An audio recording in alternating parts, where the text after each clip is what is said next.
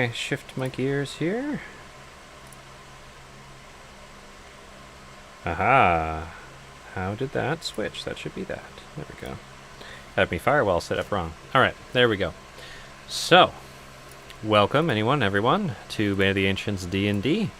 I am Gats. I am the GM for this. I believe we're on Season 6, Session 12 today. And who am I playing with tonight? Hello everyone, I go by Eludria Luna. I'm going to be playing Sane Dustveil tonight. He's a small, roguish, halfling elf. Yes, indeed.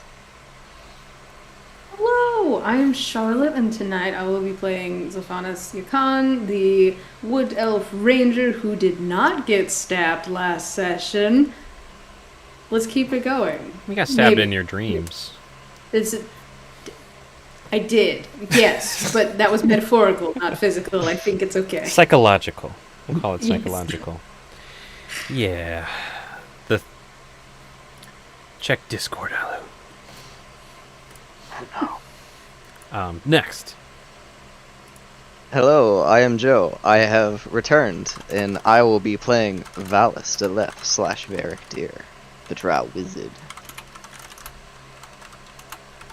And I am Mike, and I am playing Marcus Vance, the resident life cleric, who is now probably going to be looking for one of those X days without accident for Zophanis in our soon-to-be base, so we can track. Oh, no.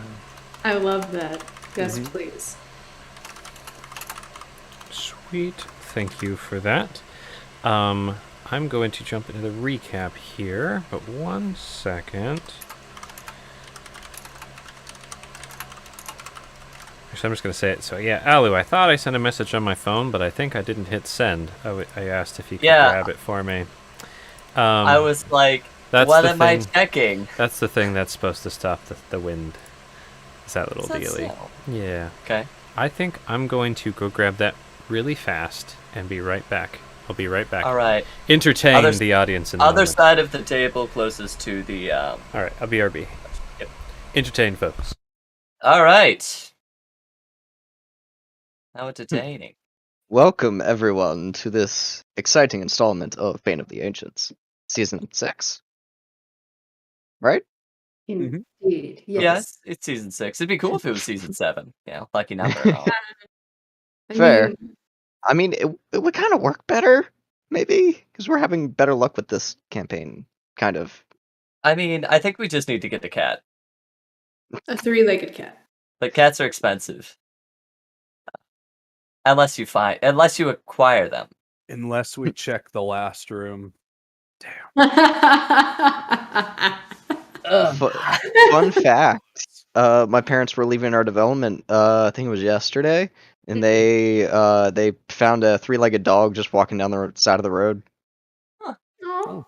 Precious. Yeah, they managed to find the owners. But yeah, it had like an electric fence collar that the battery is dead on. Okay. Quality entertainment right here. Yes!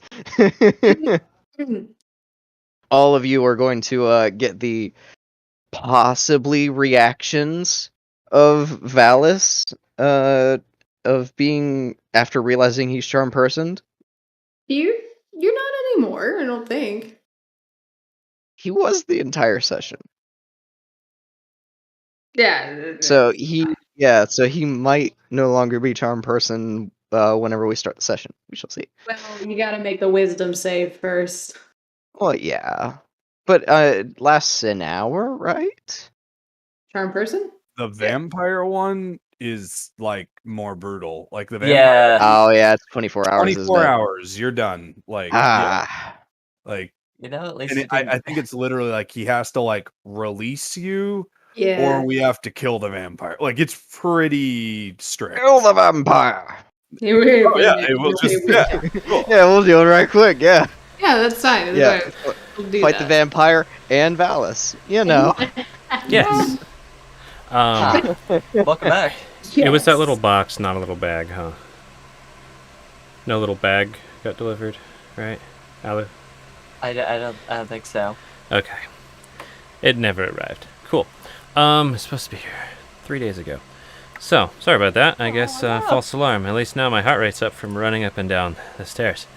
Okay, There we so go. recap.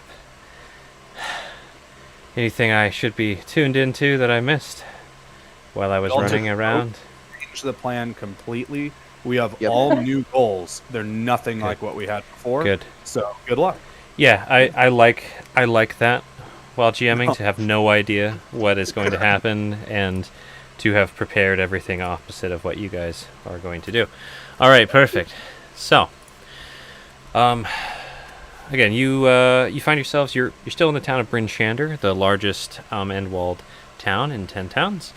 Where we left off, you were in Kelvin's Comfort. Last session you started in Kelvin's Comfort. There we go. A dwarven ran tavern near the middle of town in the market square. While you all kind of decided to have a night of rest there, you all had some interesting nightmares, some more forceful than others. Some of you had an opportunity to try and resist the darkness, but everyone seemed to go along with the tug of bad dreams. In kind of the midday when you guys had woken, Galen encountered a elfish man named Yasha who was trying to subtly warn Galen not to stir trouble for a certain population up north. Galen kind of alerted the party that, hey, I think this thing's a vampire, we need to kill it. And warily, the party used their initiative to engage in combat in the middle of the tavern. But alarmingly, no one in the tavern seemed to notice the blatant combat going on right in the middle of it. The alleged vampire during combat lashed out at all the party's minds, stunning them, imprisoning them in their heads, charming some of them. He also used a stack of paper and some ink to batter, cut, and blind those seeming kind of most hostile. Though the party was able to get a few good hits in, especially Galen, who lashed out with some radiant magic. However, Yasha seemed to heal from the assaults. Eventually, the party decided, to Galen's dismay, to hear Yasha out, and met upstairs to talk with this guy. Yasha had prepared the room with a meal and drink for each of the characters' likings ahead of time, and his message was pretty simple. Clean up your messes, and do not draw attention that there might be vampires in 10 towns, lest you draw hunters and unwanted attention. Also alluded that there's a certain way things are handled around here, and don't come hunting.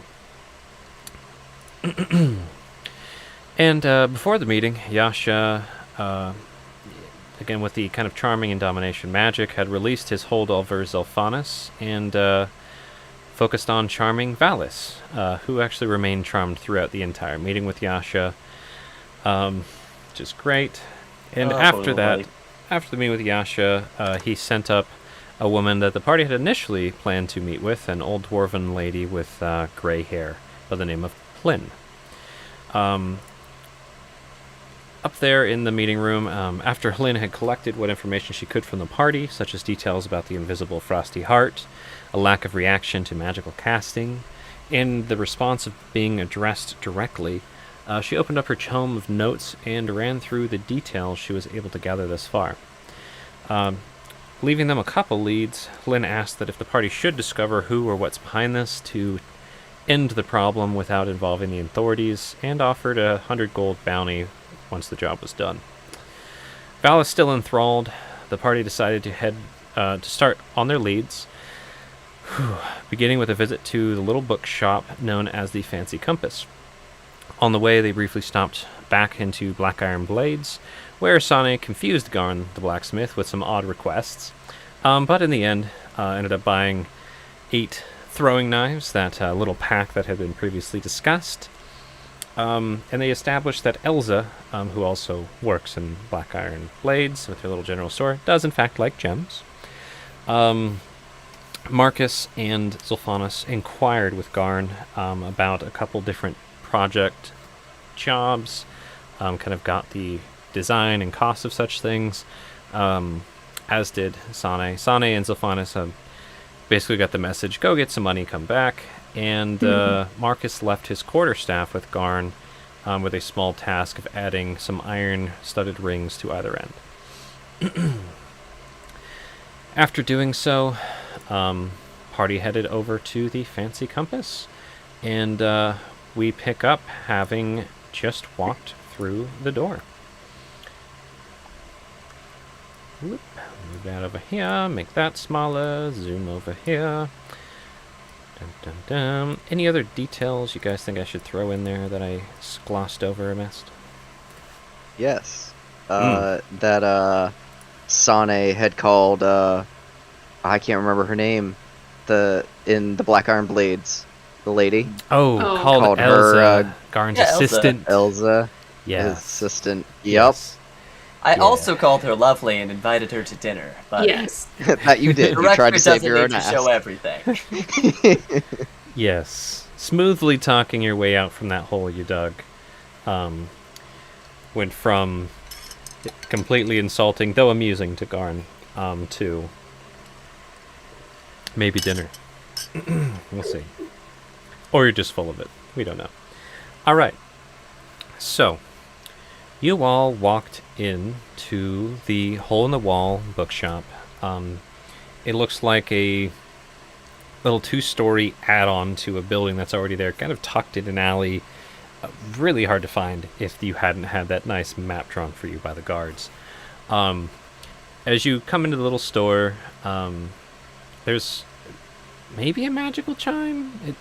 It was really faint, and you kind of immediately smell that dusty book smell.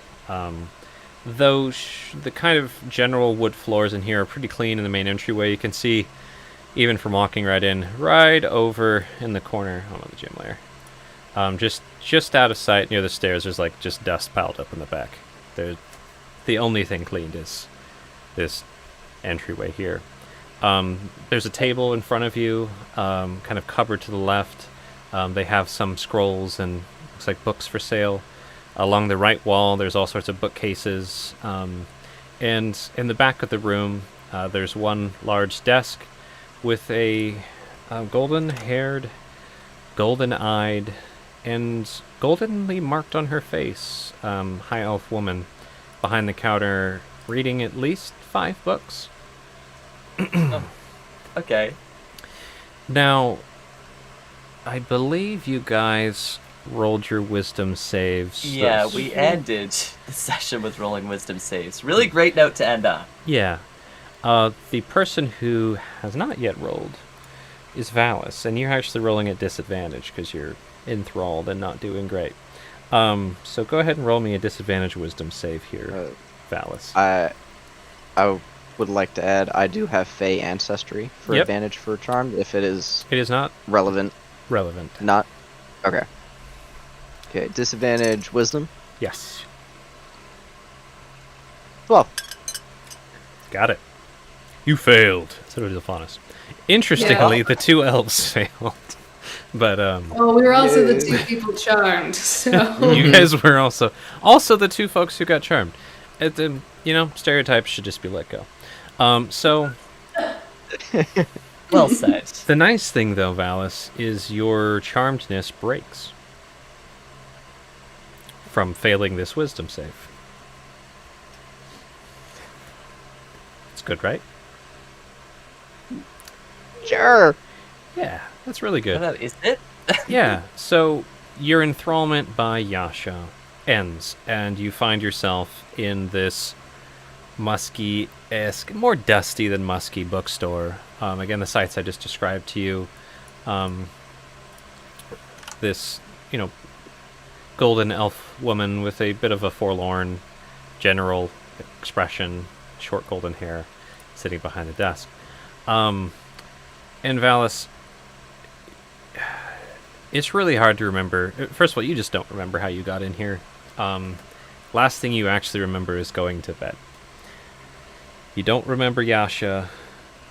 You don't remember much. It's this hazy, weird, blurry feeling. Like time has passed. And you do start to recall the dream you had the night before, which we will get into now. And then resume this bookshop. though I will cut it up a bit here. So, Valis, roll me one more wisdom save, just to see how last night had gone retroactively. Straight roll. Yep. 8. Eight. Yeah, no. Very you're- nice. Mm-mm. So, in your dream, it's like replaying really quickly. It's like you DVR'd the last day, and now you're watching it, right? You're in this dream. You're standing there, at, kind of on not a pedestal, but almost a stage, a raised area. There's maybe a throne behind you, and you've done it. Through years of hard work and study, you're finally powerful enough to make a real difference.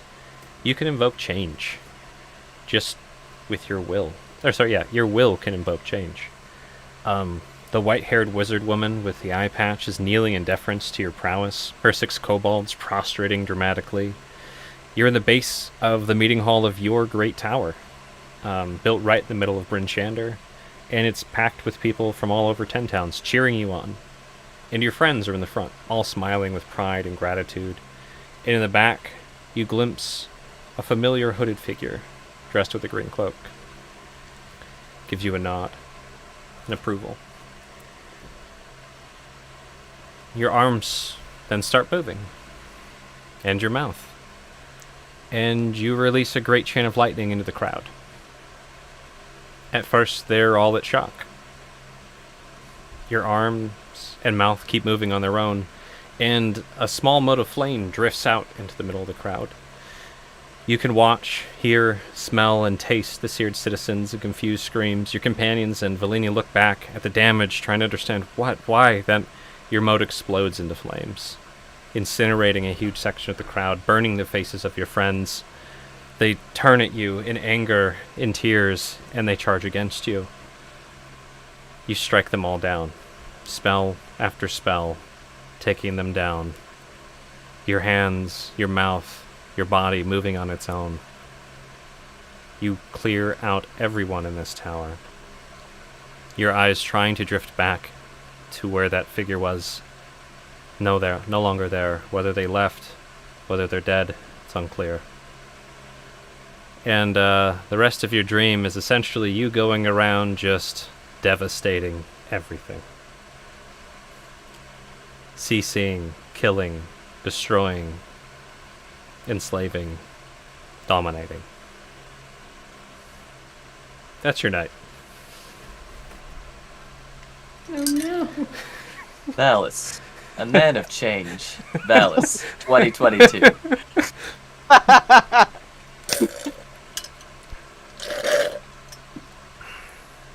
Oh fuck.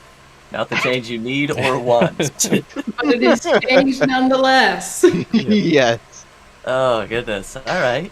So Oh, amazing. that all runs through like, oh god, I remember the dream I had last night. And Oh, no. you have this faint, like, no words, but this memory of a voice. To clarify, it was the voice of Yasha, but just the tone, the calm, alluring, confident way that they might speak to you. But again, no words left, just the memory of a voice. And yeah, now you're in this bookshop. now now Here. you're here. Your friends are all here. Everything's fine. Nobody seems hurt. And there's all these books around you. Around everyone. Yay! And Galen kind of pipes up shakily in the corner. You know, he defensively has his back to the wall, kind of bladed, trying to... He just looks uncomfortable. I need to step back. I need to get some air. I... Too much time indoors. I'll just be right outside. And gives Marcus a little pat on the shoulder and a nod. And he steps out.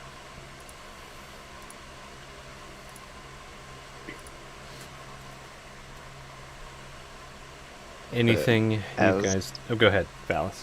As he's stepping out, he probably is not paying attention to the books. While it does, like, entice him a little bit, he's looking more towards his friends. Is Sane's back to him? Sane's holding your hand. Yeah. Sane Sane's is been leading standing. you around town. Sane is standing exactly where Sane is. You're probably facing towards, the lady with the books. And Sane's just kind of got his hand slightly behind him. Yeah. So you can see Sane's back. So you probably feel the grip tighten more, and you probably feel his other hand like on your shoulder, like grasping your shirt, just and shaking. Pause a moment, look back. Can I give you a look up and down? Like, snap a couple fingers. You just Backward. see tears. Come here. Come here, buddy. You're alright. We're in the safe place. There's a lot of books here. This is good. Sane will go in for a little hug. Like, come here, Vallis. How did I get here? Well, your own 2 feet, if that's what you were wondering. It's, how much do you remember the past couple hours? Don't remember any of it. I remember last night Boy, what we talked about. Okay, alright. So, very briefly, we met this competent individual, an elf. They go by the name of Yasha.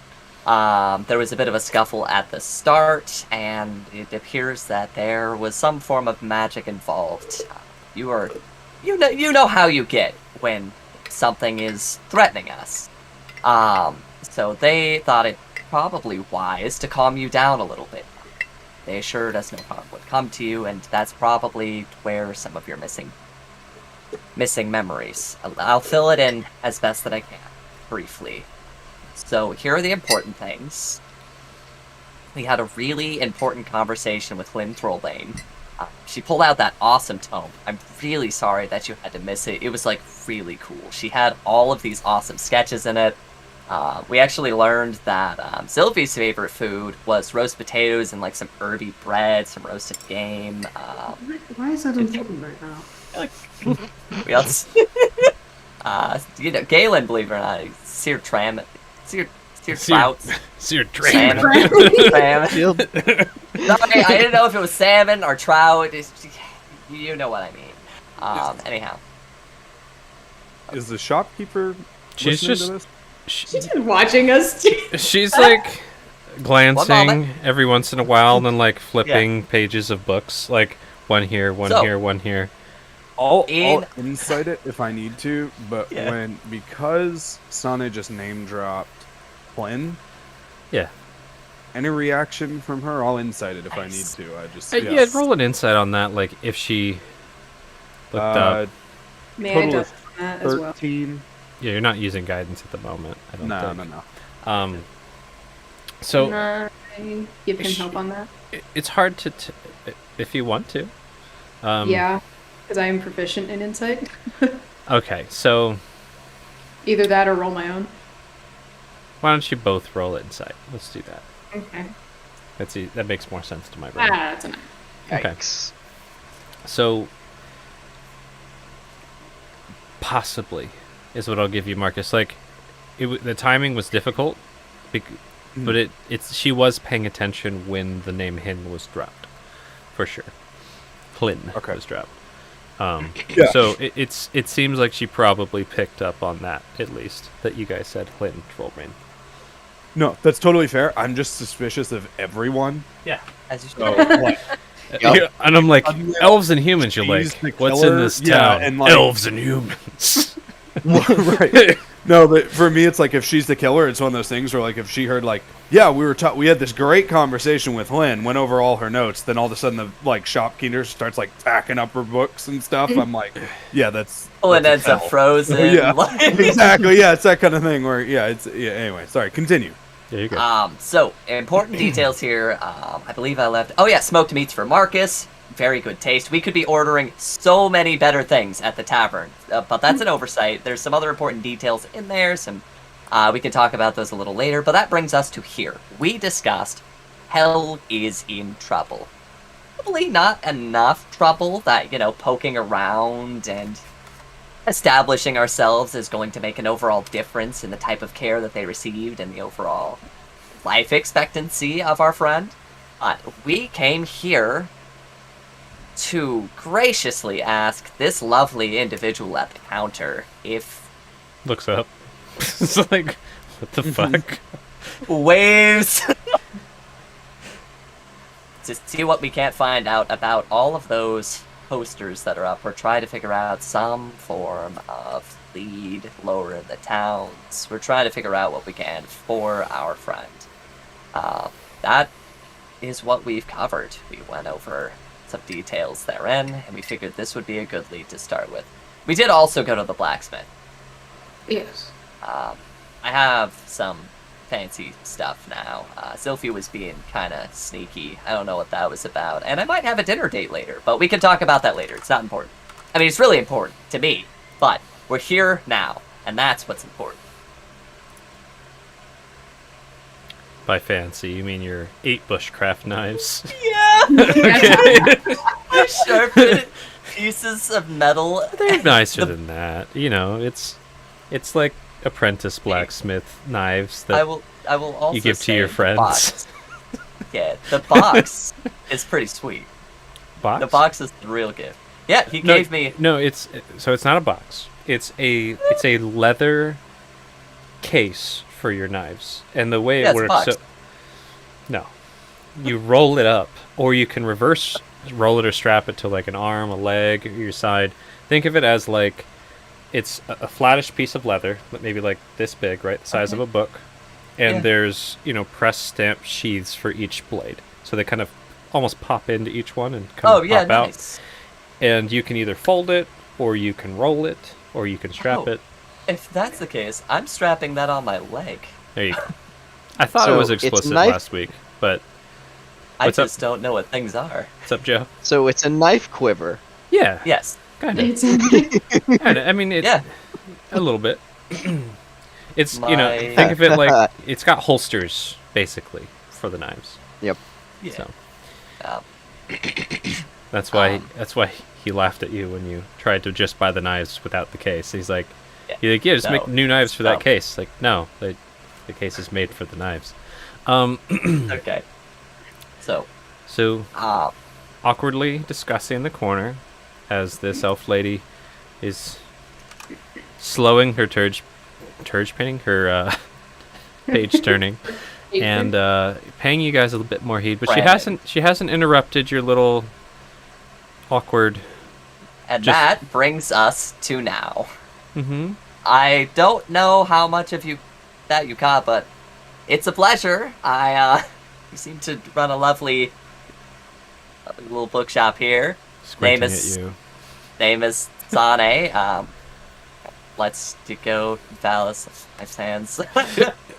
Deck it.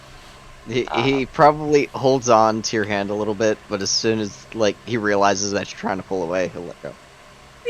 Probably just drag it. Like, come on, we're going. We're going.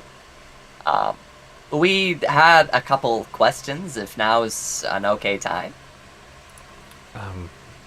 My shop is open. Sane? An absolute pleasure. How's that spelled?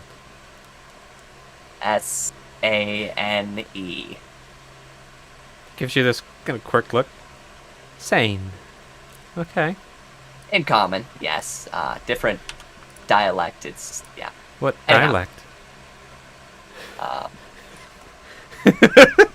How far south have you been? Try me. Okay.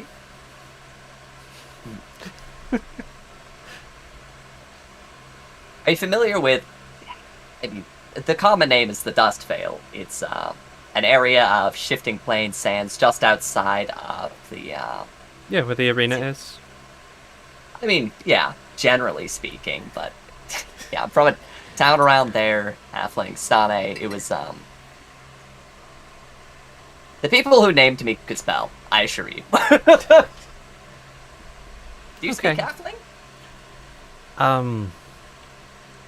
I can read a lot more than I can speak. Do you want to introduce your friends? We'll give a little nod.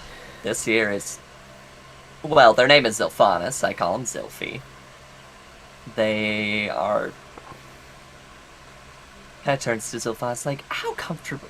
Do you want to introduce yourself? Like, is this fine? I mean, you already introduced me for me. I'm not sure what Not else true to at add all. to it.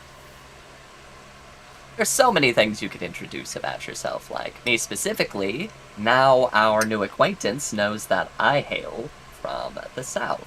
Right? I've got halfling in origin. You're a LeFlanc, by the way, my friend. Well met. I'll let you all handle your introductions. Yeah, she's like paying pretty close attention though. Her eyes do keep flitting down to her pages on her books, and she's like Yeah. turning them without looking. She's intrigued by your weirdness for sure.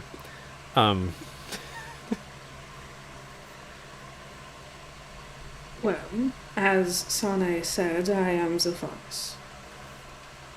Pleasure. Yeah, if we are handling introductions, Marcus is over there by the table, very much doing the kind of like old man, like looking, over like the things. Ooh. I'm just like, oh, that's interesting. Yeah. But he will like, like look up over to the, the counter and give it a wave and just be like, oh, Marcus Vance, pleasure. Just kind of Alice is probably like opposite you of the table. just pointing at Valis, not saying anything. And he takes off the scrimshaw and pulls down the front of his mask. Very dear. As there's like dried crusties of tears. Yeah. Sunny will probably see them, She- like, dig in his Oh, pouch. come here. She like finger waves, like a weird fingery wave towards you to approach. Come closer into Walk. the light. She doesn't say that, but... He'll walk over. And yeah, you come closer and the candlelight... Oh, I forgot to mention, this room's dimly lit with just two candles, just kind of flickering about. One on the middle table, one on the kind of counter that she's sitting behind. And yeah, as she approaches, she can get a better look at you in the candlelight. Wow. Just like awkwardly and intriguingly staring at you. Is something the matter? No, sorry, it just the second dark elf I've ever met. Second? Yes, you're looking for a map. And this map is for you. And she reaches under the kind of counter and pulls out a map and holds it towards Valis. Grab it Yeah. gingerly. So when you take it, Valis, we send you a little PM here. Flip of what? Oh! Alright. Yeah. Um, I prepared glyph s- of warding. Actually, here's my question. I like reading that stuff out loud. Can we all just not metagame? And Yeah, do it. I can just say it. Okay.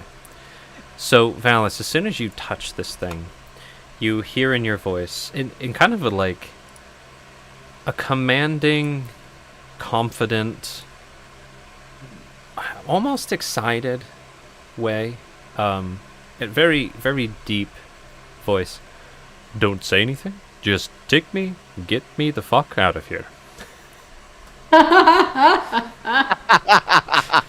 That's so good. And, 1 second He- here.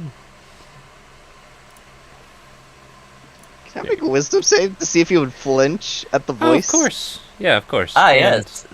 The mysterious map.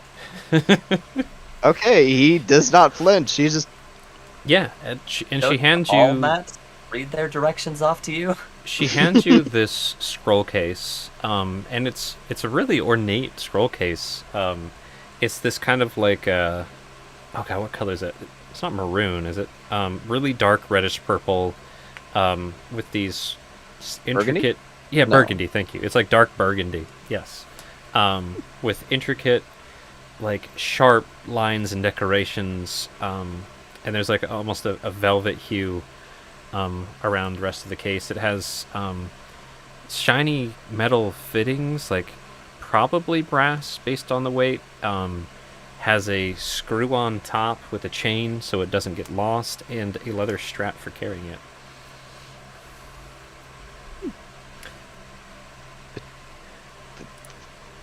thank you. How much do I owe? What?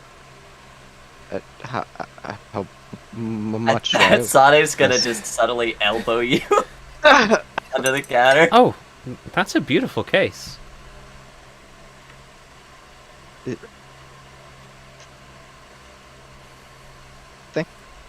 Thank you. It's not every day you see something like that. Yeah. Pat on the back. He knows quality. He'll tuck it in his robe sleeve. Okay. You have a Assuming it's small enough that he can tuck in there. sure. Okay. I mean, you're tucking books in your robe. I'm not too worried about it. You can That's- have your that's robe fair. as baggy as you like. All right. Okay, that's fair. And yeah, I mean, you could just kind of like wrap your hand around the leather strap or whatever you want to do. Hold the chain, keep it in there. Or you can just stuff it in there however you like. Yeah, he'll probably wrap the chain around his his wrist and then shove it in there. But yeah, she looked at the map case like it was the first time she'd ever seen it, and but yes, second trial. We had one in town a few months ago. Came in, did some trading. Are you with them? Are you here to get more supplies? I'm here looking for this individual. Do you know which way they went?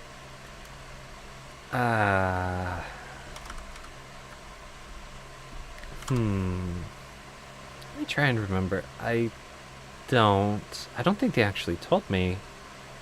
They were pretty wary. But they did say they were trying to set up a home somewhere around here and that they might be back. Interesting. Do you know what caravan they did business with? A caravan? Or the where they got their supplies? Oh, I think they just got it from town. I don't think they mentioned a caravan. Oh, sorry, my bad. Did you get a name? Did I get a name? She like starts tapping her head. I mean, they said they'd be back, but it really didn't seem like they would, so I didn't really remember it. I think they had a name. Yeah. Sorry. It's all right. Do you remember what they might have been wearing? Was it? Oh yeah, it was really interesting outfit.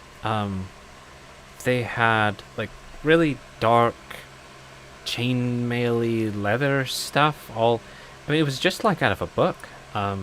Spider designs all over. You know, pretty short, kind of like your height. But really toned. Like there was a moment his arm was uncovered from his cloak thing, and so Ripley. Sorry. Red Do eyes you like remember? you. Yeah. Did you remember if they had a green cloak? No, it was almost like a dark gray, maybe almost black. I had a shield, and a sword. Starts writing this down. Writes down the whole little drow conversation. Yeah, it's like they were almost like the statue out front, but they're different. Different. Yeah, I mean, it wasn't Tiago or anything. I think the whole city would freak out if Tiago showed back up. He's gonna flip back to the front of his journal. To the one like sketching that he might have done of the one individual. I don't think we ever like figured out how well the sketch was. Do we want to roll something to see how well it is? Sure. Only a sleight of hand and a history combo real quick. Sleight of hand. History. Ooh, nice. So would you roll? 18 for the sleight of hand and 14 for the history. Not bad. So the quality is pretty damn good. And the details are pretty good as well. Although I imagine you probably just did it with like charcoal or some charcoal pencil or something. Yeah. Probably wrote like green, red, white, whatever. Had like a little line. So yeah, it's really damn good. It's a good drawing. It's one of the best ones you've done. And then turn it around and show it to her. Was it this individual? No. That's really good. Do you draw often? I do. You know, I'm not that great at drawing, but I could use someone as talented as yourself. I don't know how long that took you, but we could use I could use some illustrator work on some of the products that I sell. If you'd ever be interested, if you could draw like that again. I certainly could. Would it be something that I'd have to do in-house, or would I be able to do it on the road? I mean, I don't know why you'd have to draw it here. She just looks like she's like looking around. I mean, there's some room if you needed space, but don't you have your own studio where you draw? He just kind of holds up the book. A study. I draw on the go. I mean, I guess if you are new to the region and you guys just came up and were settling out, wait, were you with the guy who was here before? I'm confused. It was not. I followed him after. Oh, okay. I'm looking for it. Okay. Well, I'll remember your name. And if I see them again, I'll let them know. And if I hear anything, I'll let you know if I see you again. But yeah, I could use some art. I'm sorry. Were you guys looking for something? We can talk in a bit. Were you guys looking for some books? More specifically, looking for somebody who may be purchasing large quantities of paper. Oh, yes. I buy a lot. Usually, most of the paper comes through here or Rendarel's. But yeah, I get paper through here when the caravan comes up, and I oftentimes distribute it around. Sometimes I actually buy paper locally, though. It depends on what kind of paper is needed. Right. I'll reach in my bag and pull out the wanted poster. Paper like this. Can I see it? Of course. And she takes it and pulls out some type of like glass thing with a metal ring, and is looking at it and kind of holding it near the candle a bit. Fibrous. Yeah. I don't usually wax coat like this, but I've sold paper like this. Have you sold any of it recently? Or in large quantities to a single person? I mean, I sell paper whenever folks need it. And yeah, I do sell in bulk. Sometimes to, traveling caravans who bounce between the cities, the towns. Yeah, I mean, Have you sold any recently to Orga Icebane? Is that correct? sounds right. I think the merchant caravan's called like Targ or something like that. Yes, yeah. I know I wrote it down wrong. I know that I did because I misheard you. hmm Um, Yeah, But, yeah. I've traded with them. It's been a few months since I sold them goods, but I sold them paper, some books, some maps. There's even some folks in the other towns around where they wanted some of my chapters, so they handled some of the shipping for a premium. They said there's a Is it- decent demand of paper around, so. well, you said this was slightly unusual in that it's wax coated. The Correct. wax coating's not unusual, but that's not how I would have done it. I didn't Well, wax who coat done- it. I mean, obviously they wax coated it after they drew this. Pretty good caricature art. Do you know who drew this? No, we're actually trying to track down the person who did. That one. Valis. Did you call yourself Valis or Varric? I can't remember. Derek, Varric. dear. Varric. Varric. Varric, dear. Maybe is that your friend? Maybe you can draw like the bodies and he can do the faces. Be really good.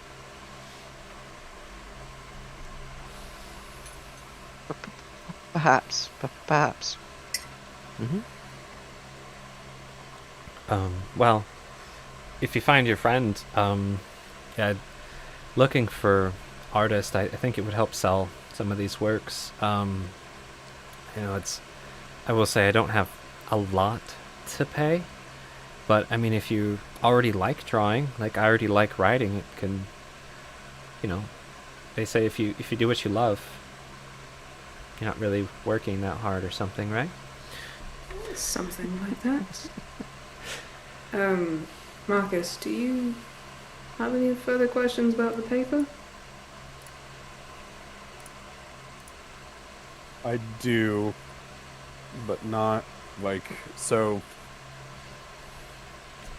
There's a lot more questions you can ask, just GM to player. Yeah, that's why I'm deferring because yeah. it seemed like Marcus I- had a more. I'll clear say idea. the right questions will get the right answers. The wrong questions will get slightly wrong answers, or less useful answers. That's what I'm trying to be explicit about for my newerish Yes. players. So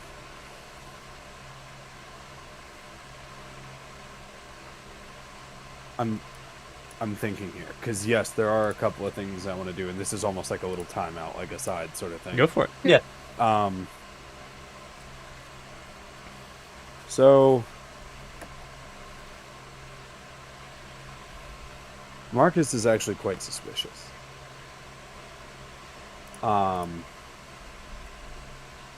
This friend who has come in, supposedly, this one that we're playing Mhm. off of for Varric, is an interesting potential lead. And I'd be much more curious to see if we can ask a few more prying questions about this person, like playing off of the whole I think that is our friend sort of angle, like, oh, can you give us any more information, like where did they go, what were they buying, that kind of thing. I know we asked a little bit and we Mhm. didn't get much, but I wonder if we can dig a little bit there. Marcus is like suspicious because this slightly spacey shopkeeper Aloof. just handed our friend a mysterious item and just said, "This is for you. Take it." Yeah. And as far as I'm aware, our vampire-controlled friend, maybe not because, of Sane's interaction, like, just got handed a thing. Either way, that for Marcus is like, I'm sorry, what? Like, what? Excuse me. What happened? So this is one of those things where, if anything, Marcus will do the kind of thing where he'll, like, under the guise of having inhaled too much dusty book, will do the whole, like, yes, quite, but give me just one moment. I just need to step out for some fresh air real quick. And may I step outside? Yeah, I'll say I'm not going to throw you to a map, but we can just Yeah. pretend you step outside. Yeah, sure. We'll just put you right in the doorway. There we go. Sure. And then literally the only thing I'm going to do is as subtly as I can, like, so if I need to step away from any window or the immediate doorway or whatever, Mhm. I want to quietly cast Detect Magic and then come back in. Okay. Spell slot or ritual? That's my question. Oh, it's got to be a spell slot. I can't just spend... I'm going to go for 10 minutes. 10 minutes. yeah, exactly. Yeah, it's got to be a spell slot, but yeah. Comes back in, no voice. It's Just comes back and starts like, "Are you dying? Is this it?" Exactly. So yeah, interestingly, yeah, the side of the building where the door is, there's no windows at all, or at least no windows on the first floor. There's Sure. windows up on the second that look down, but they're right there. So yeah, you can step out, and you're already in a kind of a hidden, sketchy alley to begin with. There's no one looking at you, so Sure. yeah, you cough and mumble your stuff, and detect magic happens. And you can come back in. Excellent. Cool. So for all intents and purposes, yeah. It's immediately apparent whatever the hell's in Valis' sleeve is glowing. So, yeah. Besides that, there's actually... put yourself where you want to be. It's 30 foot, if I recall. Be just right back where I was. Okay, let me do a little scan here. So you're at range of most of these bookcases, and it's about roughly 10 foot high floors. So you get a nice little glowy glimpse up and down as well. So I'm going to describe a bit of what you see right off the bat. So yeah, the scroll case Valis is holding, definitely glow her in. She's got some trinkets on her for sure. Looks like something quill-shaped is glowing. She's got a couple wands on her, it looks like, maybe. And I think an amulet as well. There's some scrolls in this kind of locked case that you can see. Just you couldn't see what was in the case before, but definitely some scrolls in there that are glowing, right? Sure. And a few other little odds and ends. Let me check one thing here. Gotta scroll down. Yeah, it looks like maybe some potion bottles are glowing a bit faintly. And that's what jumps out to you off the bat on this first floor. Let's see, you're standing right there. I actually have all the floors of this building mapped out. I'm just trying to space it here. Sure. Down below, it looks like there's like almost right under your feet, like right here in the basement. There's a couple, looks like scrolls that have been like opened out and laid on the floor are glowing. Like they haven't been used; they're just out. And then above you, a couple really mundane glowing little trinkety things, like a couple rings very faintly glowing, a couple little like figurines, things like that. It seems like they're in a couple little boxes up in the room above. Cool. Yeah, good deal. Was there anything particular that you were looking for with the detect magic? Mostly stuff like on her. Yeah. She does not have like you mean like the kind of enthralled magic or domination, that kind of a thing, or are you talking more items? Yeah, so enthralled domination, items, stuff like that, and then anything too conspicuous, like, interestingly, and this might be difficult to gauge with like depth perception, basically, but it's Mhm. like, hey, look, there's a necklace, magical necklace, 1 floor above us, floating 5.5 feet Yeah, in the right, air. right, You right. know, like, could be They're another right person. there. Yeah, Yeah. exactly, that kind of thing. But no, that's fine. Yeah, that's what you get with the detect magic, and of course, your friend's magic, and also, of course, you notice when you stepped outside, no Galen, nor does your detect magic pick them up. Okay, yeah, then just to further like her sort of question about Mhm. like the paper and everything like that. Yeah, I'll just say again, kind of building to the point about Varric and stuff. Just I don't know, Varric, if that was your friend, because his friend draws too. So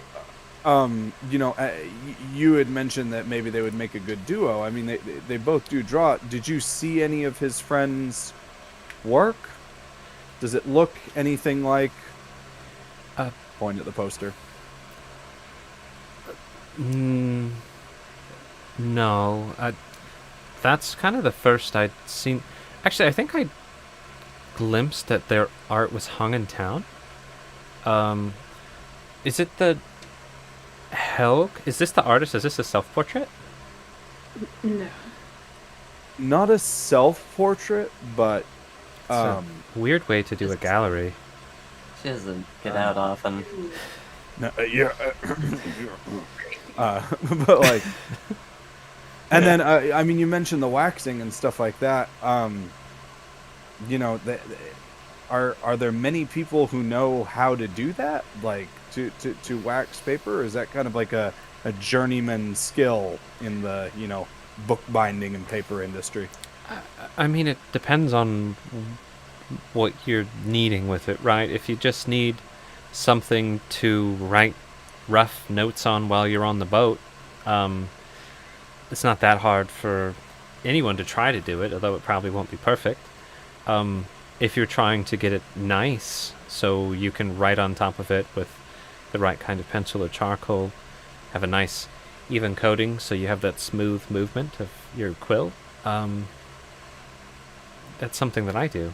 If you see nice waxed paper in 10 towns, it's probably from me. Or imported. Sure. No, totally fair. And good to know. But again, trying to track down his friend. I know you said that he was looking to get set up in town. That tracks. So are we. I'm confused. I thought we were just. Are you? Oh, go ahead. Is the drow who is here your friend, or the artist? Are they the same? Oh, is it the drow that's the artist? Sorry, Varric, is it drow or dark elf? Or something else? I've been called all names of the sun and moon. But, like, what do you prefer? Like, if He's I a was going to drow. write about you or someone like you, what do you think would be the best term? Because, like, drow is exciting to an extent. Dark elf sometimes has a punch for contrast in a story, depending on what you're writing. But I'm just curious, like, if I was not trying to evoke a negative response. He thinks about it for a second. Sorry, Uh, awkward question. If you're looking for others to read it, I think.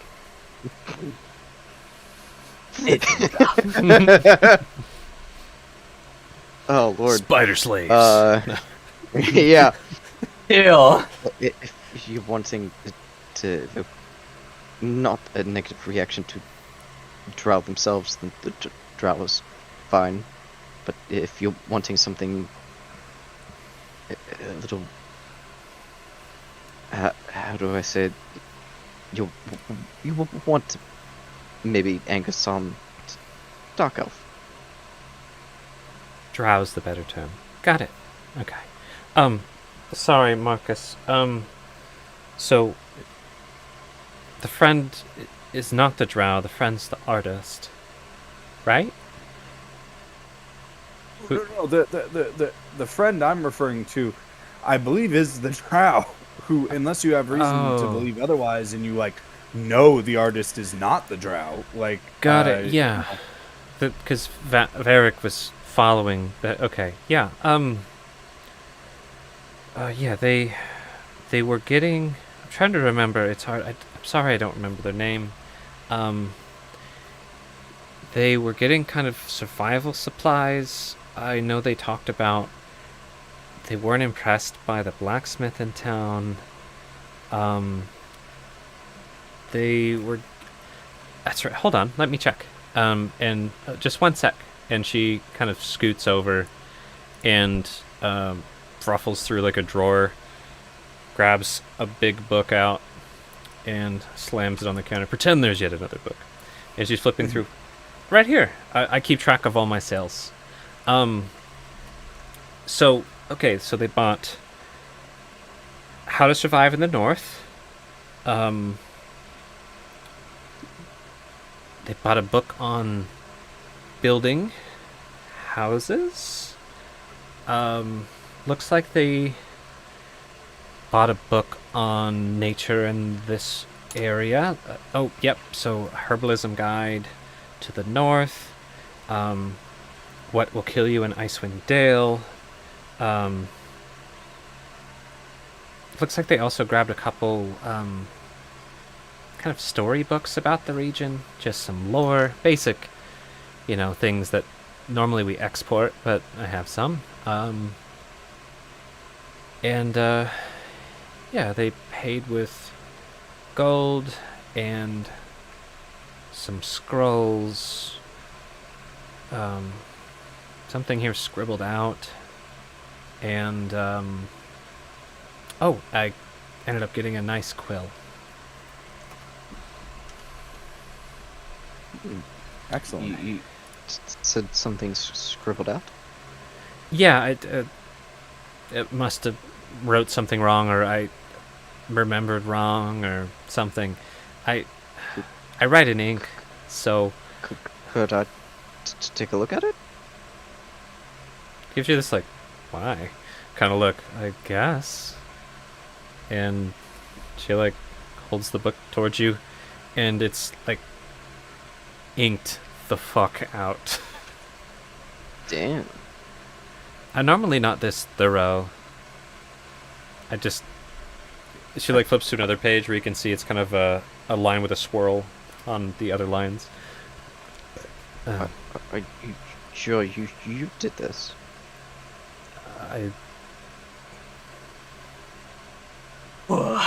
She's like, He's I don't going to remember doing it.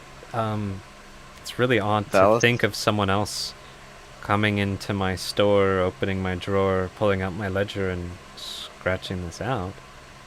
And this is my Val's ink. gonna cock his head and think to the scroll that's in his his Yeah. What do you? robe. What do you? And Oh he's yeah. like, What are you? One thing. he's like, Intelligence save, real quick. Another Alright. thing. 11. Okay. And No, let's just roll for half a second. It, So that it- was your first is this mistake. is this revolved to being charmed? nope. No? I Okay. I am very aware of the 3 folk Okay. who have that ability. The 3 of 4 folk. Yep.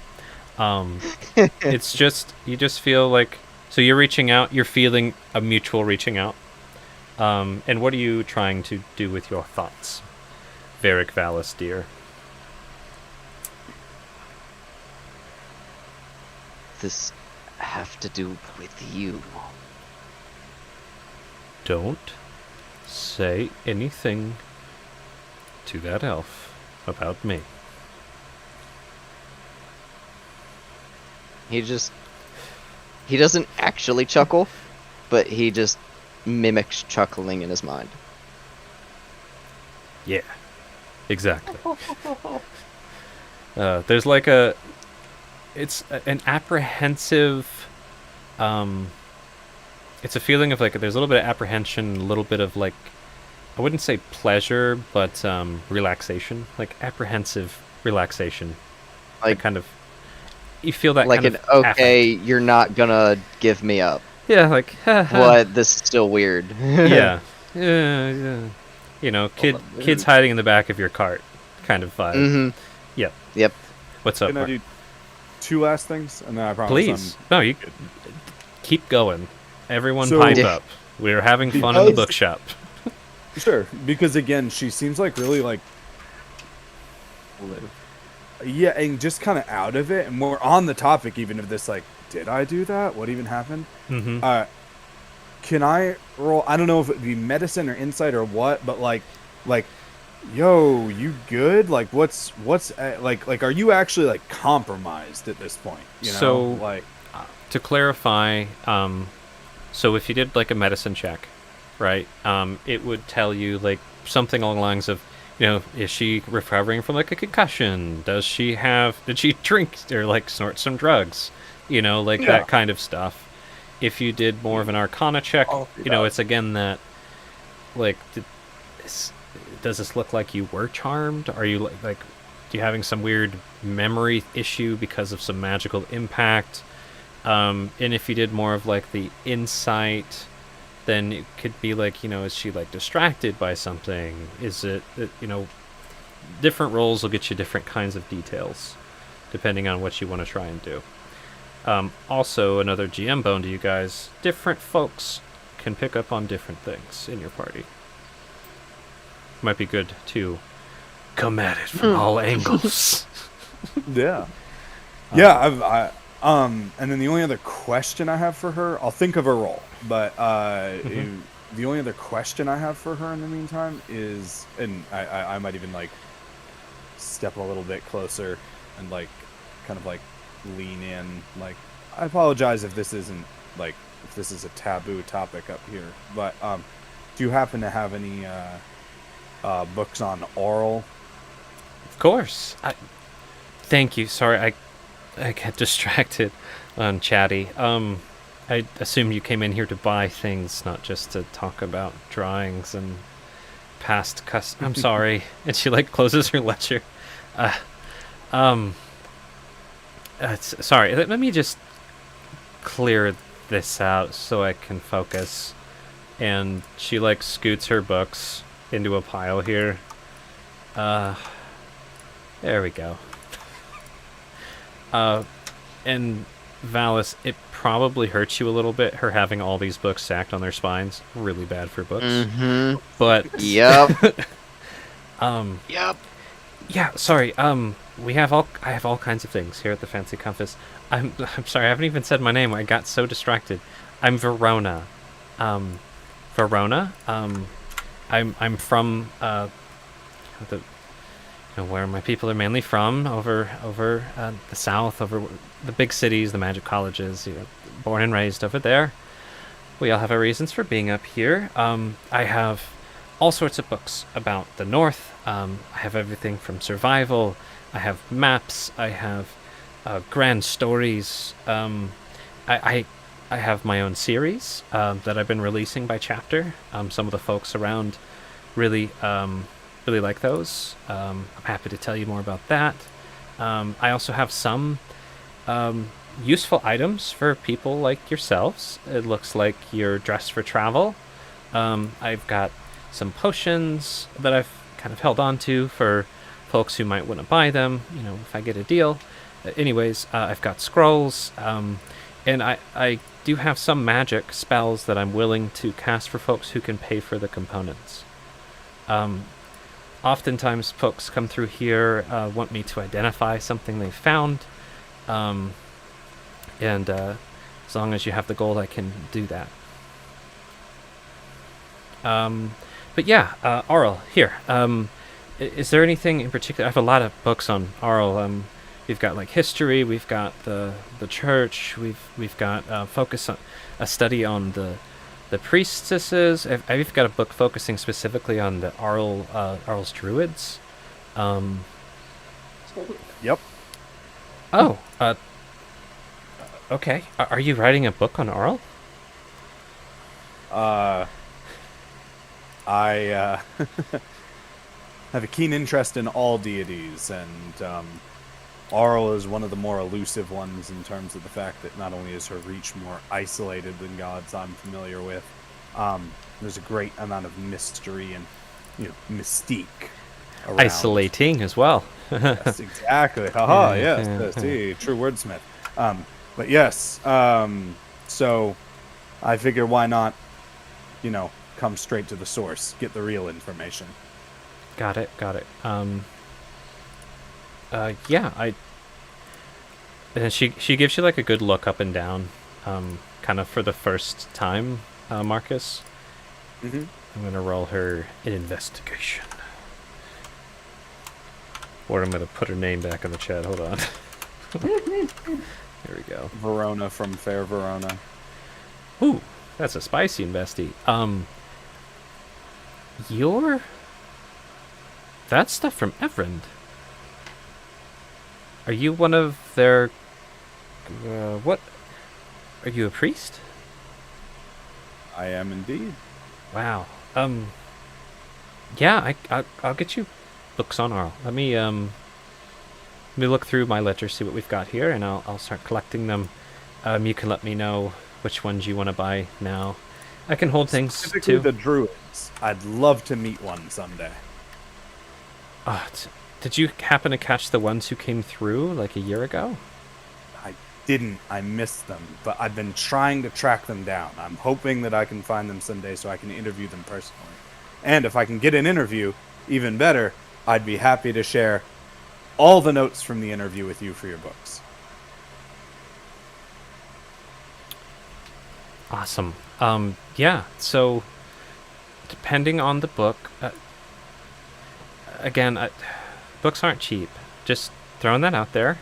A lot of folks have their eyes on books in here. Some are worth a lot more than others. I do have book boxes as well for folks, and I hold things for a while if you want. But yeah, this book on druids. Why don't you roll me... roll me a 3d4 real quick, Marcus. 3d4 for a total of 7. Okay.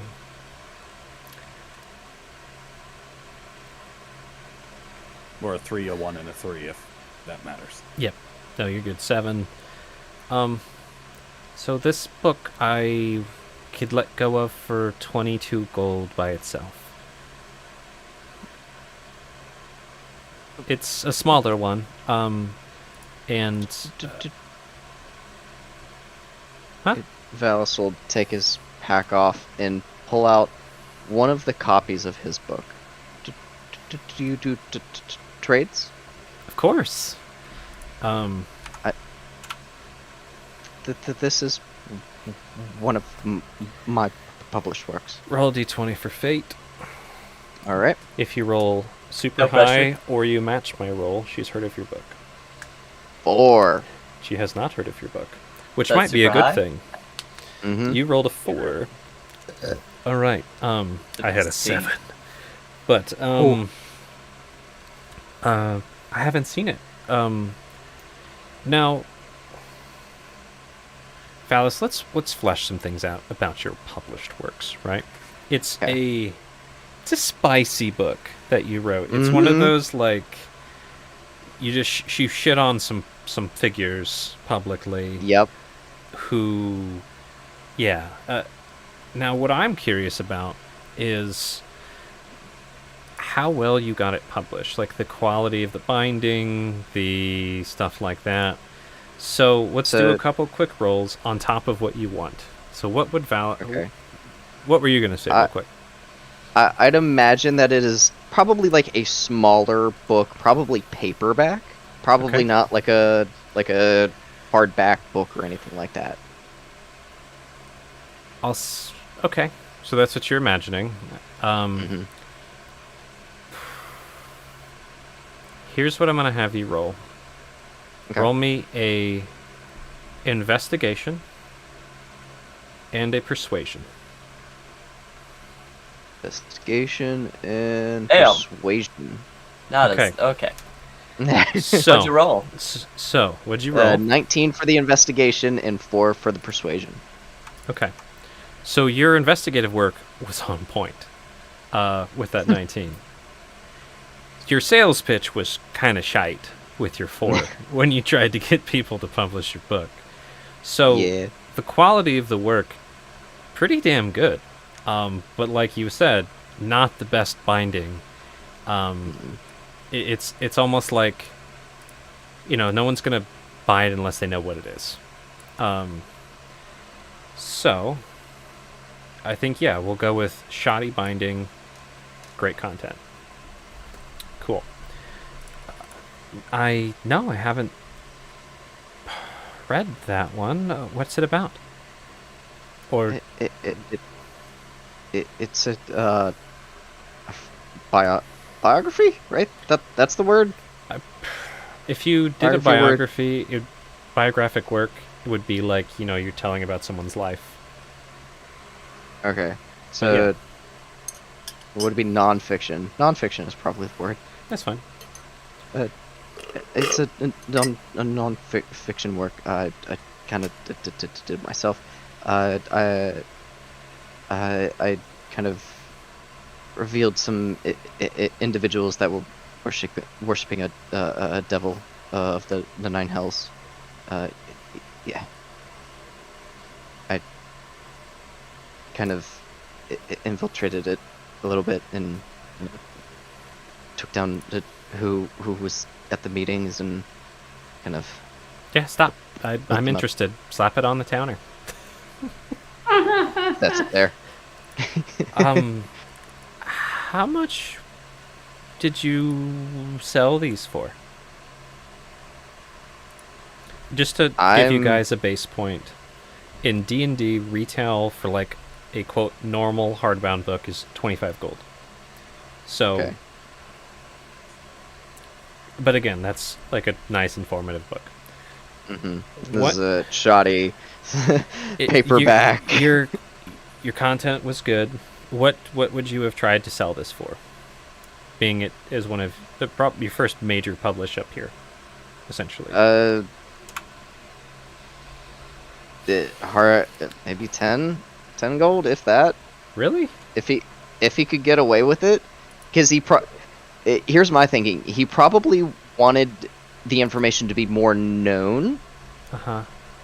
So Okay. So it's like go up. so here's what it was. Your cut was 10 gold. That's what you got. Okay. The people Okay. selling the book got a markup past wherever they wanted on that. I'll tell you what, I'll just trade for this one if you want. Sure. Yeah. Cool. And she do you want it wrapped? Is it for someone? It's for you, Marcus. Do you want it wrapped? Sure. I mean, I'll take it wrapped just to All right. And be an extra layer against the elements. But thank you, Barry. yep.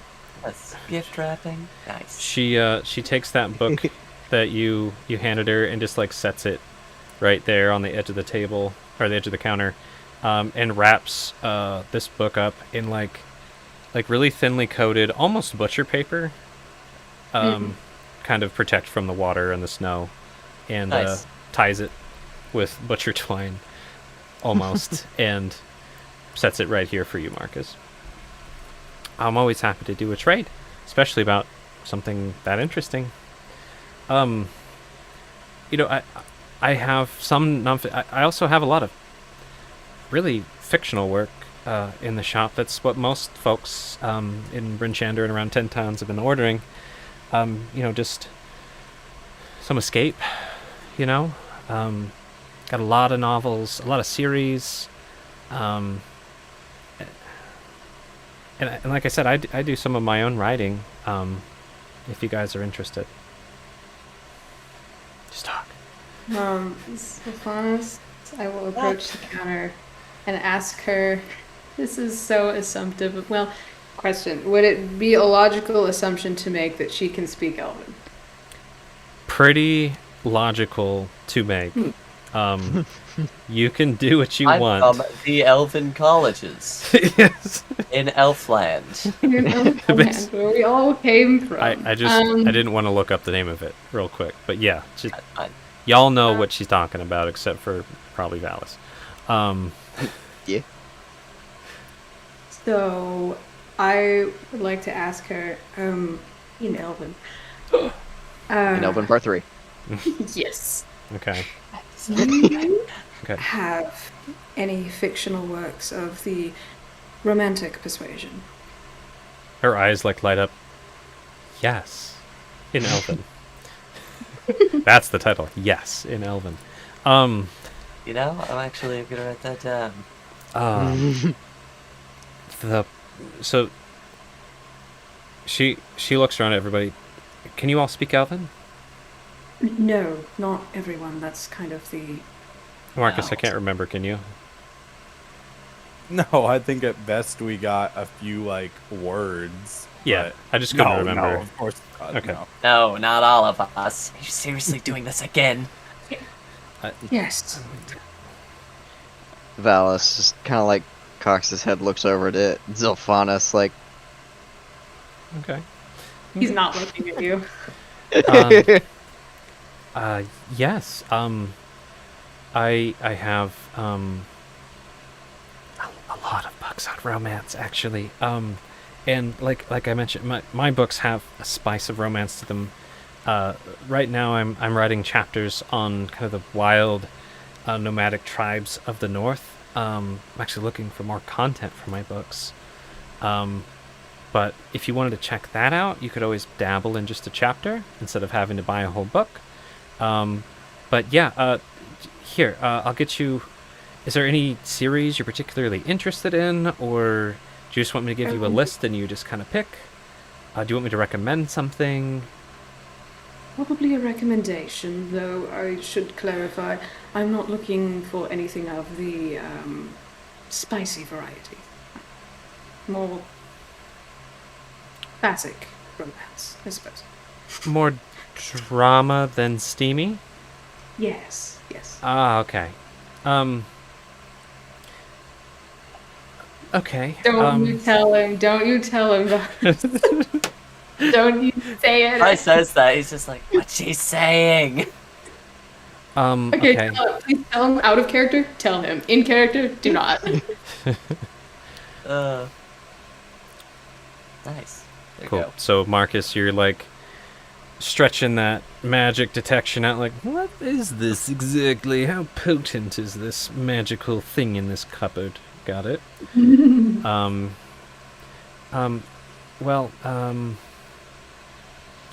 It's kind of. Is there any book series that like you really like?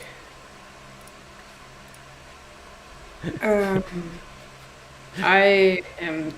I So do roll not me have history at disadvantage because you don't remember the last 30 years of your life. Exactly.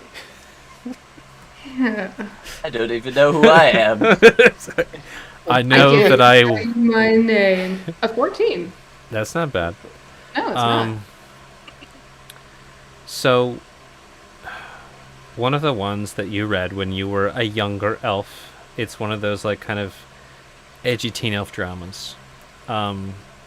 It was actually it had an edgy name which totally caught you and others, called Death to the Forest, which had this like teen romance, almost sci-fi-esque aspects to it. I'll put a note. Z knows this one. It wasn't the best series, but you definitely read what you could. It's as classic as the Animorphs. So Yes. hot damn. Okay. And there was another one that was more romance focused. Also, again, I'm saying elf teen. Elf teen to me is like up to 40 years old. Yeah. But another one, Boyfriends of Eternity. Uh, That was a series that you liked. I'm gonna give the second name because that one feels a little more, Boyfriend's a little more paternity. like. But you can tell he's like, She gives you this look like you don't like steamy, huh? Okay. no, that's not, no. I mean, it's pretty steamy without being steamy. It's so... Yes. How elven. Look, okay. Here's some that I recommend. Foreigners and Secret Admirers. Flame of Fire. Duchess of Fire. Same series. Actually, let me move this window down. Oh, that's the wrong window. Hold on. Whoop, whoop. There we go. Get some love can bloom in there. Belonging to Time, Assistants and Admirers. Okay, not that one. No. Inspiration of My Fascination. You might love that one. Would you like to tell me more about that one? So premise behind? yeah, I mean, it's kind of about someone's journey through them kind of discovering who they are, and the reason behind that not really being that's who they would have ended up deciding to be if it wasn't for someone that they were in love with, but they didn't even know it. It's discovering who they are and why they did who they did, why they followed who they did, and why and how they became who they were. And it's one of those books that it spans several decades. It's a really good read. I think that one sounds like a good start. Pretty good. All right. I have a couple copies of that. Anything else? Do you want more books like that? How long is it? I sure you know, but I have a lot of time on my Don't get hands. that out till chapter 48. Yes. It's several hundred pages. The font is small enough, but large enough that most can read it. Did you? Most of my books are in common. Is that fine? Yes, I can. Yes, that's Okay.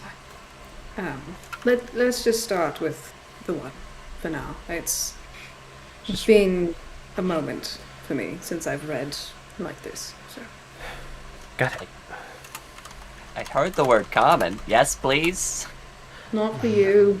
I'm sorry. I try to speak in whatever the customers want, but I wrote that down. Sylphanus. Thank you. And I'll quickly take it before anyone else can try and grab it. So she wrote on a little. Just to clarify, she wrote on a slip in Elven on the counter the name of the book, and you like swipe the name. You swipe the little slip. Okay. Yep. Mm-hmm. That's fine. I'll get you that in a bit. Anything else you guys need? Like I said, we've got anything you need. Maps, books, scrolls. I can cast spells, potions. Got some trinkets. Is there anything else you guys are looking for? Go ahead. If I were to look for magic scrolls, but how much could that run me? Depends on which scroll. I lost my. Oh, I put it down there, didn't I? Here it is. Let's say it was a spell to conjure a friendly being that could travel with you. Out of Got it. game, find familiar. Yeah. I got what you were saying. For sure. That is a first level spell, right? Yep. Um, Is need. yeah. I'll see which ones I have. Probably, I mean, around 25 to 50 tops. I'll see how I priced them. Okay. Thank you. If anything, I'd definitely be back for some scrolls. Got it.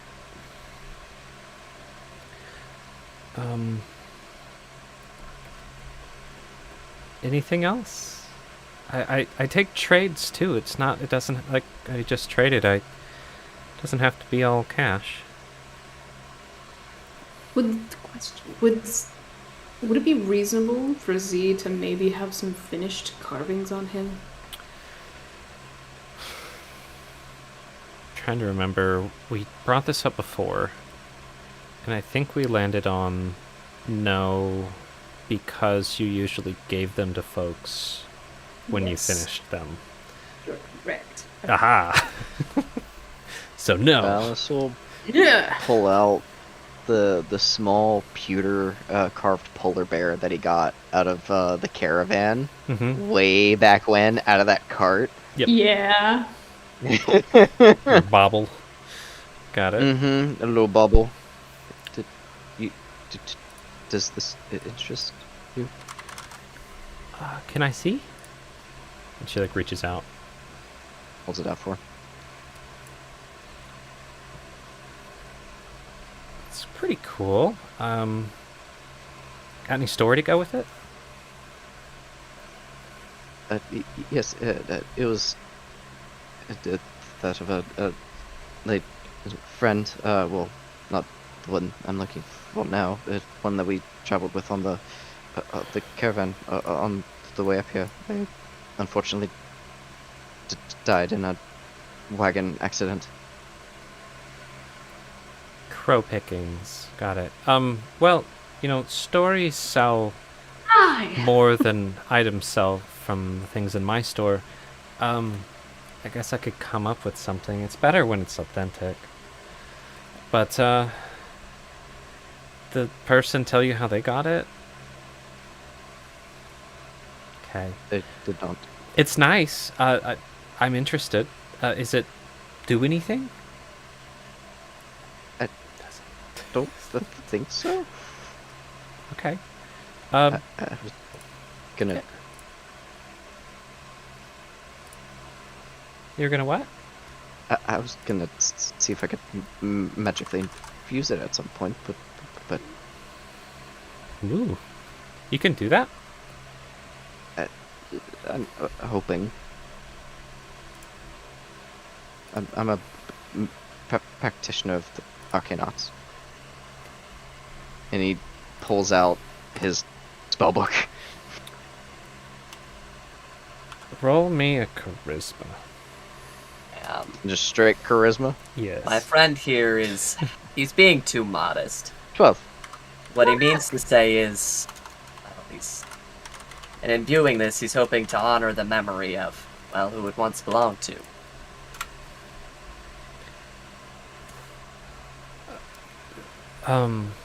Did you study anywhere specifically? She's like eyes dancing between Sane and Valis. And real quick, Marcus, when you walk over there, you can see there like some crates back there filled with little weird trinkets. Some like even some nice scroll cases are glowing. There's a couple glowing books, a lot more scrolls. Basically the odds, ends, and baubles you'd expect back there. Also, when you move there, you can see there's a few magical tomes opened, again, spine open. Some of them face up, some of them face down, almost directly above you. Trying to think how I would describe this. In the basement, maybe the edges of some type of weird circly thing on the ground. About, if you were measuring the circumference, you can't see all of it, you can see the edge of it. Not directly below you, but towards, like, there and down. It'd be like a, let me check here, 10-foot diameter. Does that make sense?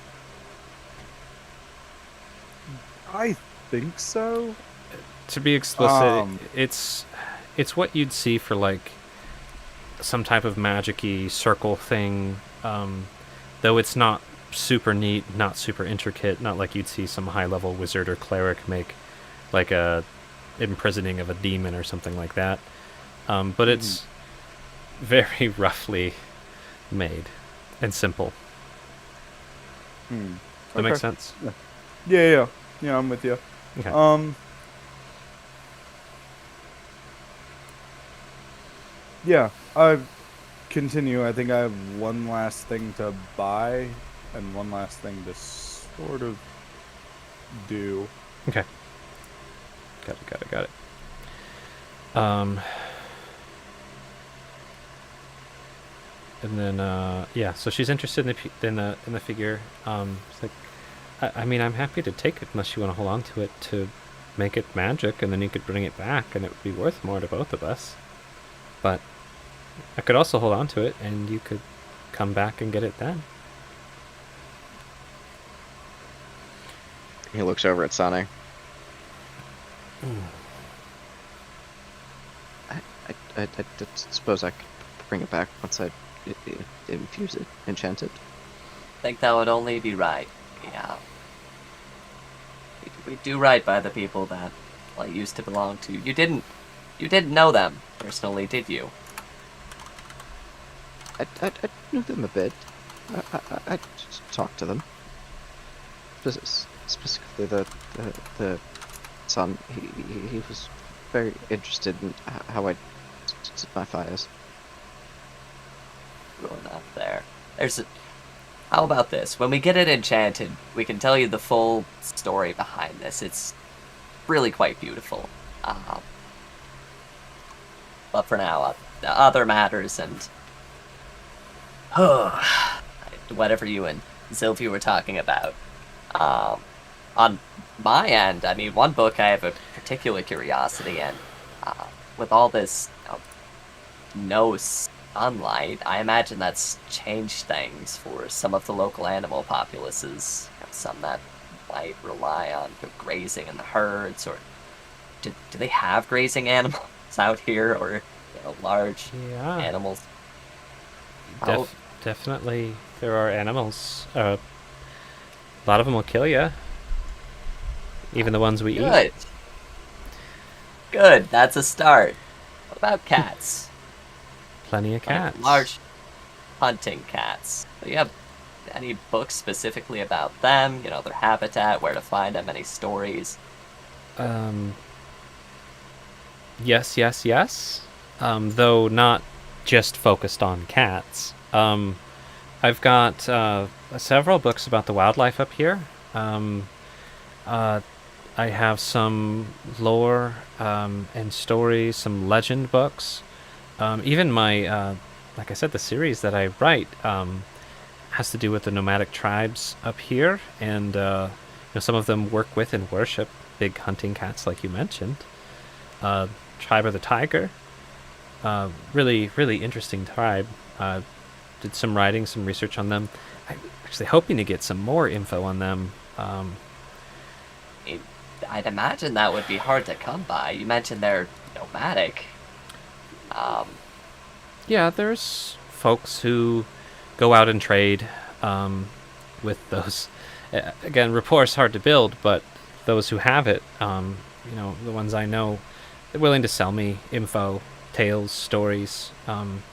Then I, write them up and spice them up and sell them around.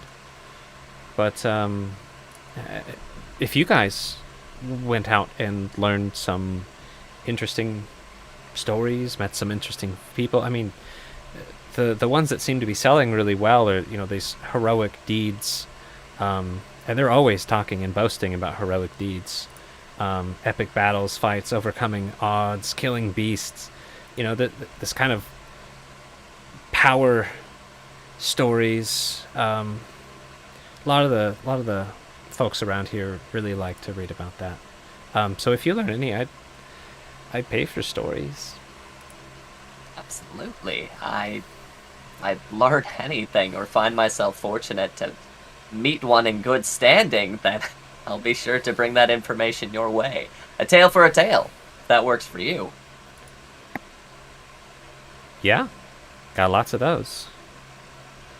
Well, alright. Alright. That's just about all I have on my end. I mean, we could get into some of the nitty-gritties from the ledger you put away over there in terms of some of the paper you sold. We were looking specifically for bulk orders. There's one caravan we were planning on meeting. Sounds like you sold to them probably a few months out. Do you remember how much you probably sold it? Do they have the paper still? I have no idea. I mean, people buy the paper, they do what they will, but I can start looking. Again, they buy in bulk, and it was a few months back. It was several men had to carry it out. It was a big load from the shop. So It's I impressive. just shrugs. I mean, they haven't been back since, so I assume they still have some. Fair enough there. I'm curious, has it always been this way? I mean, you as the main supplier to the caravans, still No, leading them around the towns? I haven't been here always, but Well, not always. I mean, like, a few months, a few years, a few decades. I've carved out my little shop here, and I've been here for years. I've become a go-to source of paper, although it's not something everyone needs. But I get by. Got my home, my shop.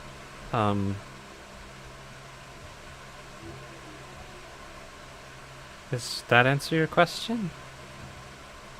I mean, well enough. I don't think there was necessarily a clear answer to it, and I'm glad you're doing well. You can, I imagine it takes a while to build oneself up here, and you play an important role in the communities of 10 towns, spreading knowledge, information, joy in the tales that you tell, mystery in Yeah. others. It's important work. It is.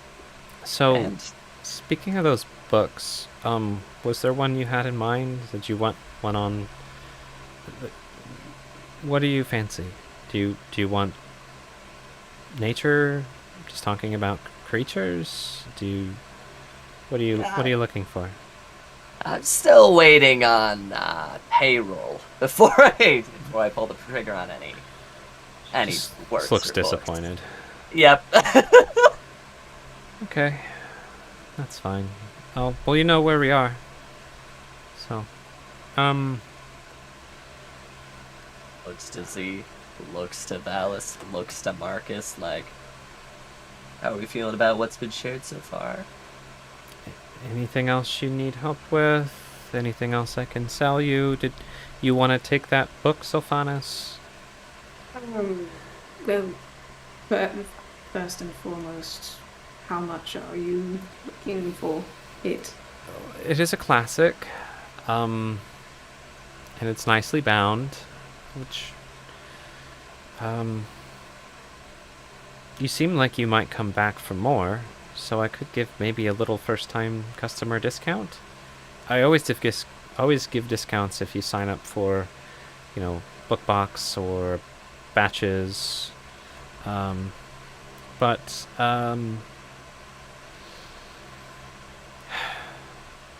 I think I I would could- come back for more, if not more books and your lovely company. she gives you this like look. Oh, Not creepy, like just I get you. general nice. Caught her off guard. Yeah, 26 gold. It's a good price.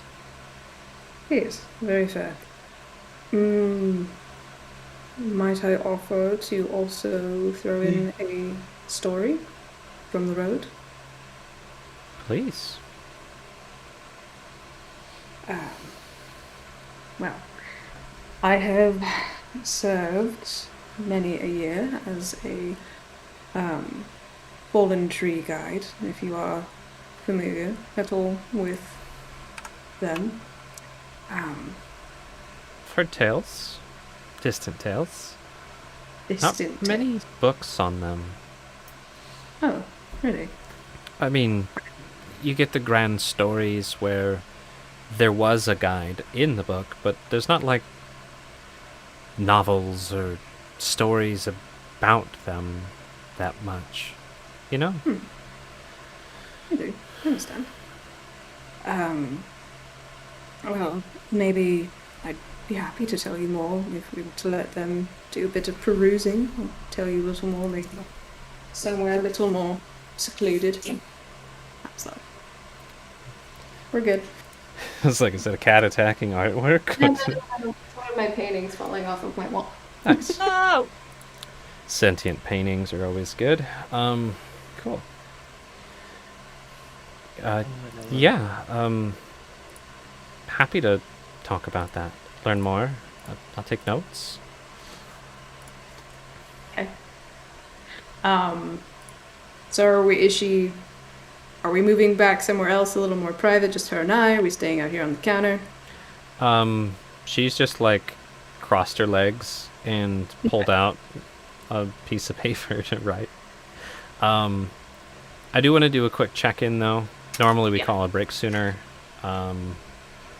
And I don't know how much longer y'all want to be in the bookshop and how Not much terribly much.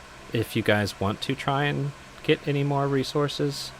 I know there's quite a few things you guys have expressed wanting to get your hands on that are available in this shop, and none of you have asked for them.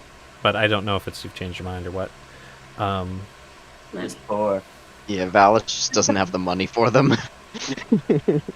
There's You one just wanna thing know if you that actually, let me check the retail on this.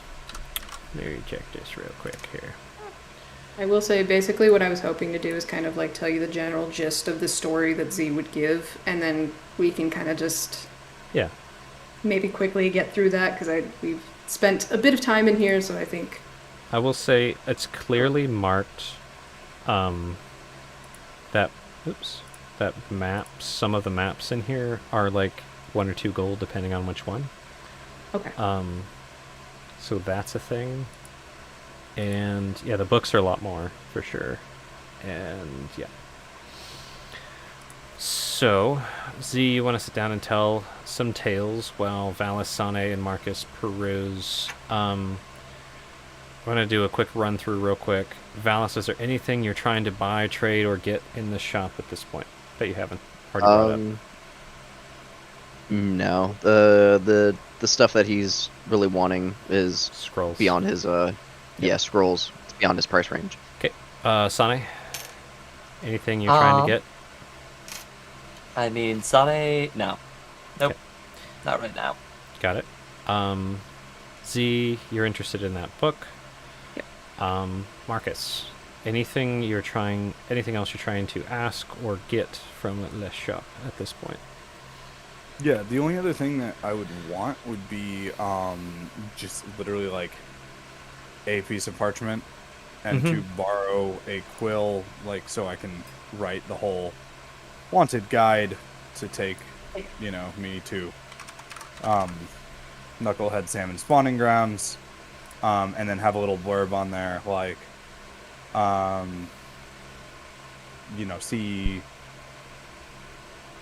see Marcus Vance at House of the Morning Lord during mornings. What do you call? What was the name of our dwarven tavern again? Kelvin's Care. Kelvin's Comfort. Kelvin's Comfort, Or- you're right. Yeah, Yeah. Kelvin's Comfort, you're right. Calvin's Comfort in evenings. Missed connections. Please leave contact information with Ogden Flamebeard. That would be like what I'd write on little paper. Yeah, so like the The only- cheapest parchment she's got, basically, is what you're going for. Yeah. Okay. Um, Similar to and the paper that she probably sold to whoever made the art. Got it. Okay. Sure. Are there any signs up where I am that specifically say like, no longer the shop, don't go here? There's like a curtain right here that's mostly like there's enough space you can kind of slip through sideways. There's an obvious curtain. There's not like a sign per se.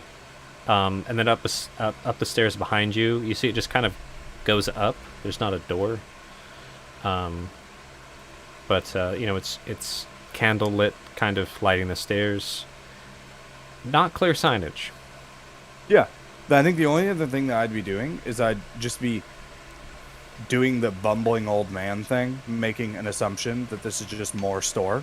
Yep. But, like, basically purely to gauge her reaction if I start, like, slipping this way. If she starts, like, freaking out, or if she just is like, oh, sorry, sir, that's not... Mm-hmm. That's storage, something like that. You know what I mean? So you're being blatant about it. You're not trying to sneak past there. You're trying to get a reaction. Yeah, exactly. Got it. It's trying to see how she reacts to me going. Not that way, Grandpa. Yeah. Yeah, exactly. But totally, that's my guys, right? Is like, Nice. I don't know where I am. See, now, old man. So how that goes is she know doesn't I am. even she doesn't even notice for a bit. She's like focused on talking to Zolphanis about these tales of the road, allegedly. Oh, tree guide. Tales of tree guide training. Yes. And then she does notice, I can get it. That's just crates and box. It's just the supply room back there. Not really organized. Marcus. Organized like your summoning circle. No, I'm kidding. Exactly. No, No. I just Not yeah, well no. made. I really fear her making a summoning circle. She just forgets what she's doing halfway through. Mm-hmm. But no, that Messes yeah, up totally. summoning instead of summoning a freaking celestial, summons a fucking devil. Yeah, there you go. Now thanks Yeah, to your no, totally book. do the. Oh, of course, my apologies, and come back for my paper, and that's all. Yeah, sorry. I can get something else if you're looking for something. But it's a mess back there. And upstairs is my room. Oh, I should have also clarified. This is a door. Near the other door. Cool. Likely to the basement, based on what you can discern, Marcus, with your special eyes that you had for a bit.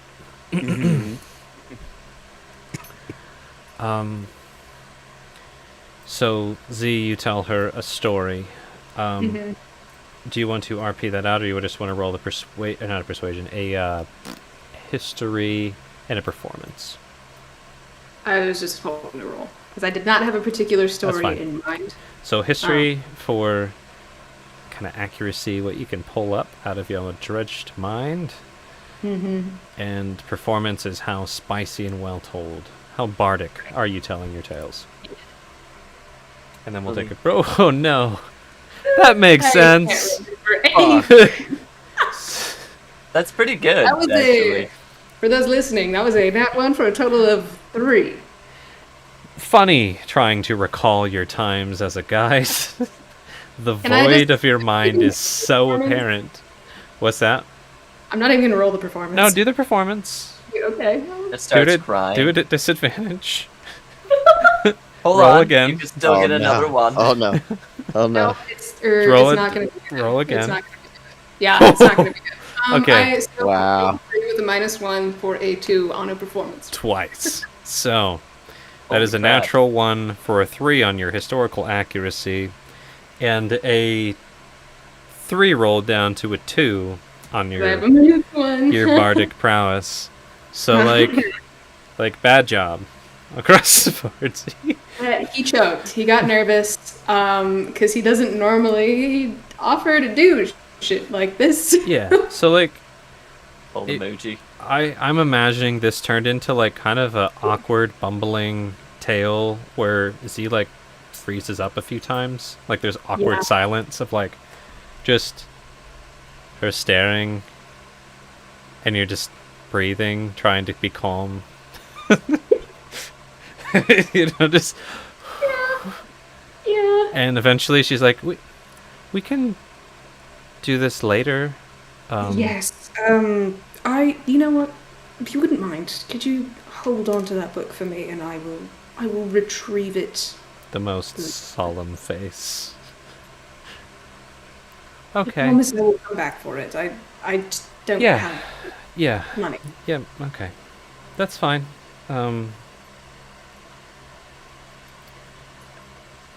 You wanted paper, Marcus? Just one sheet. Yes, please. Do you want it that's to just be pretty paper or parchment? Parchment if you have it. Just a silver. Easy. Done. Just making the note, but yeah. Yep. Yeah, you know what? Z's just gonna leave. It's just Quietly. that was uncomfortable. Ghost. Goodbye. Bye Alice bye. just watched Z go. Flusters. Got it. Pretty much, and he's just gonna wait outside, like. Awkward outside of Shopline in the alley. Got it. Okay. Probably a lot of carving. Gonna wait outside with Galen. Yeah. Yeah. Who's not there? Mhm. Yeah. Galen's just being one with the shadows. Cool. Anything Right. else in this show? Valis Valis. will just turn to Verona. At the very least, I will return to possibly talk about the illustrations that you were talking about, wanting. Sounds good. I think we could work something out if you can make them quick. And don't worry, I won't ask you about your people or where you came from. I know that bothers. It really bothered the last guy who was here, like you. You asked where I had studied at Zithlin. Zithlin was the city I studied in, Sithland. and I shall put that into the chat. Now, to clarify, Zithlin, is that someplace down under? It is indeed. That's what I thought. I haven't heard of it. For the bets. Smaller city. Maybe. Could tell me about it sometime. I think I could. This gives you this quaint, like, I'm sad you guys have no money smile. I hope you enjoy the book. Reciprocates the Marcus smile. enjoys the book, and if you come back, I'll get through this one. Do you guys have an expected payday?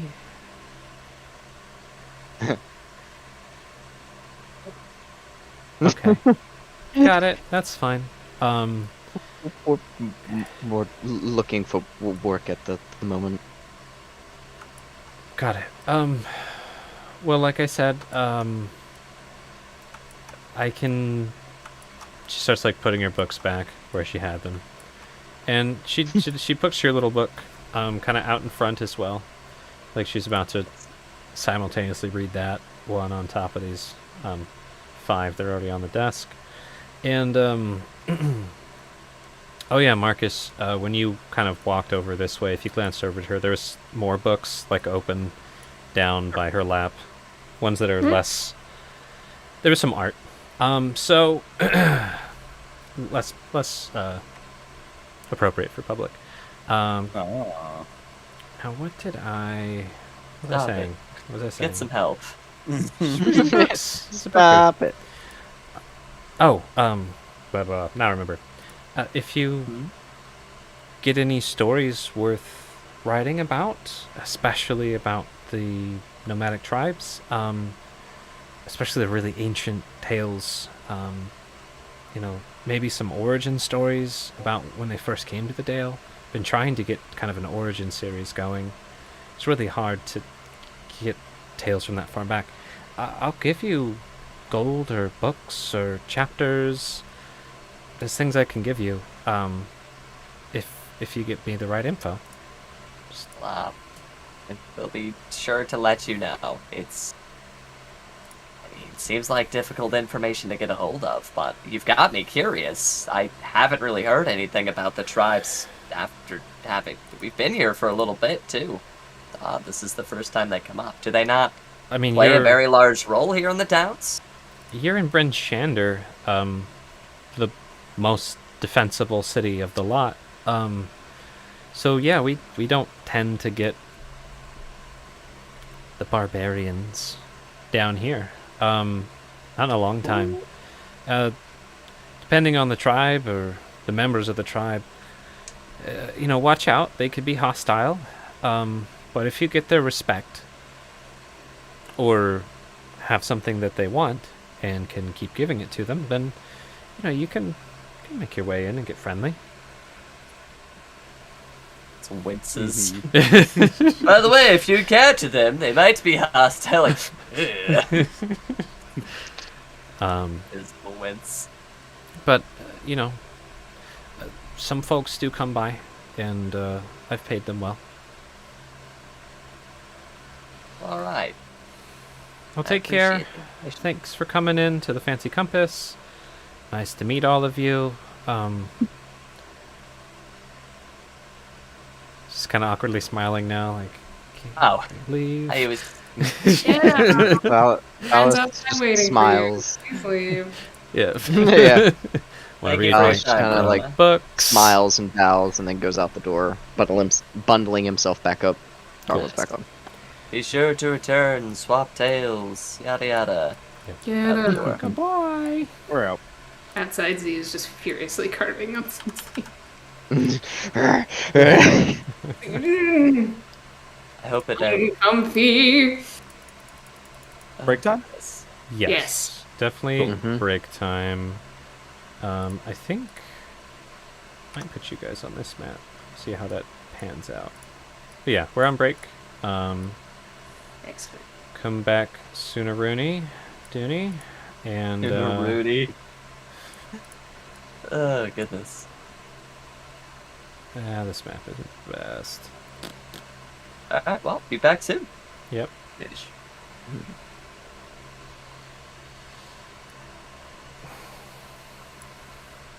I should mute myself. That would be ideal before I start clanking about. We'll just go to Brinchander. It's a big old map. Why not?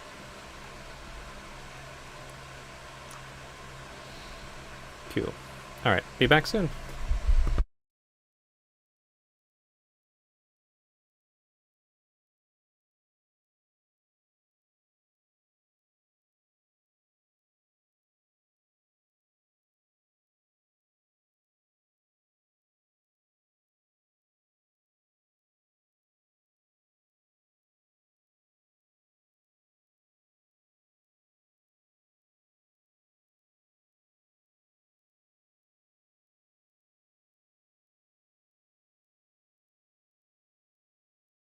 Yeah, Gats. Mm-hmm. What's up? I know we for the city that he came from. I know we didn't like talk about it before, but I tried to like find one that wasn't or didn't have like a location somewhere. Oh, you're good. so that way you could more easily plop it somewhere, Yeah. just in case. No, you're totally good. I didn't want to do Menzo. Nah. It'd be What? You know. yeah, I'd be like, I know that city. Where is it? Let's Yeah. see.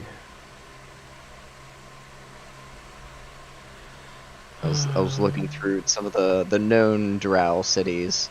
I saw that one. It did not have like a Wikipedia page or barely any information out there. So I'm like, okay, this one. Yeah, no, that works. I'm cool with that. I wrote it down. I'll look into it. I'm having a weird time. So I ordered like this mic wind filter thing, and I did it through Amazon, and then they said it was running late. Now they still saying it's running late, but it's supposed to arrive today. Has not arrived. Trying to return. I just want a refund at this point, because Yeah. it hasn't. But there's like not the option this time that I didn't get it. Normally there's like, yeah, I didn't get it. It's really odd. That is odd. Anyways, because if if you're trying to return it, they always charge you for shipping. I don't want to do that. It has not got Screw that. All right, I should go get liquids. I will be back. Yeah. Be back. Shall as well.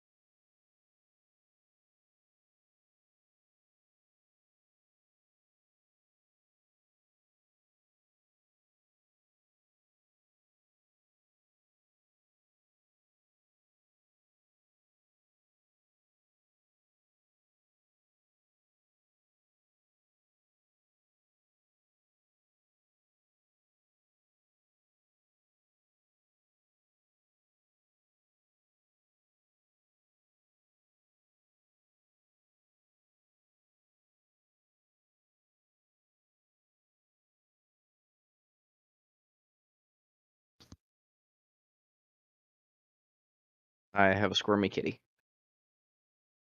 Gotta love that. I don't let my cats in the room with me when I'm playing. If I hold her for too long, she gets antsy. I mean, yeah, understandable. What, Luna? That was embarrassing. Ugh. Yeah. Fine. Fine. It's fine. It's fine. Everything's fine. It's fine. I'm fine. Don't ask me. Don't touch me.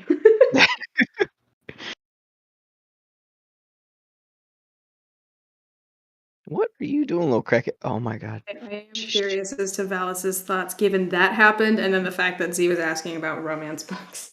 Mm-hmm. Valis is just like, what the fuck, man?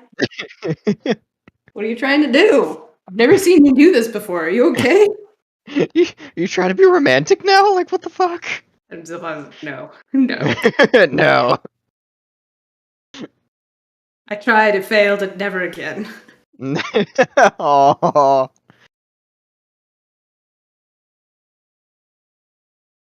I mean, telling her that her company was lovely, yes. Yeah. That was definitely flirting there. Tempt.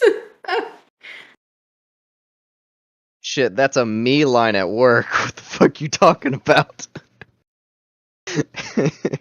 Oh, God. Yeah. But I mean, you know what? The rules make sense because Z can't remember a third of his life, so it's fine. Yeah. Barely remembers training. Yeah. Yep. Yup. He remembers getting his tattoo and then, like, nothing until being told that he messed up, and then he's like, okay.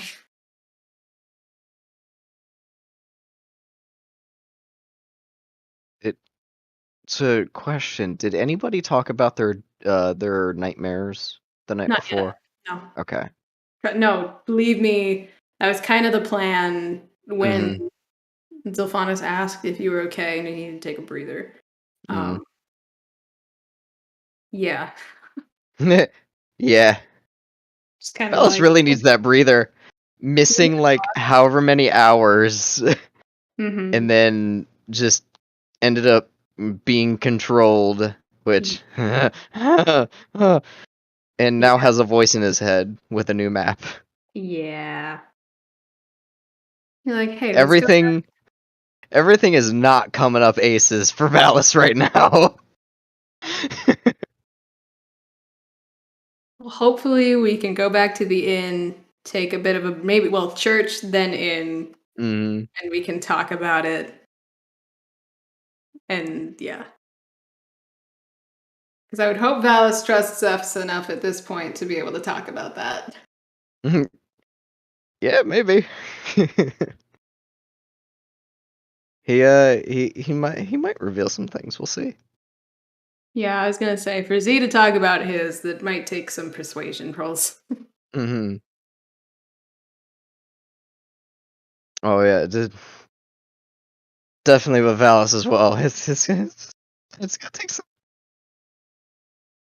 shit. If Z asks, do I get it with advantage because we've talked about things before, like bros? I will allow it.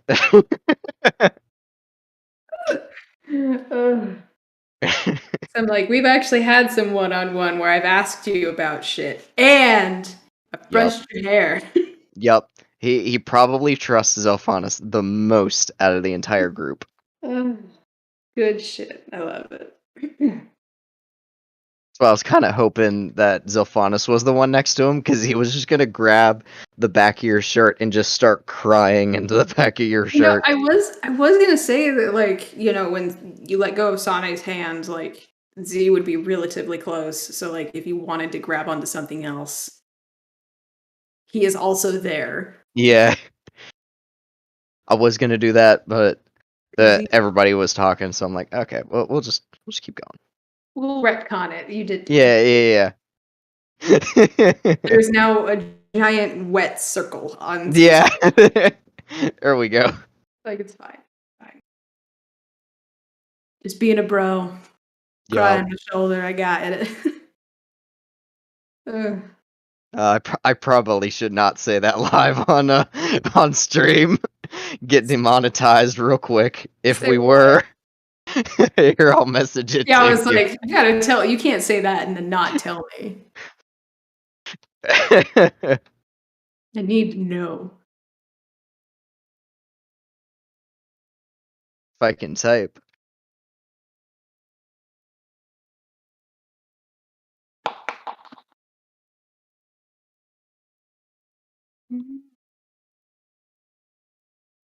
No.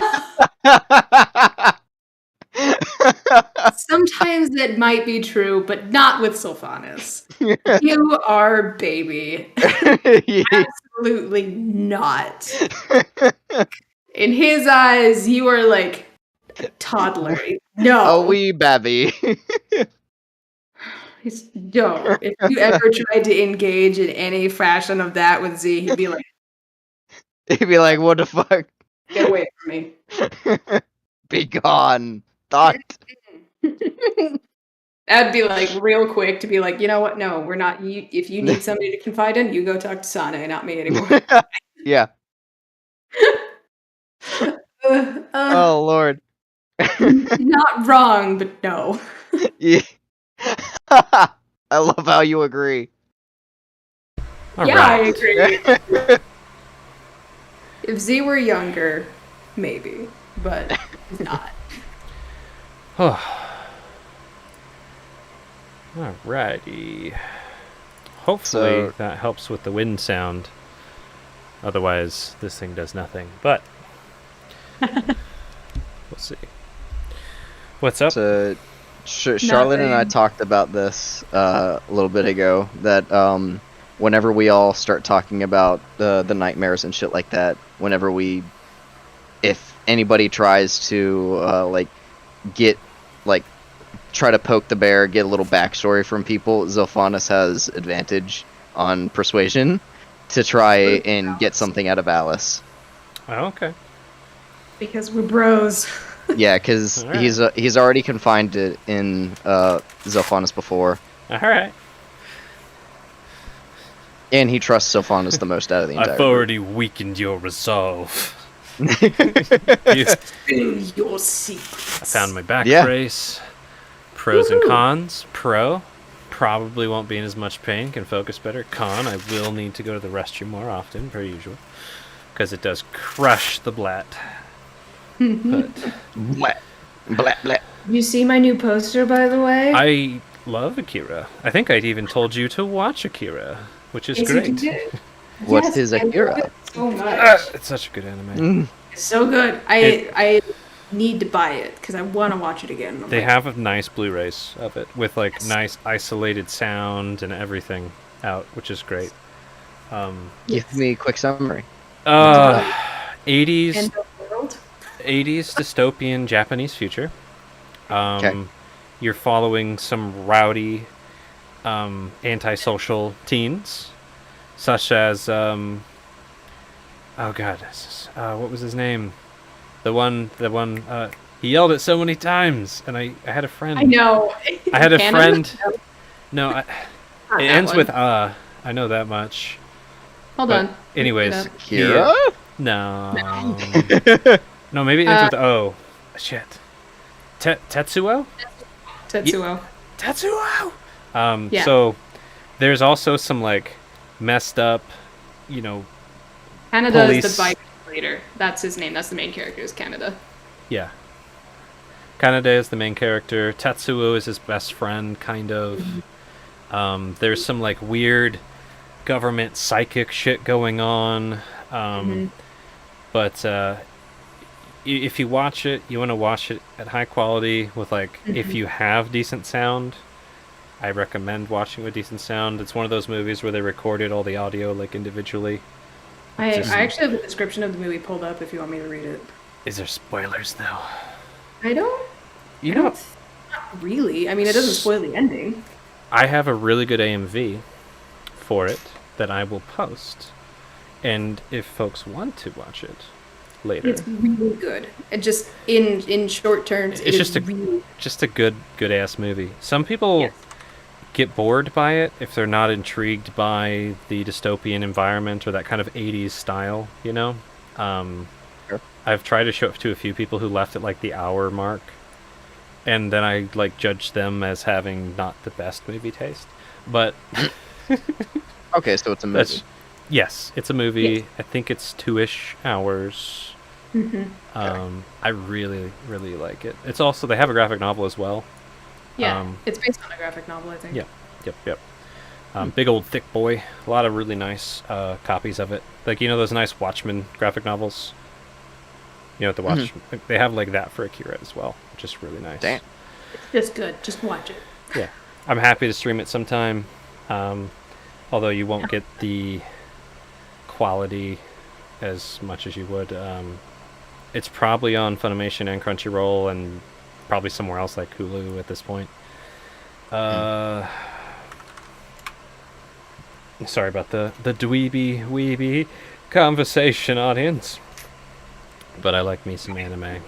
Hey, it's break time. It's meant for this a good stuff. movie. It's a good ass movie. That's just it. Mike, are you an anime guy that much? Do you like the Akira? Have you seen the Akira? I haven't seen Akira, Cool. but I mean, like, it's classic. Like, Yep. like people do like the The bike parody. very famous. Yeah, exactly like that. Like walking towards the bike, like poster art. Mm-hmm. People like I have one of those for like an orc walking towards like an orc bike Nice. from 40K. And The- stuff like people love that. Yeah. So there's this scene that it's been parodied and taken like at least 1,000 times that I've seen myself, where they're on like a motorcycle or a car, right? And then they slide away from camera and like get off of it. And that's Akira. That is Akira as well. So any movie that does that dramatic and then they like step out, Akira reference. It's amazing. But yeah, it's one of the anime movies that really brought that media to the West, just like the original Ghost in the Shell. I love that movie. Yes. Good. I It's also also have a fucked up. Haku poster over here. Which I'm Which very one? happy of. Haku.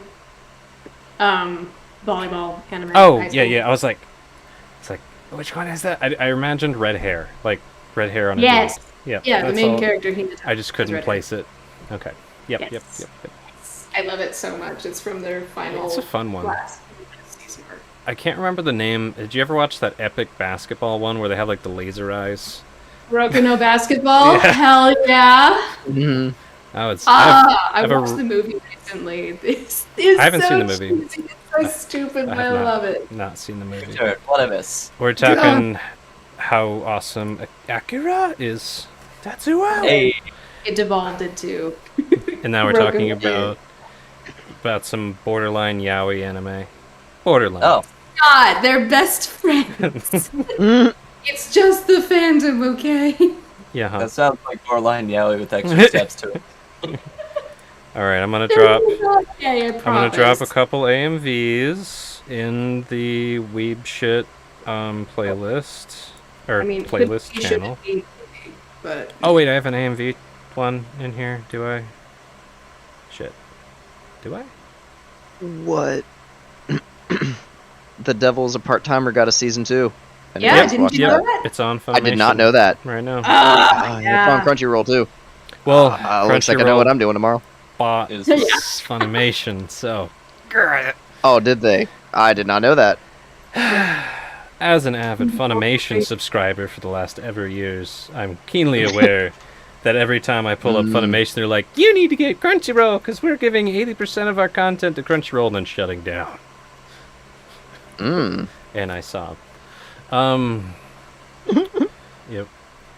I'm trying to see if I have a cool basketball AMV, and then we will get back to the serial games You have an A and B for Kuroko no Basketball. somewhere, unless the YouTube deleted that one too. Yeah. Yep, right, found it. It's a good one. Oh my gosh. I need to get a poster for that one too, because I love that one. All But right.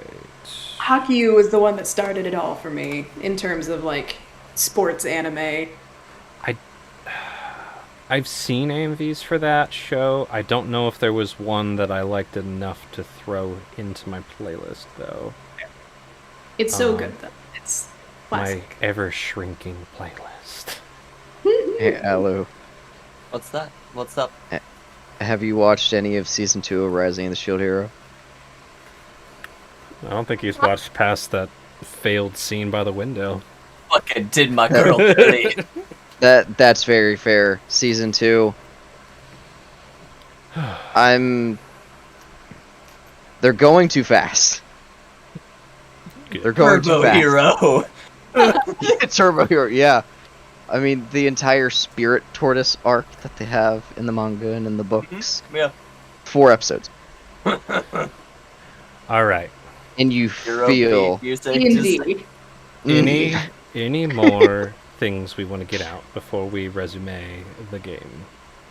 No, I just wanted to share because Okay. much excite, very happy. Cool. I was admiring it. I just wasn't saying it. I will get a poster frame for it eventually, so it will be nice and preserved. I And we will also got a ooh. bunch of others downstairs. Depending on how much you love posters. don't There- you get Cat started on this. I love posters. I bought these really nice brands called Snap Z frames, where you just pop your posters out and you pop them back in. You can get the no reflect. It's really sweet. You'll have Um, to message about them Somebody because yeah, okay, pop Z. Just throw that. we're doing this. General, so I remember. Pop Z. I invested and I don't regret. Cool. I don't know Because what we I also just have did. several more that we've got downstairs. Because we also got a Studio Ghibli, a Demon Slayer, Mugen Train, and then Spirited Away and Princess Mononoke posters as well. I love Princess So. Mononoke posters. My favorite Ghibli. All right. Downstairs. So my We claws need don't to speak. stop. We need to stop. Yes. Fun fact, Spirited Hey. Away was my first Studio Ghibli. We need to stop. No! Back to the game. Never! All right, I took the thing off. Yeah, Charlotte, you Okay. can move your head to your right. There's the Akira poster. There you go. All right. Everybody's seen it. Everyone who's watching. Okay. So, you all went into the fancy compass. You met the lovely golden elf, Verona. Oh, and I should share her sheet with you folks. You all identified things that you would like, yet did not want to pay for at the moment. / probably couldn't, even if you put all your money together, maybe. And, there we go. Verona. And, you got some leads. Discovered that, yeah, she probably sold that paper to Torg, among others. They came through a few months ago, got a big old batch, and haven't been back since. And, you know, it's... What time would it be now? Like 5 o'clock? 4 o'clock? Something like that in the afternoon? So the hours of twilight have faded, and it is now dark again. You've exited, and Sophanis leaning there, kind of uncomfortably. Galen, get off of the map. Galen nowhere to be seen. There we go. Would you notice that Galen's missing? Yeah. You all would put that together. You know, maybe he went on a walk. You don't know, but they gone. Marcus, should we be worried about Galen? I came out here and he was gone. I looked around to see if he was nearby. I didn't see him. Yeah, Marcus is definitely like intrigued by that and like a little concerned, but for right now he's like I trust that he's about his business. It's been a rough day for him. Alright.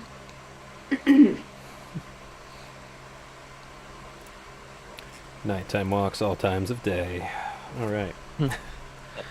So, having visited the Fancy Compass, what are you guys going to decide to do next? Well, You've got your parchment. Seems like you already covered writing out the request. Do you want to swing by the center of town, post that real quick before we continue? Absolutely. Alright. From there, where are we looking to go? I remember you mentioning Michonne. We should probably make a donation for them saving Zilfi's ass. Mm-hmm. I just did. Yeah, true.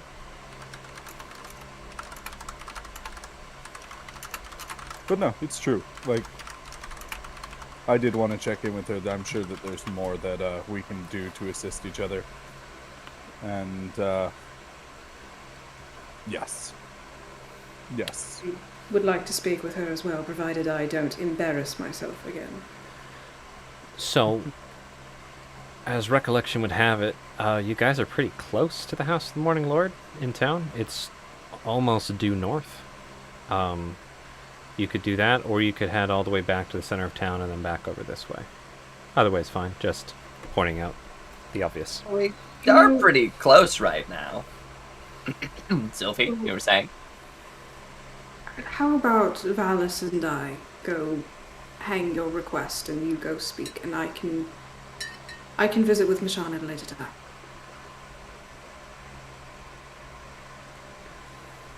Give Sane a very meaningful look, like, say yes, please. Eyebrows are super raised. Alright, I guess we'll see you there in time. Yes, If you happen to see Galen, make sure to, I don't know, swoop him up, bring him back with you. of course. We will not take long, I promise. Just, we will see you there. Just checking. Valis, any word on that? Marcus, any word on that? Sure. Yeah. I'll just take a walk with you. Yeah, fine with me. Have fun. You know where we'll be. Birds with one stone and all that. And I will start walking towards city center. Valis follows. Alrighty. So, y'all work your way out of the alleys to kind of a more walked path. Sylphanus, Valis, making your way towards Market Square. And Sane and Marcus kind of winding your ways north as Sane's kind of remembering where this place is. And eventually make your way there. So, real quickly, Sylphanus, Valis, you guys, like, brisk walking? Are you sprinting? Are you lollygagging? What are we doing here? Rolling. Better not Yeah, get you sure. lollygagging about. You're rolling, huh? Rolling? Yeah, like normal Roll. walking pace, not fast, not slow. I don't Okay. know about normal walking pace. That can mean a lot of things for people. I walk pretty Yeah. fast. But, alright, so, not in a hurry. Got it. Yeah. Got it. Anything you want to jump into real quick before I pan over to the House of the Morning Lord? Sylphanus Yeah. and Valis. While you're walking. Yeah, while we're walking, I'll just kind of quietly say, in Elven, of course, because No one else speaks Elven. That's cool. Yeah, I know. But it's at least a somewhat layer of protection. That's your little Indeed. clubhouse language. Yeah. You okay? You seemed kind of spooked back in the shop. Everything all right? Not really. The last thing I remembered was going to bed last night. I had a really bad dream. And I came out of it, and there it was, hours later. To you all. I can see how that would be disconcerting. Do you mind if I ask about the dream?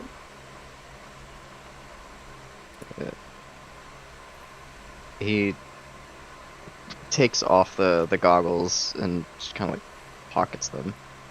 So that way you can tell that he's like looking down at the ground.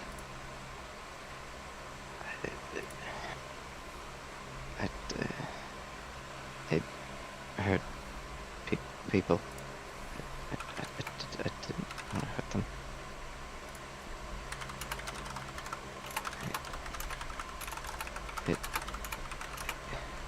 It was me. My arms were moving. My lips were chanting, but I didn't want to do it. It was just happening.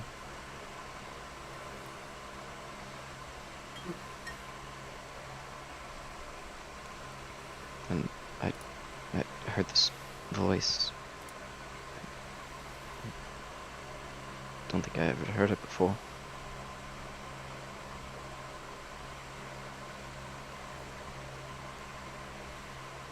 And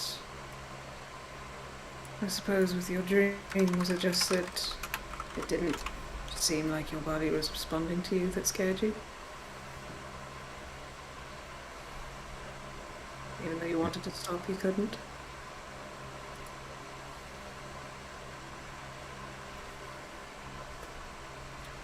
Nodding frantically. Mm-hmm. You all were there.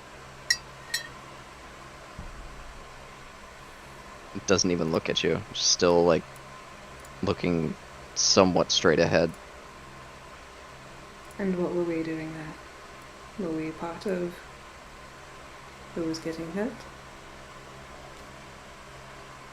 After a second, it's a slight nod.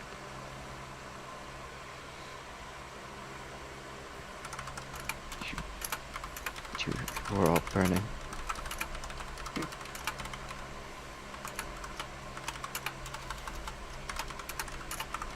I don't know if this makes you feel any better, but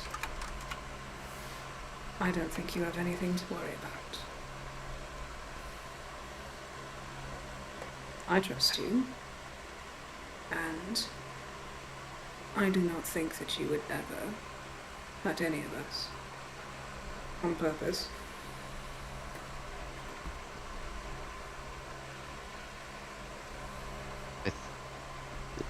Sane said something happened with Yasha.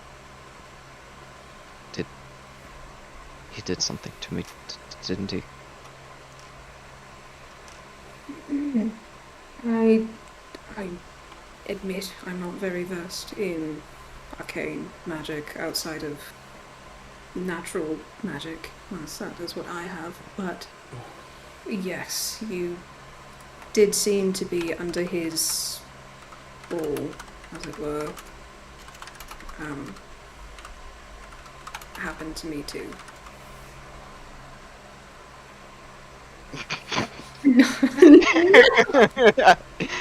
Good lord. God damn it.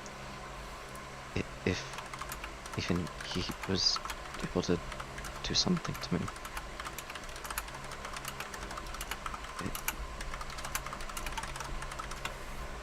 And he'll actually look at you at this point. Promise me you'll stop me if it happens again. Well, you did not move to hurt anyone, but yes, I, of course, will do everything I can to stop you. So, do my best to leave you unharmed. Even if you have to.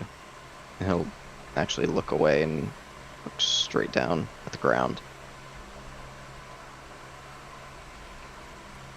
No, not even if I have to. Because I will not hurt you. He just takes a big breath. Sighs.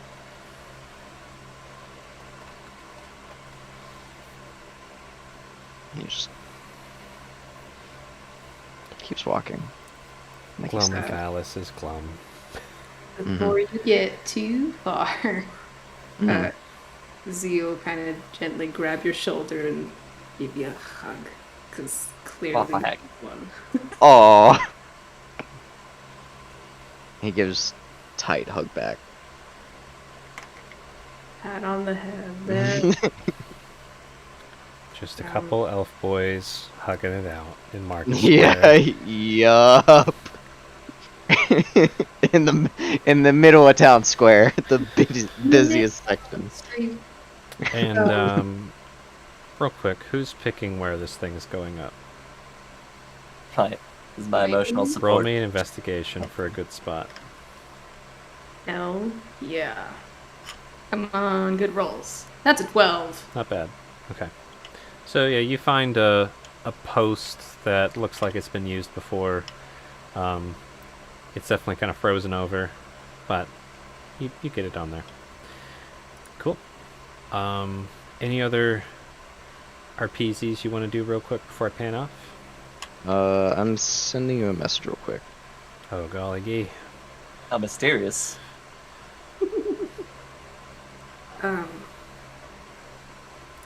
I do hope you know that you can come talk to me about any time. For anything, even if it feels stupid. I don't talk. I don't tell people things. I mean, the group is always around each other, so True. But the other two do not speak as we do. it's fair. Well, not yet, at least. I've offered to teach Sane. We'll see how it goes. You see Z kind of gets a little uncomfortable now remembering what Sane told him end of last session. And it's visible uncomfortable, like, maybe not uncomfortable, but like, he's still thinking it over in his head. You can, but yeah, it's definitely apparent, obvious that Sane said something to him that he's thinking about. So thank you, Sophonis, for being here.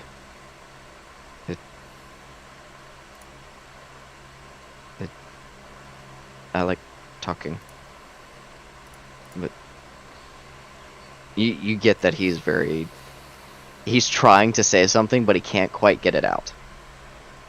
I think that's a fine note to pan on.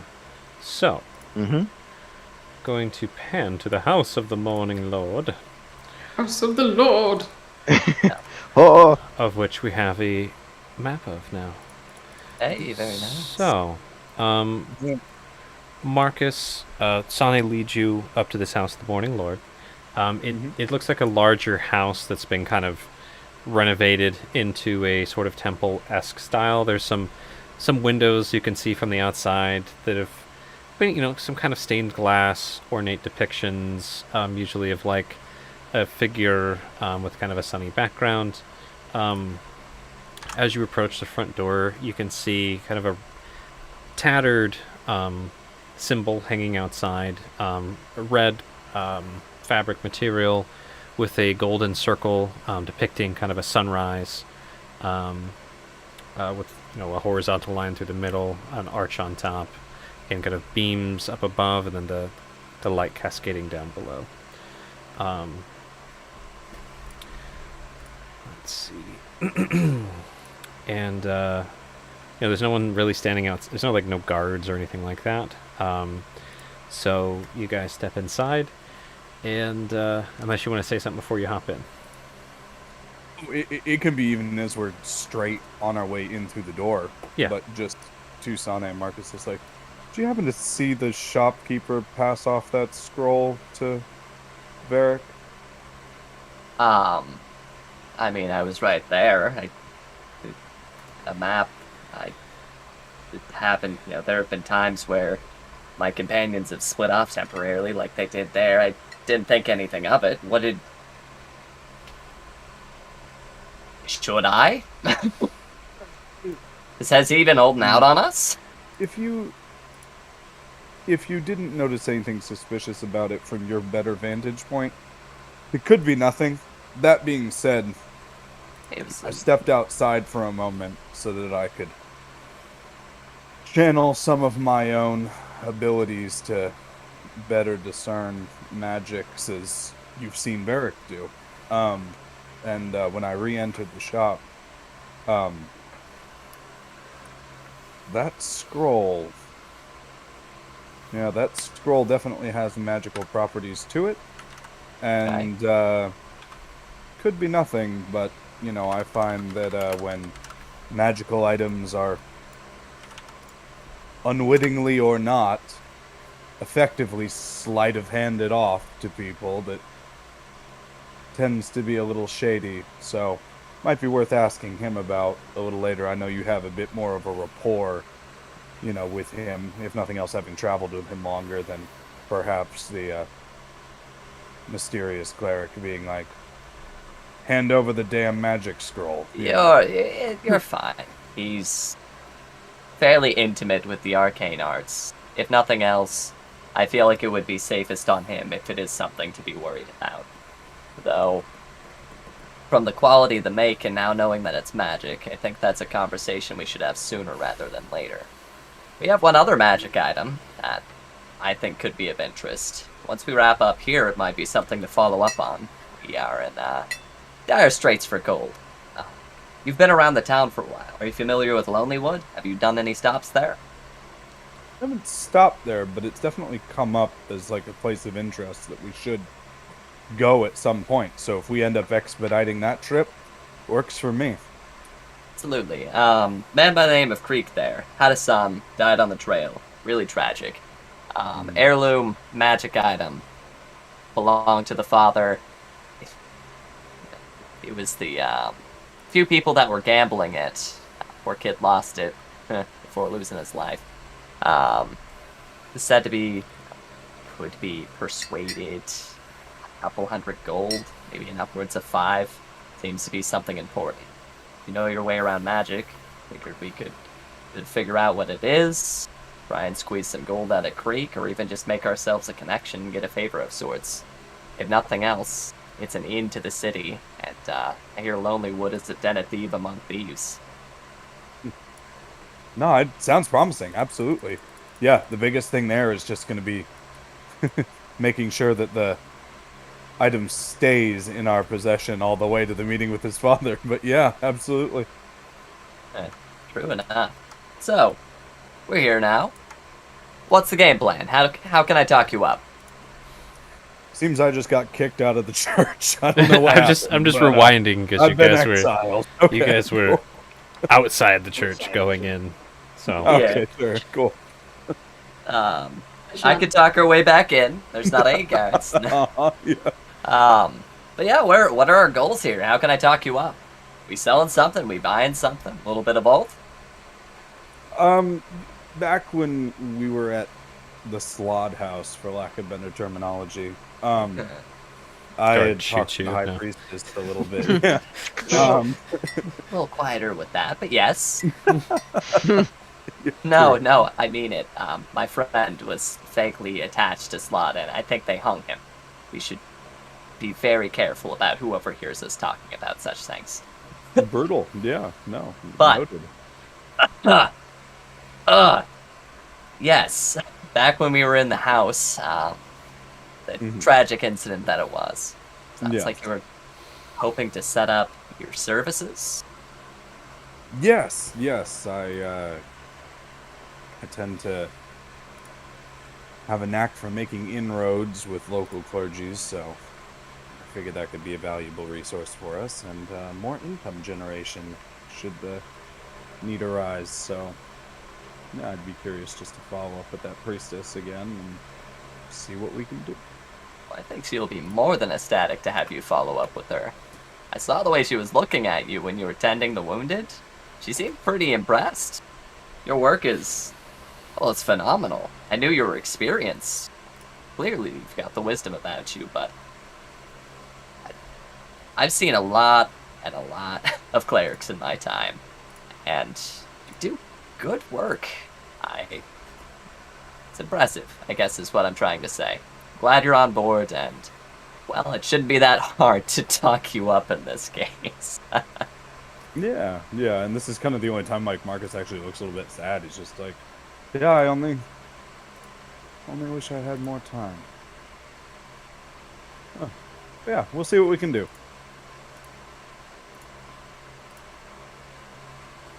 Gives you a little cross-eyed look, and then I'll open the open the door for you. I think in we go. Yeah. All right. Perfect. So, you guys make your way in to the House of the Morning Lord.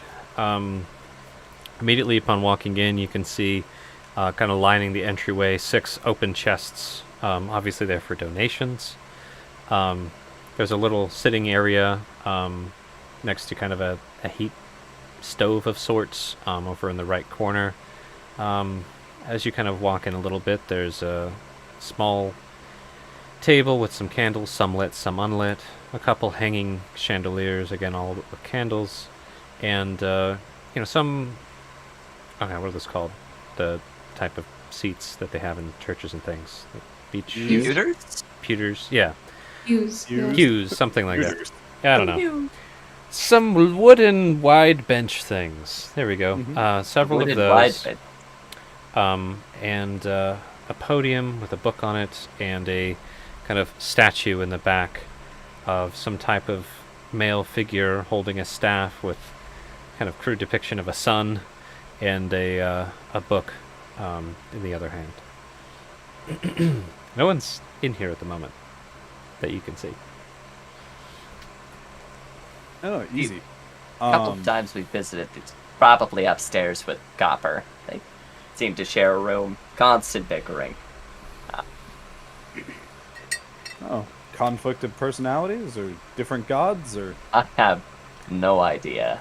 One seems to be, well, you've met Mishan, straight proper cleric. The other seems to be, well, more of an alchemist sort. I don't know if that comes to terms or if it's just the quirks of Copper. Truth be told, I've never met Copper. More than, a passing glance. And well, it as could be an the interesting one to meet, just as, like, if he's the one who came up with that curative, that's a man I'd like to talk to, as I'm dropping 2 silver in one of the coffers and making my way to light 5 candles and then hit up a pew. all right, I don't know where I am in any of that as stuff is happening, but that's my plan. cool. I'll drop a few silver. All right, make notes, and as you kind of walk into the room, and Marcus, the light of the chandeliers kind of illuminating as you get closer. Over on the far right from the entryway, you can see those kind of wood-railed steps going upstairs, probably what Sane was alluding to, as well as a door directly to the left of the most back pew over there. Oh, yeah. Cool. And, yep, looks like Marcus takes his seat. Mhm. Sane following suit a bit. Do you light any candles? That seemed to be common practice here. If so, sure. Yes, as common as Marcus. Marcus seemed to. Yeah. You follow suit. Like, you seem to have a way of these things. Mm-hmm. Cool. You're lighting candles as well, Sane? Yeah. How many candles? There's 4 left that are unlit. Great. Okay. All but one. Okay, someone lets Marcus that does last thing where, bite in the fridge. Sorry. What's up? yeah. Marcus does that thing where if he hears, because he's got his eyes closed as he's sitting in the pew, if he hears Sane sit next to him, he like smiles without opening his eyes. He's like, and how do you feel in places like this, my good Sane? Well, there have been times in my life where I felt rather safe inside of places of various gods of the realm. It can be a place of community, a place of, well, joyous celebration. It could be nice. Here specifically, I know that thanks to the help of Mishan, Copper, our friend is going to be staying with us rather than experiencing a grisly fate, and they've shown me nothing but hospitality. I have a lot of respect for the people running this church, and, well, such a dark place, honestly. Do you have something specific in mind? Or are you just probing? No, just always curious. Everybody goes to church for different reasons, or avoids church for different reasons. I'm just True enough. always curious to see what people's stances are. Yeah. Can say the temples I'm used to are a fair bit different than what we have here. Or decorated, ornate of sorts. Different practices, different rituals. In essence, it's, similar. When it comes down to it, there's a lot of guiding principles that overlap between a lot of the religions that I've heard, seen, talked about, shared. Funny how that works. It's true. It's true. Is there something going on with the camera? Just mine. Yeah, so I'm good. I can keep jamming. My face is still up. It's just really dramatic. I almost wish someone could take a picture of that dramatic look right now. But yeah, sorry, I forgot to plug in my camera, so it just kind of died. I'll just leave my avatar face up for now. As you're sitting here, kind of opening up, talking a little bit, some more just kind of details of this temple become apparent. Firstly, all the windows. There's about as many windows as you could structurally fit under this first floor, which also kind of makes sense. It's on the far east side of town. A lot of stuff about sunrise. So you could tell they like to have a lot of kind of morning light. Another thing that you notice, which I forgot to describe, inside of the temple, there's a far less tattered kind of banister, sorry, kind of hanging over. There's two of these kind of hanging over like a shroud on the tall figure, and it's the same kind of red background, but this is like a shiny gold textile over the top of it.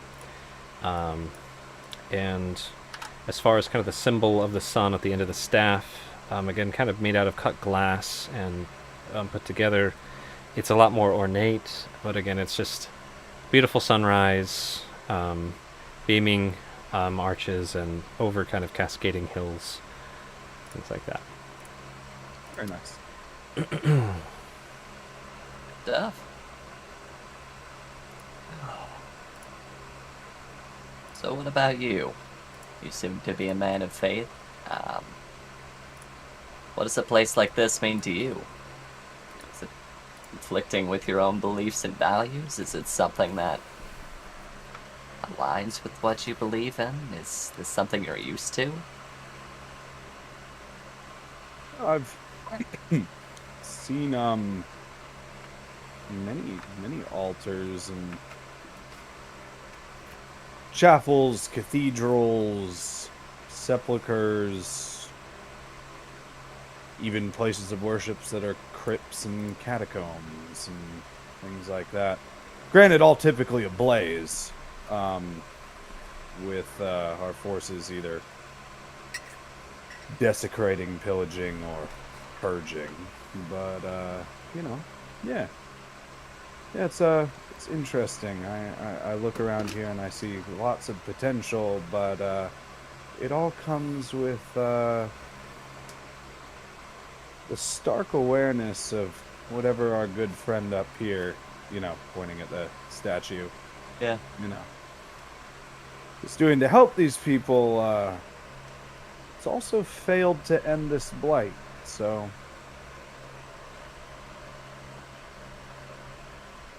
just watching, gauging. The divine is an interesting thing. Obviously, there are powers far beyond, our ability and nigh comprehension. And they are entities unto themselves, have their own goals and aims and things like that. So we can't strictly judge what's happening based on the successes or shortcomings of their followers. But I'm always curious to see what rouses a god to action. And for our good Lord here, it doesn't seem to be the suffering of the people here. Perhaps they just haven't suffered enough in his eyes. So, tell me then, to your god, the one you believe in, that Celestial, are you their call to action? I am.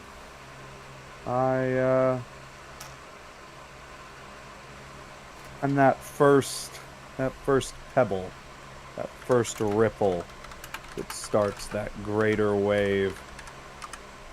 I believe that there will be real change here. And that's the thing about progress. Progress can't be stopped. It can be diverted. It can be stalled. But it can never be stopped. Because even things like entropy just pave the way for new beginnings. So, I believe that. And I believe that we're going to do great things here. It's just a matter of time.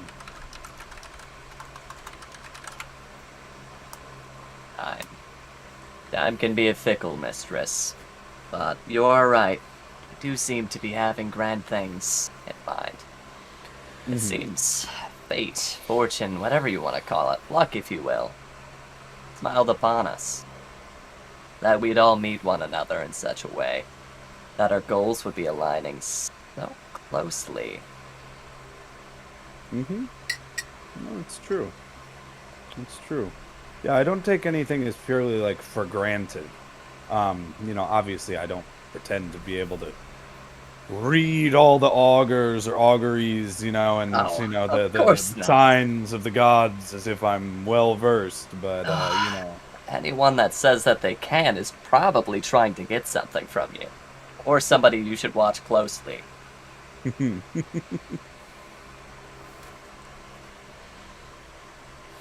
Yeah. Well,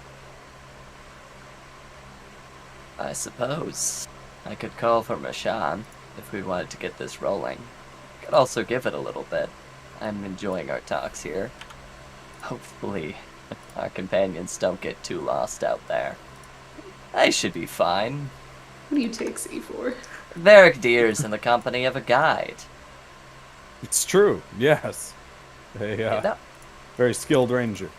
I've heard tales about the guide. They're supposed to be, illustrious, capable, cunning, deadly. This force that, only the rich, the powerful, the most notable can hire. They get the job done, no matter the cost.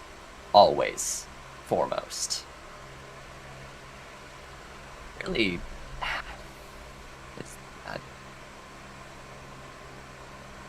do you think Z is really a guide?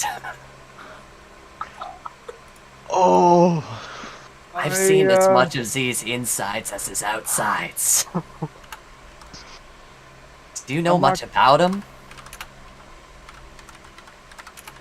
I can't tell you how much that actually genuinely hurt me. No. This is Holy this shit. is good. This is good. Give me just a second. I will let my own words speak for me. I like to imagine you've got like that relaxed old man face, like, and then just eyes like. what? Well, yeah, no, like with all the unfolds his spectacles and puts them on and stuff like that, and like starts pulling up his journal. Yes, to Gats, yes it is. I thought so. We should change the name of it in your sheet at some point. But yeah. Yes. Because it's Dancing Bear Guide in my sheet. Yeah. So, Fallen Tree Guides, Sonny, is what you would recall.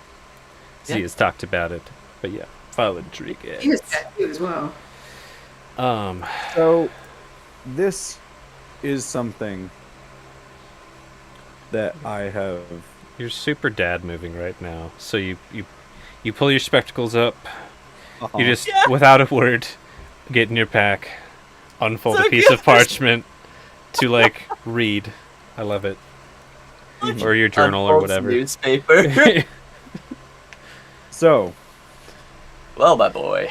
honest thoughts just between you and me, and I will literally read. Like, you can see the book. It's written in Celestial. I don't know if you speak it and can, Fuck like, no. read it yourself, but yeah. Holy shit. That looks pretty neat. Just all angels dancing. No. Quote. So, Zilphanus, under the entry, claims to be a member of the Guides. If this is true, he could prove a valuable asset in navigating these ways. Seems relatively competent from a combat perspective. However, I am concerned with the frequency and severity of the injuries he sustains in battle. I will need to fight alongside him more before I can definitively ascertain if these injuries are simply the result of a lack of skill or due to masochistic or suicidal tendencies. His secretive nature is... He is secretive to the extreme, so unfortunately until he opens up I must assume that he is a threat. You must assume he is a threat? Is that what you just said? Yep. Fuck. Just between Sana and I here. You know, that actually isn't too far off base from what I was thinking. The impression that I got of Zilphi, like, really well-natured, kind of grizzled, definitely very withdrawn.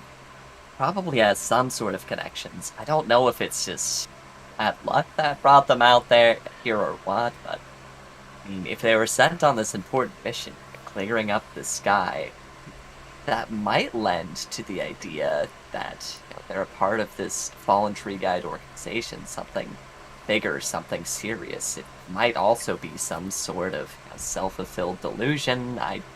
You ever hear of survivor's guilt among soldiers? I know a bit of it. You think that might...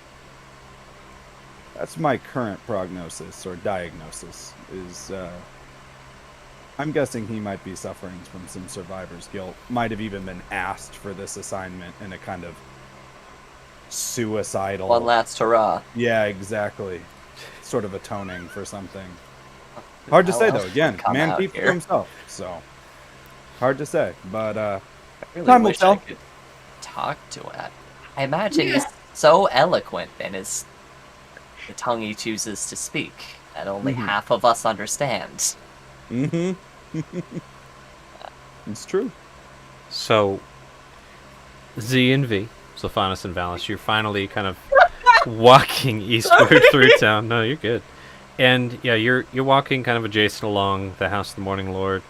You can see this kind of offshoot in the building to the westward side. There's a candle or two lit in there, kind of illuminating the stained glass windows. Again, you can't really see in there, but you can see there's light. There's also light coming from some of the windows up top, not stained glass. And you guys find yourselves outside the House of the Morning Lord as well. Anything you two want to chat about before you burst in just now? My ears are burning. Just sneezing the entire way back. Yeah. Just real quick, any last things before you join your party? Are you ready? Is there anything else you'd like to speak about? I think it can wait till later. We're already here. Cool. So, Good name for a session. It can wait till later in Elven. if you're fine with Name of it, the campaign. in Elven, yes? No, yes. One final thing. Okay. You should know I also had a night last night. So, not just you. I was going to ask that. Yeah, that was what I was going to ask later. Quick question. Are you guys standing outside the door still, or are you walking in and speaking this? Outside the door. Yeah, I was gonna say. Okay. outside the door. Alright. There goes back outside. Split. Okay. Just get this banana split back where it was. Alright. Cool. Well, then we can discuss it later. Yes, For now, though, I think they're waiting for us. Let us go. Okay. Valis opens up one of the door. Okay. This Now is you walk probably in. Now, what Sane. you get as you're walking in. Sane, resume. You know, I will say I did travel with him for some time, and I mean, in the right environment, incredible. Seems to fit right at home. I can't really speak to the tundra, but can hit a Yeti at several hundred paces from what I've seen. And on top of that, I don't know why they have this skill, but they can piece together, scenes of carnage with uncanny accuracy. It's almost like they've got a knack. Hey, speak and they shall appear. Did you two get the sign up? Yes, we did. What was that all about? We were talking about, Marcus has already been here for a few months, so they were telling me a little bit about their experiences in the towns. I briefly shared that. We have a lead for Lonelywood. You, specifically, in your bag. Yes, I do have it. So I was getting better acquainted with them, catching them up on, our goals, our mission, really integrating them into, our merry band, for lack of a better name, and telling him a little bit about some of our adventures on the trails. Haven't gotten to the blizzard yet, and I'd rather not relive that one. So you came at a most fortunate time. Oh, Which one? Exactly. Valis just chuckles. Couldn't have said it better myself. There's still a candle to light. We're waiting for Mashan. We haven't got to her. Kind of just been shooting the shit. As your volume got loud as fuck, yeah, and you literally speak and say, as Mashant, she pops out, like, kind of straightening her robes a bit. And just kind of like, does like a nice nod, like, yeah, it's people in my temple. This is good. You know? Like, It's like we lit the candles. yeah, like, we she's taking it in, like, nice. Flock is back. Good. Okay. my congregation has returned. And you guys are just Valis. talking. She just stands there. You guys are talking about the last candle. Valis drops 2 silver coins into the donation box. Grin from Sean. Yes. For 17 silver, so. Fair enough. Anybody light the last candle? I will. Okay. Z. Too busy to donate, clearly. Gotta light that candle, yo. Figure out why y'all are talking shit about me. Z goes over to the little table there, lights the last candle. He'll kind of like look at it for a minute in thought before coming back. Okay. Phallus. Stephanus is lost in candle thought. Put yourself where you want to be. Size face like, just uplifted, spirits uplifted as Mashan enters the room like, Mashan, it's so good to see you again. We came to pay our respects for the services that we paid to our friend earlier. We really can't thank you enough for all of your help. Copper, you want to thank again. As much as I'd like to take all the credit, he came up with the salve. I will be sure to take note that some of your donations will go to his expenses. We support each other. Just a deferential nod. My Just so companion you here. know. Oh? Really expensive. Triple Well, digits. we actually had a bit of an idea there, something that might be able to pick the church up, get some funds coming in, really be able to give back, support the community, and everything you and Copper, of course, have been doing here. Marcus here is a man of no small talents, you see. Little introduction. Yeah, she walks over closer for sure, and it's like, kind of like crosses her arms, and is like, on one leg, like, what did you have in mind? Yeah, and to that end, Marcus is just like, do you remember the berries that I was handing out in that house when we first met? Yes, absolutely. We said that we would revisit them. Yes.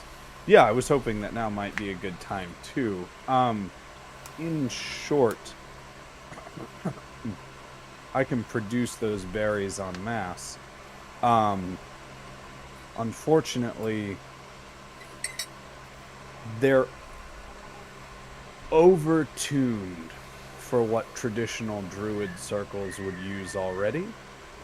I don't know if you've had experience with any druid circles and their sort of natural curatives like these berries, but I've avoided such things. that's fair, right? But anyway, a single one of these berries that I produce already is the base value in pure restorative power to any run-of-the-mill health potion that any alchemist could procure. I found in these north reaches that this supernatural frost tends to deplete them quicker than normal. So thus I've been having to infuse pre-existing berries rather than simply creating them, as I can do.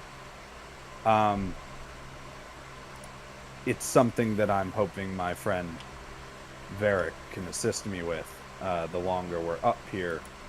But for now, what I can do is supply you with berries that would last 24 hours up until, for as many berries as we can procure. There is a market for the berries that I can simply create. However, you would have to keep them pretty close to hearth somewhere here. I'd give you 12 hours if you keep them by a hearth for them to retain their properties. But the reason I bring this up is because we do have an interesting cross-section of people here. Effectively, Bryn Shander seems to be home to many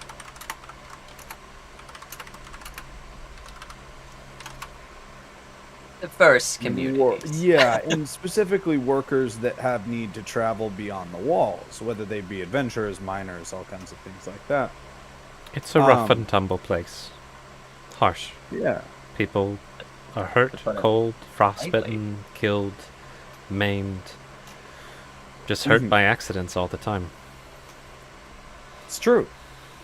So, for those seeking even just a cost-efficient meal alternative, a single one of these berries, like their Druid Circle counterparts, does provide all the vital nutrients that a being needs for a day.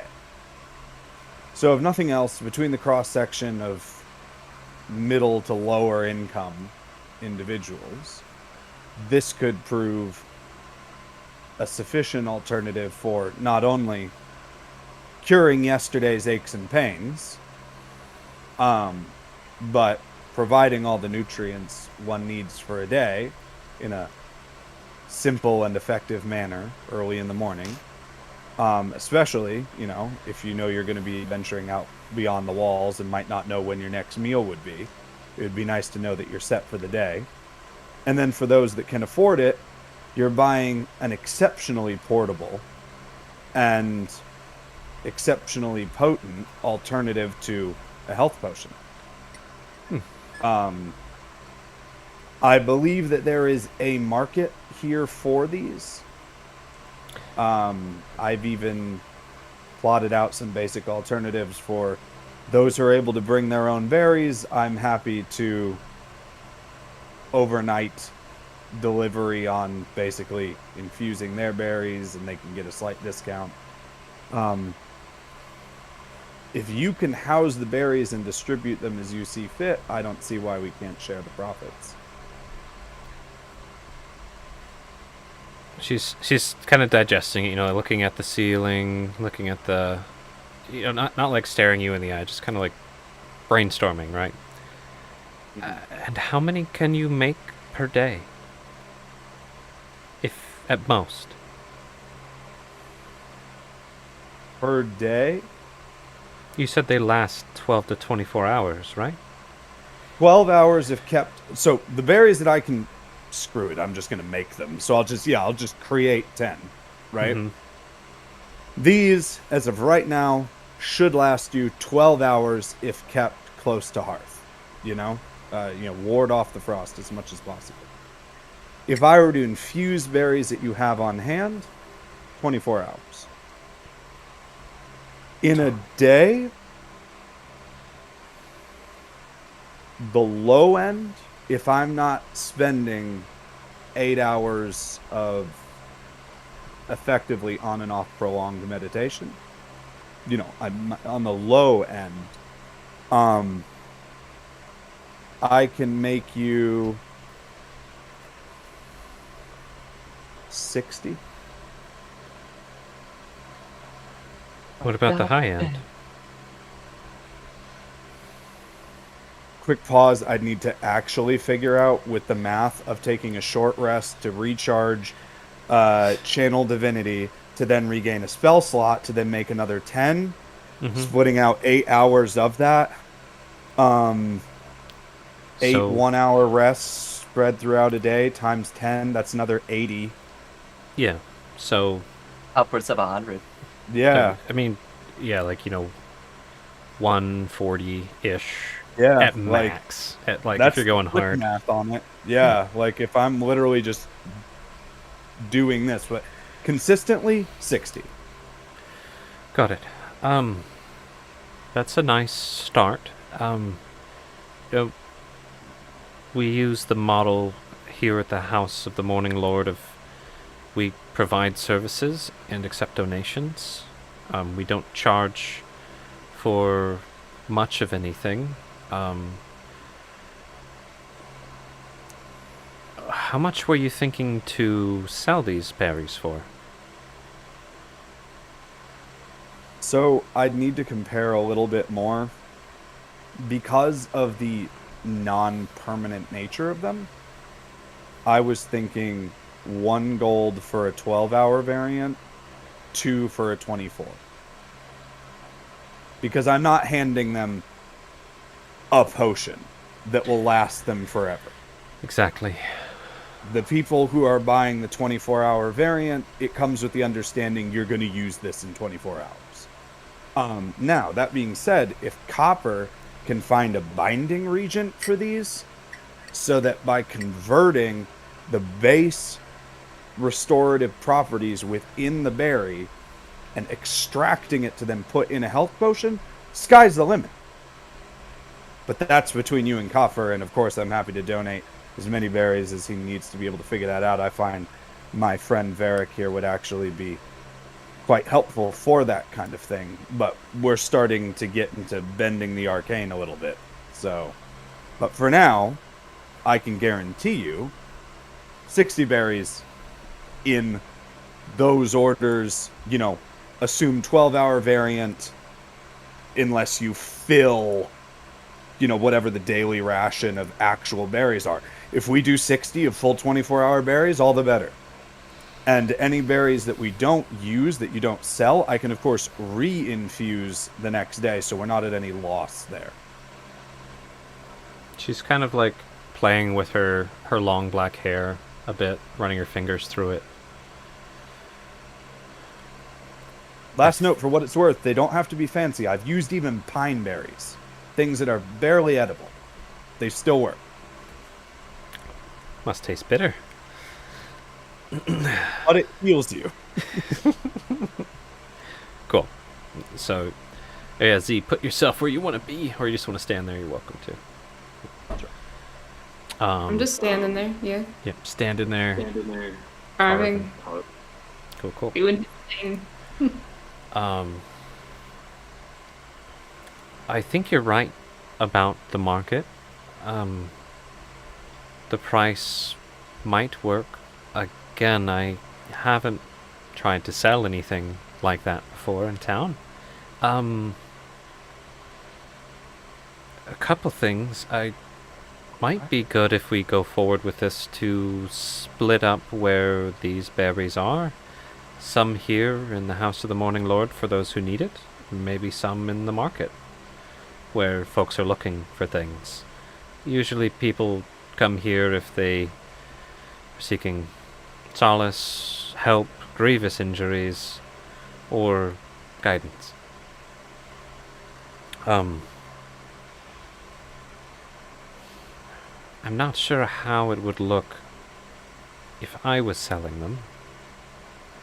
I could figure out some type of paying you back model, see if the berries could bring folks in who are giving donations, or we could sell them as a kind of affiliate of the church.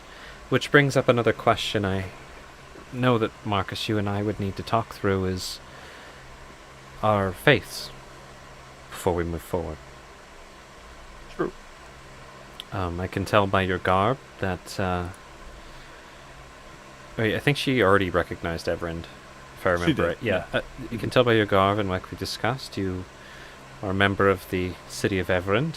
And I think I mentioned, I don't know if I have, but I'm a priest of Amantor, the Morning Lord. Are you familiar? You could roll me a history on that, or actually religion, not Sure, history. yeah. Sorry. Yeah, is Marcus maybe? Is Mike? No. Yeah. Marcus, do you know? Roll the religion. Anyone who wants to roll a religion, they can, except for Valis. You're kind of screwed on that one. Oh, that'll be a Actually, cool, dirty Yeah, Valis- thing. Sane, you have Valis advantage. I forgot. Valis don't know shit about religions. Yeah. One moment here. I don't know anything That- either. 19. Okay. We're getting some echo on Charlotte again. No. Don't know why. No. Sorry. We'll get it figured. Alright, so Marcus, 20, religion. Nice. Sophanus, nah. 4, who cares? And Sane with the 19. So, yeah, Marcus and Sane, you both know about the same amount. It makes sense why Marcus would know of this particular god. As there is sort of an overlap in market for who might be worshipping which god, right? So, yeah, so Amantor, they were an ancient Netherese solar deity of order, the sun, law, and time. You know, they kind of, the cyclical nature of the sun rising and falling, the warmth in the morning, the dawn, the kind of orderliness of it. They're kind of viewed as a harsh but really fair deity. They're often prayed to by, people who are already in power, if you know what I mean, who like to keep things how they are. Some pashas, some rulers, even some folk in the general, or in the armies, some soldiers of the southern lands especially, kind of pray to Amantor. I can't say that word right. Amanitor. Manator. Yeah. A Manator! Yeah. And then some powerful wizards who like to kind of tap into that lawful magic. There's also some say that a Manator kind of might be dead, might be usurped, might be known by another name, or several. But those worshipping this kind of version of this deity have fallen off in popularity, especially north of the sands, for sure. In fact, with So I was right in talking all my shit earlier. Yep. Actually, with the 19 and the 20, you'd know that a lot of folks have actually who they call this god by another name, Lathander, whose title is also the Morning Lord, but it's a different spin. It's not this lawful kind of ruthlessness. It's a deity of creativity, of the dawn, renewal, birth, physical prowess, self-perfection, vitality, things like that. Again, as there's been more of quote-unquote kind of peace down in the southern lands, this kind of this Lathander role has been seen as more of a appealing version of the Morning Lord, if that makes sense. Sound good? Anything else you'd want to know from off the top? Don't think so. But let's see how it plays out. Okay. The only other thing I'll give you with such high rolls, you guys both recognize the symbol of a Minotaur. Lathander is slightly different. It is more of a whole sun instead of the kind of dawn. It's the sun in its full glory. Zenith. Yes. Yeah, it makes sense. Yeah, like that above you zenith of pure, booming, radiant glory of the sun. God. Yep. Sometimes you'll see it kind of depicted as some type of metallic or gold or bronze of dome with the spikes around it for the rays, or sometimes as a more medallion shape, a round circle with, again, the different beams, and sometimes like maybe a red gem in the middle or red accent to the gold. Nice. Yeah. And now you have handouts. So you know that, Marcus and Sane, which makes sense given both of your roles.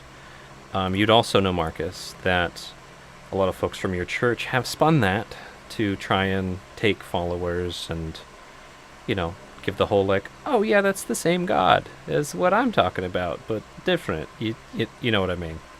And yeah, Sane, you've seen a few Morning Lord followers of different gods in your travels. It's more popular where you're from. So, as Mashan just brought up, matter of faith. With marketing these berries, are we to say that these are a product generated through the faith and divine power of Emitor? Or what are you thinking? Well, I'm certainly looking to create inroads here.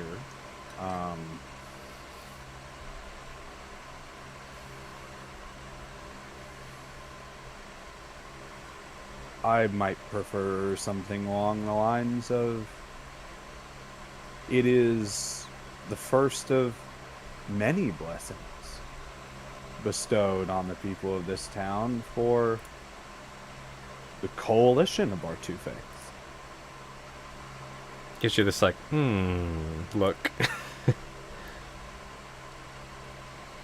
Coalition. Mm-hmm.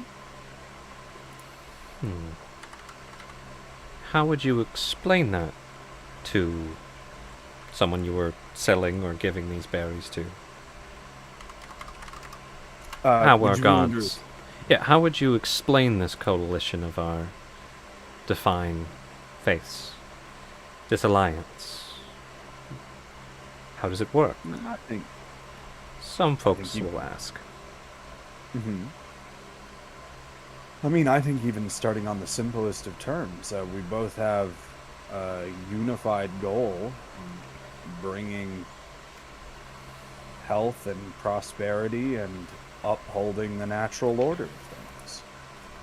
I think that's something that both of our sects have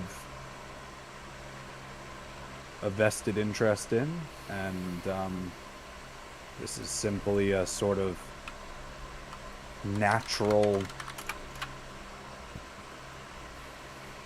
sort of convening of faiths. It's, we just support each other mutually in the goal of aiding the people.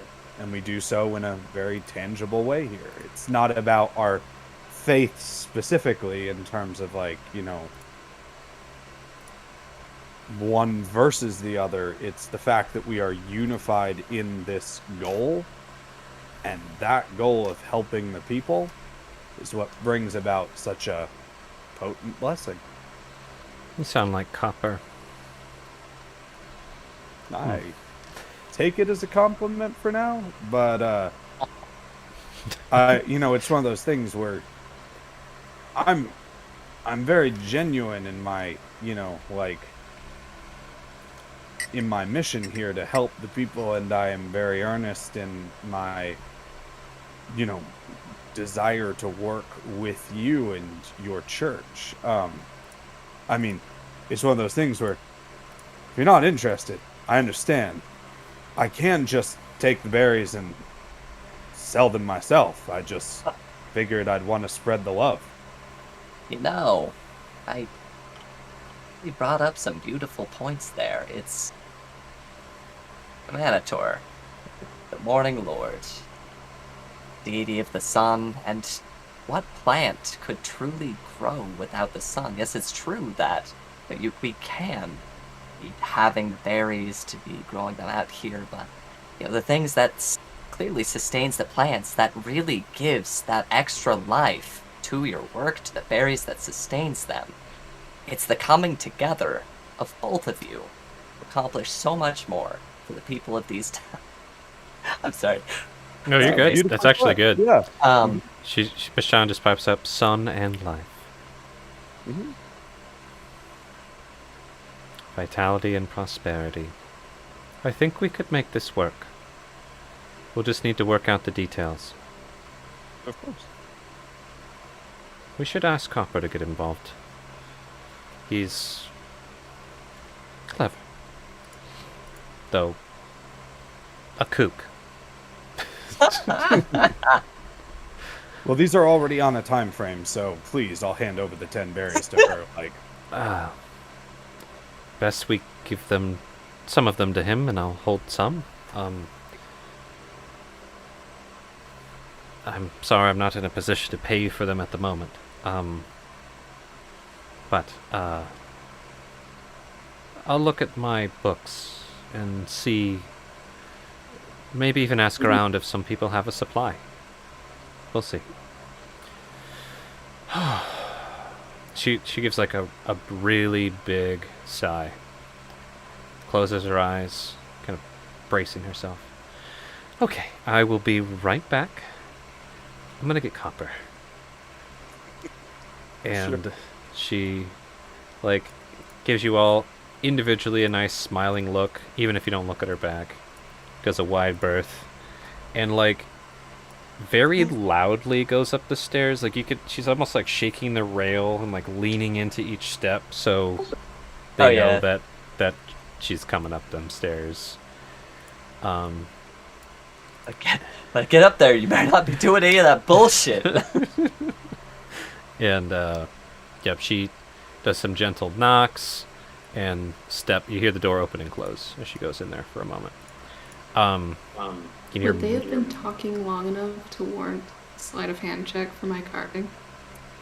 Sure. I'll say it's not the most progress regardless, but you can definitely roll a slidey. Yeah, you're listening. Probably a little distracted, but you're doing some of that, I know I need to carve there. I know I need to take that off kind of work, with the 8 slidey hands. You can hear muffled talking through the floorboard. They're kind of creaking as they walk around in the room, just some pacing. Anything you guys want to talk about before they come back, unless they're murdered upstairs? The only thing, just Sane would clasp on the shoulder for Marcus and just give you this look of nice.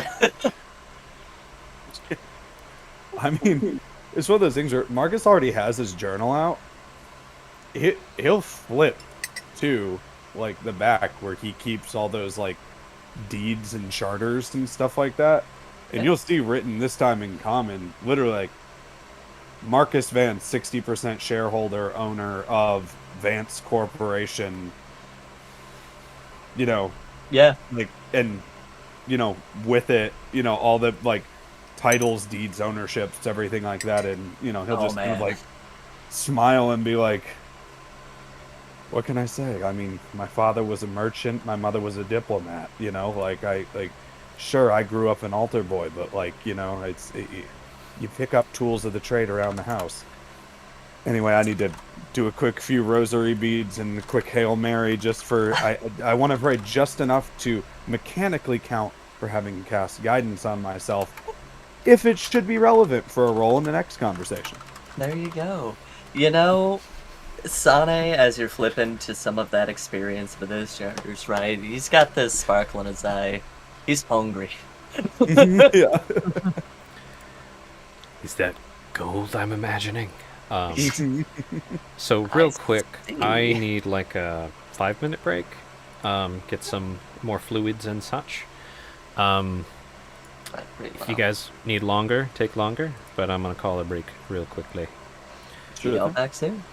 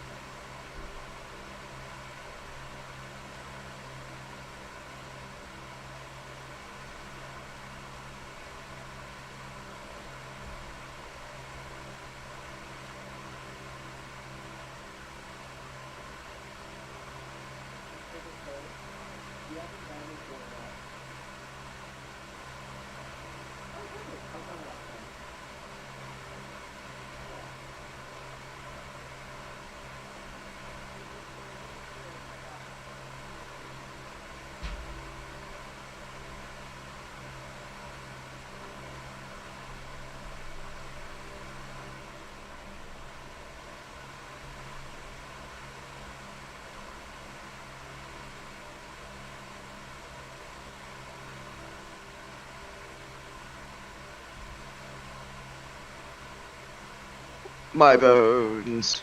I still can't believe Z got flamed like that. I know. Is he actually a guide? Has he been lying? Oh my guy. He is not. Mm. Just nobody's talked to him for more than like a minute at a time to ask him about anything. So like, why would he share information if nobody's asked about it? Mm.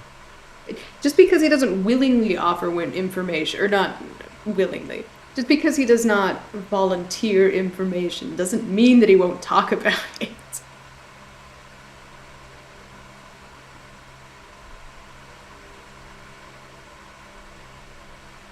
Although clearly when he tries, it ends in disaster. Ends in pauses and awkwardness. Yeah.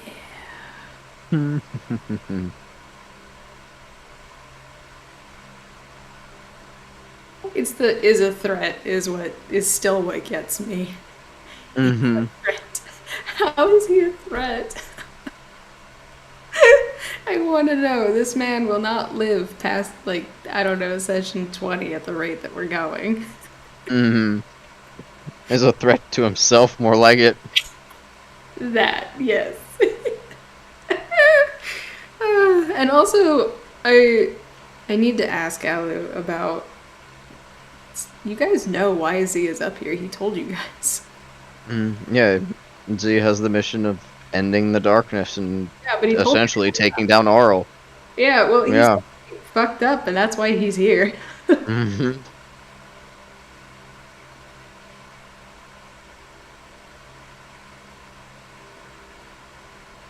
But Marcus does have a point. Did Z ask for this mission? And if they did ask for it, do they remember that? No, they would never have asked for this mission. Are you kidding? Who the fuck would request? No. Mm-mm. Who the fuck would request a suicide mission? Even if he doesn't remember it, no, this is not something he would request. You know what? Fuck it. Maybe he did. I will ask Gats, and we will determine that answer. I don't know. I don't think Z would ask for it, but maybe. Alright, Commander Shepard.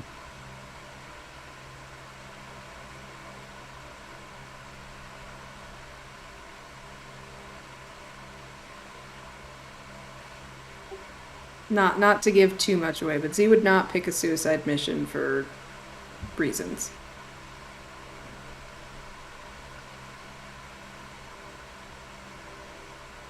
Trying to think if Valis would pick a suicide mission. I think Valis would. Yeah, he probably would.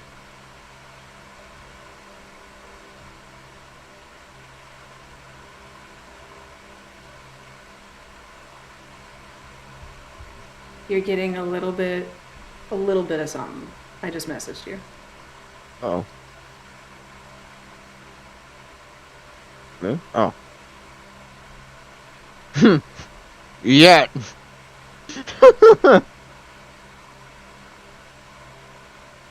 He's set off boy, remember? So is Valis.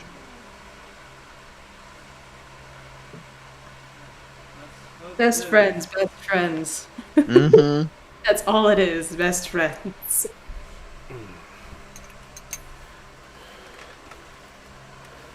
Probably gonna end up being, fuck it, let's go into the flames of hell together, I guess.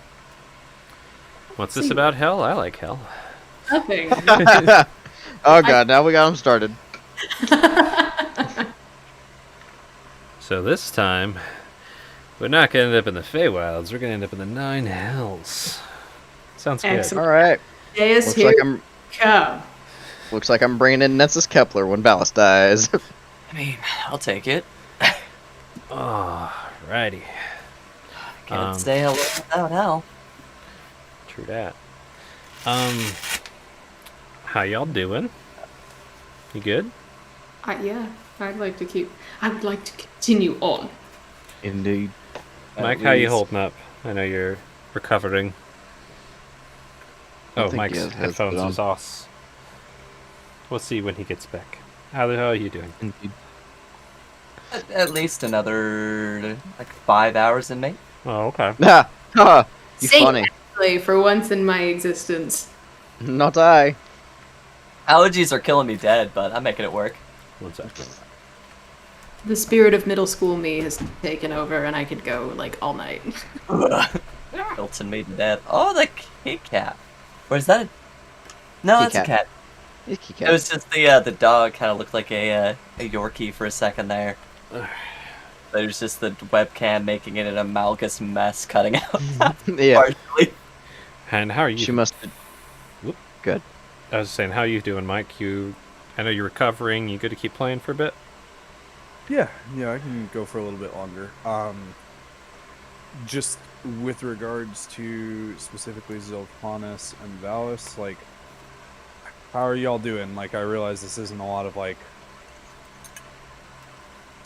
content for you guys. You're of course like, hop in, do a thing. You know, it's not because we're like, no, you can't play. It's I get that it's like it's a kind of one-track conversation. You want us to like fast play this stuff with Copper? Like, we can move on to other things. I was actually thinking we could get Varric Deer in on this copper conversation because it really seems right up your field. Like, Yeah. Alchemy, possibly. So, Do it. Charlotte and Joe, how are you feeling having the spotlight net on you guys for this long? Have you been entertained? Yeah, I'm fine with it. I feel like Valis talked a good bit at the start of the session in the bookshop. How about you, Charlotte? Yeah, still reeling from the flameage over here, but it's fine. Yeah, no, I mean, I have things I want to talk to Michonne about privately, of course, because. God damn it! Oh, The private boy. Michonne, there's something I wanted to tell you.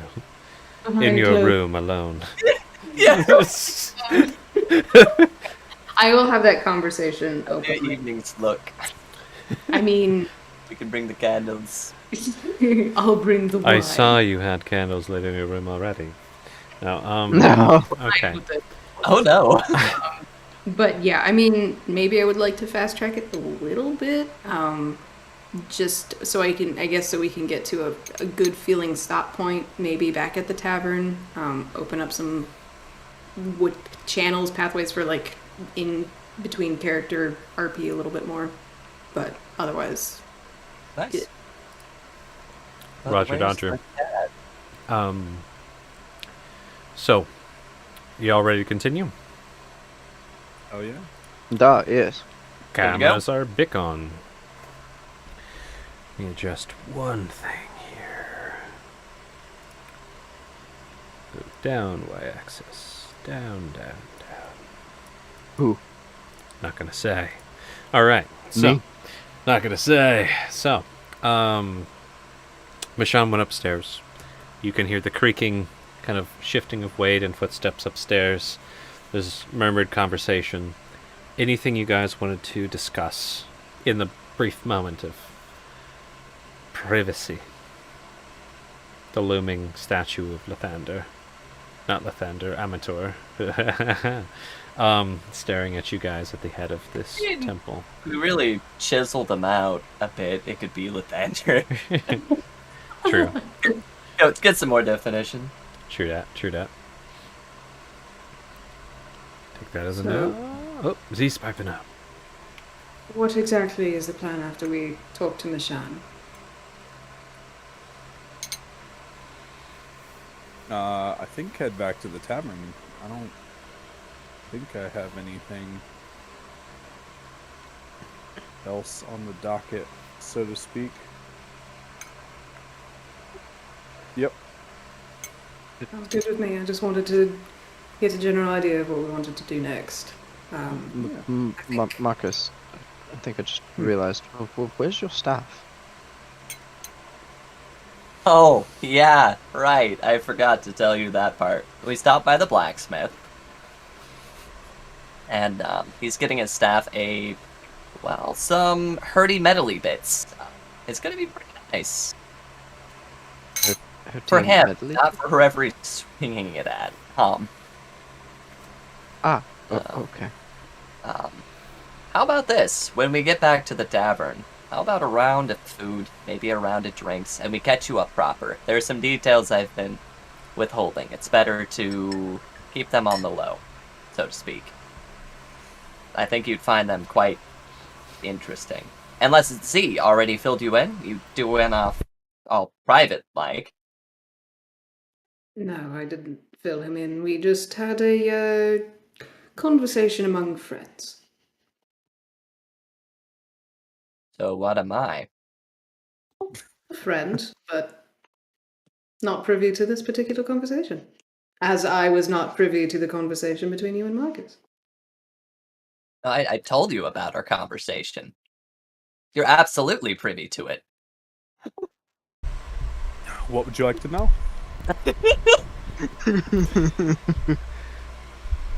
I will ask later when we are not in a house of the divine. Elves. It's an elf thing. Is what an elf thing? Is the sneakeriness. I thought. Tavern. We'll talk about it at the tavern. Alright, I did not realize I was being sneakerty. I apologize. Switching to a language I can't understand.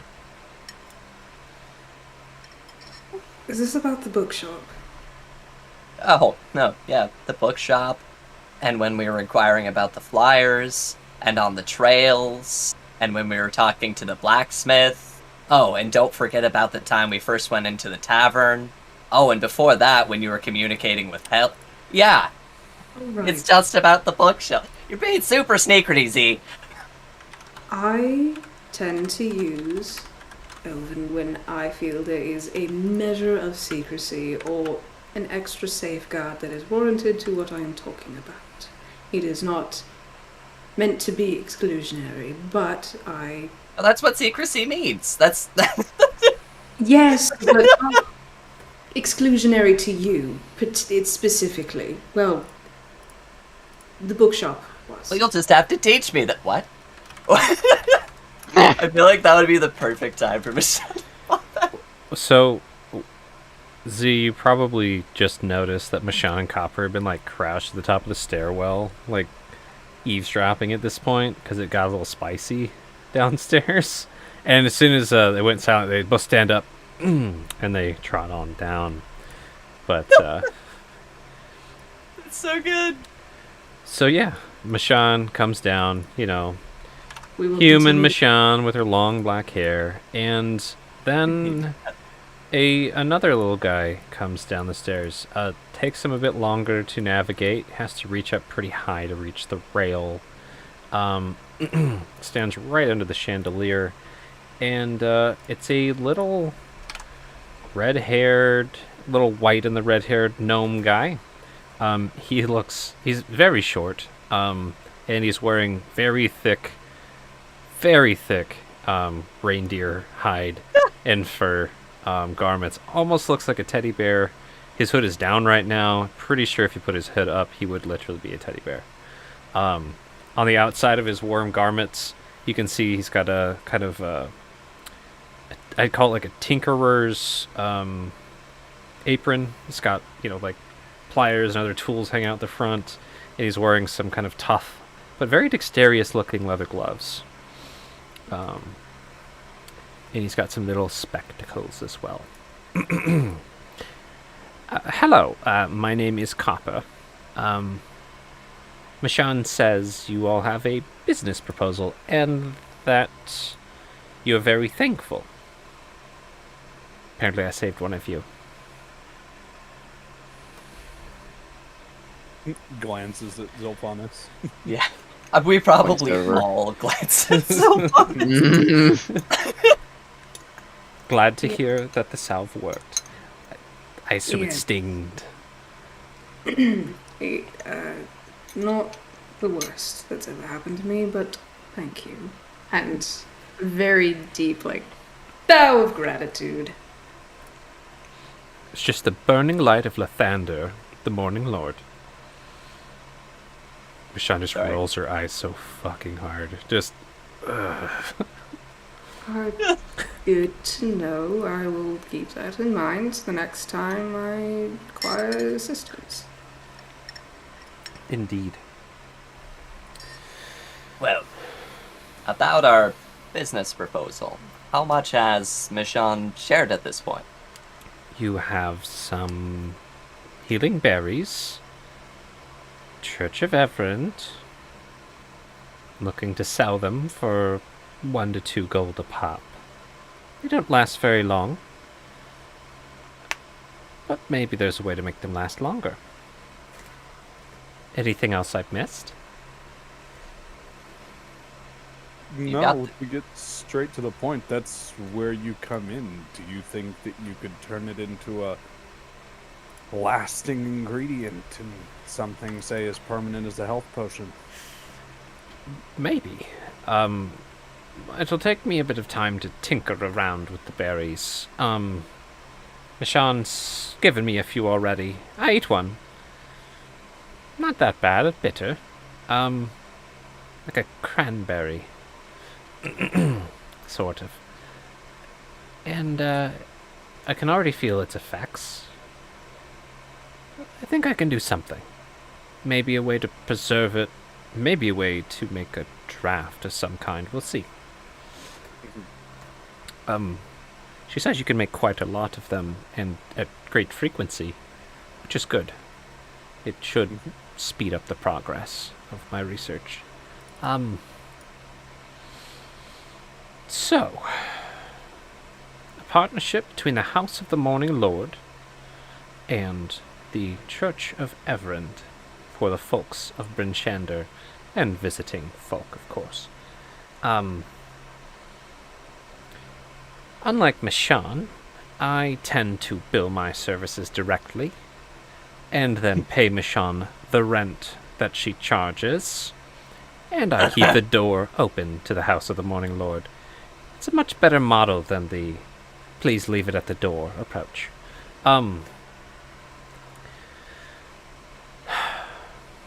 So, you need berries, she says. Doesn't matter the kind. Is there any changes if you use different berries? I'm sure there are. I haven't been able to Flavor. test Literally it as flavor. extensively, yeah, as I would have liked. The most obvious is simple flavor and texture, I suppose. Can I do a quick, like, sort of point of pride thing? Because Do whatever you want. came down and just like chomping on a berry. Yeah. So I have like some kind of pocket knife, right? You got a knife. Yeah. Yeah, sure. I'm gonna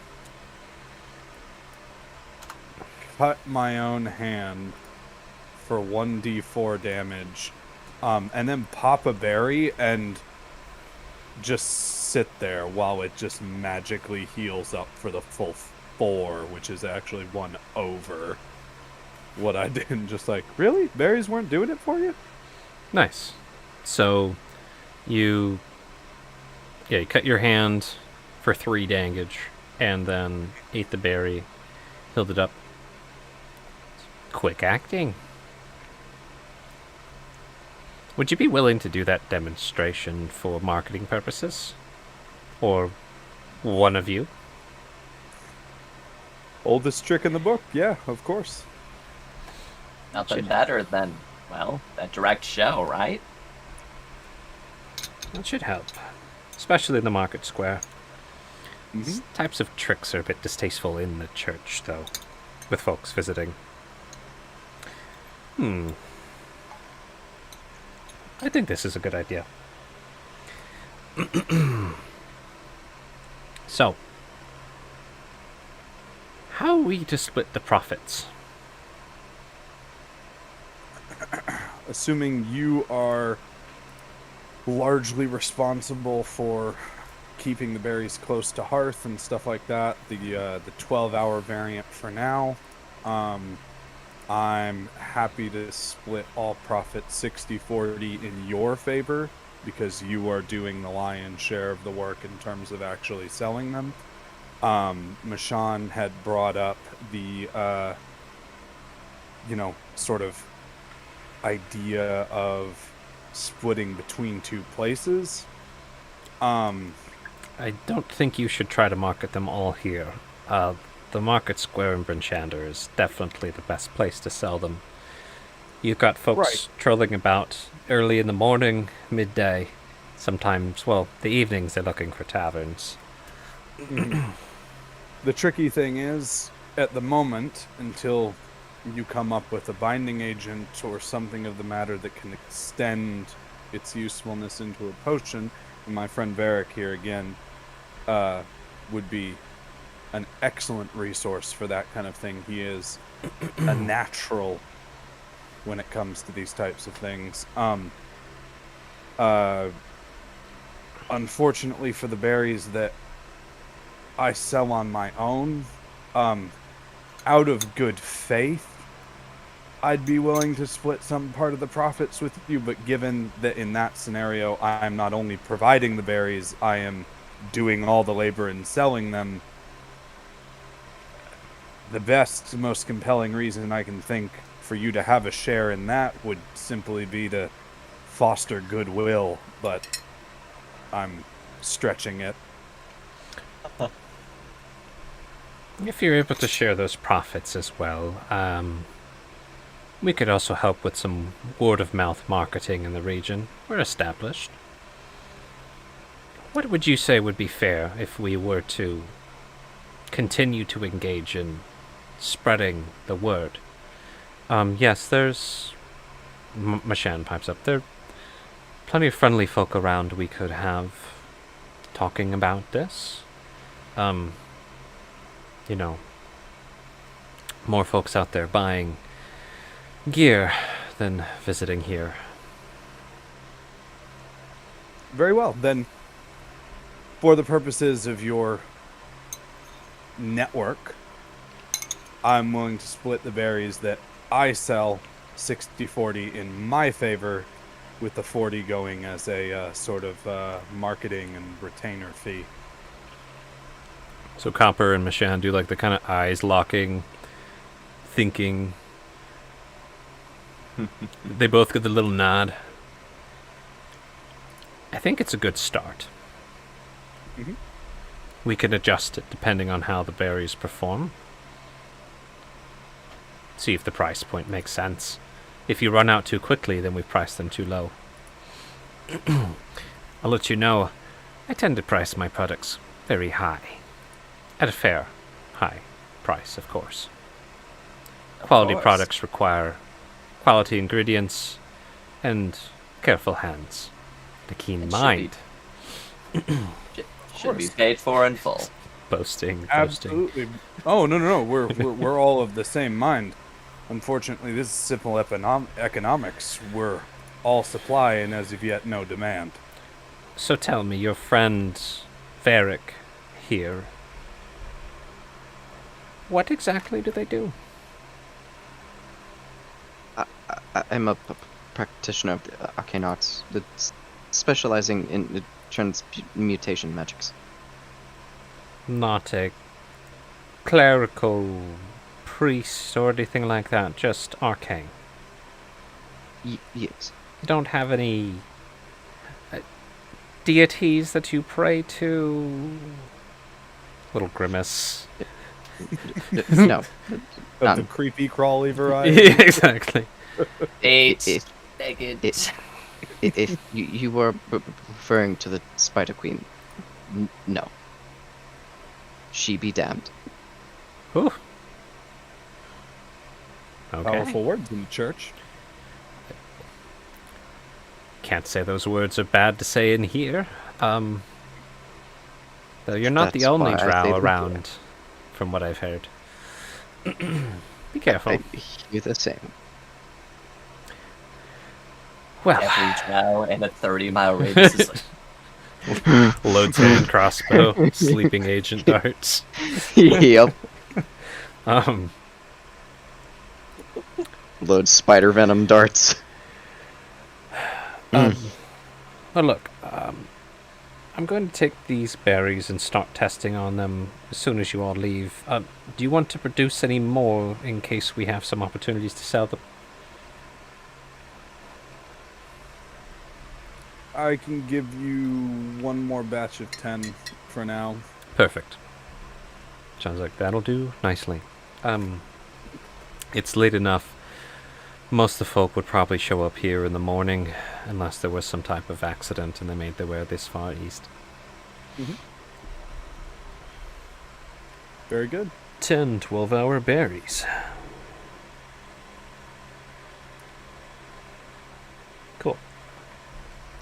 And then you left them 12, and they ate 1 or 2 to experiment with. So they've got basically 10 to experiment on as well.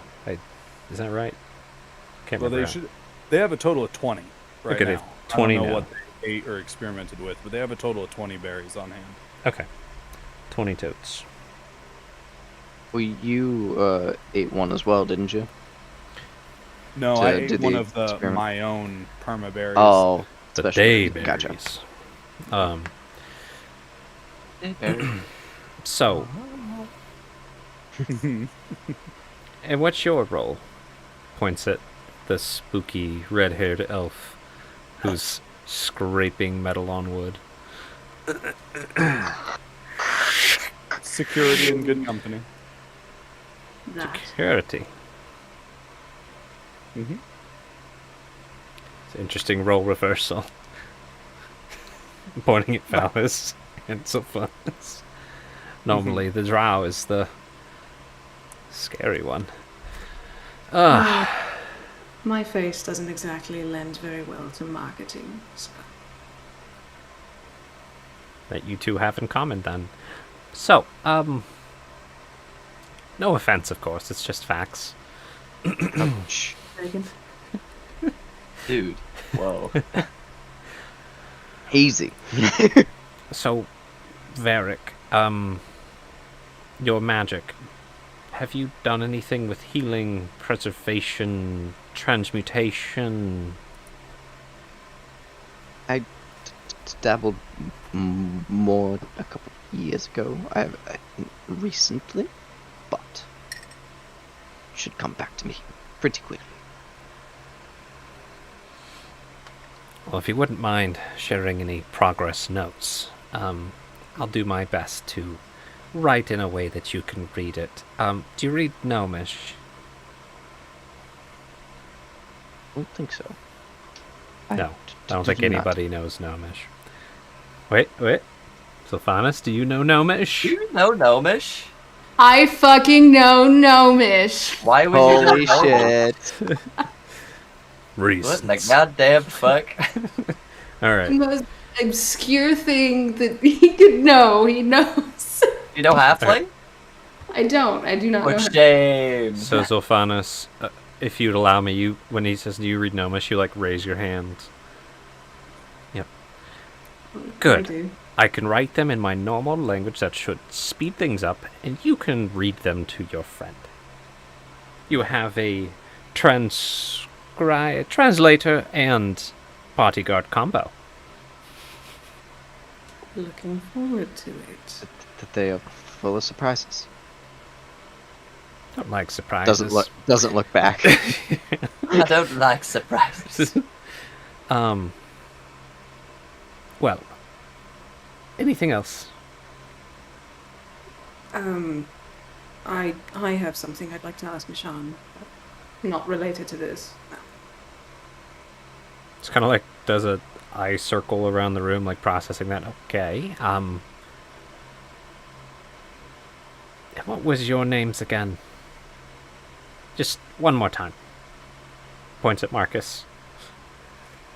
Sorry. Marcus, Varric, Sane, Zophanis. Copper Knobberknocker. Well, Goddamn legend.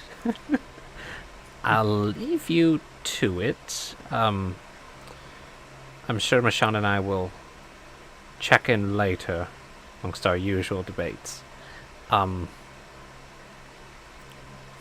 Remember the donation at the door? Salves cost Already a done. fortune. He just stomps upstairs. Used all 3 of them immediately. And a little door slam as he gets frustrated at Mishan immediately.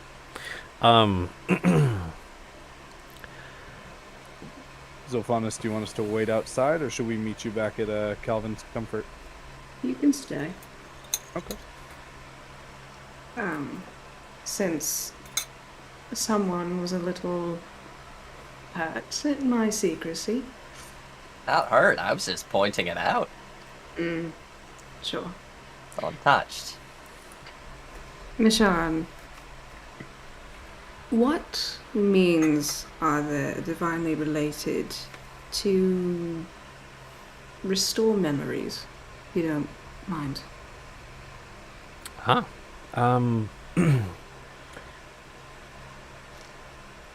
There are certain restoration magics out there, depending on the nature of the memories.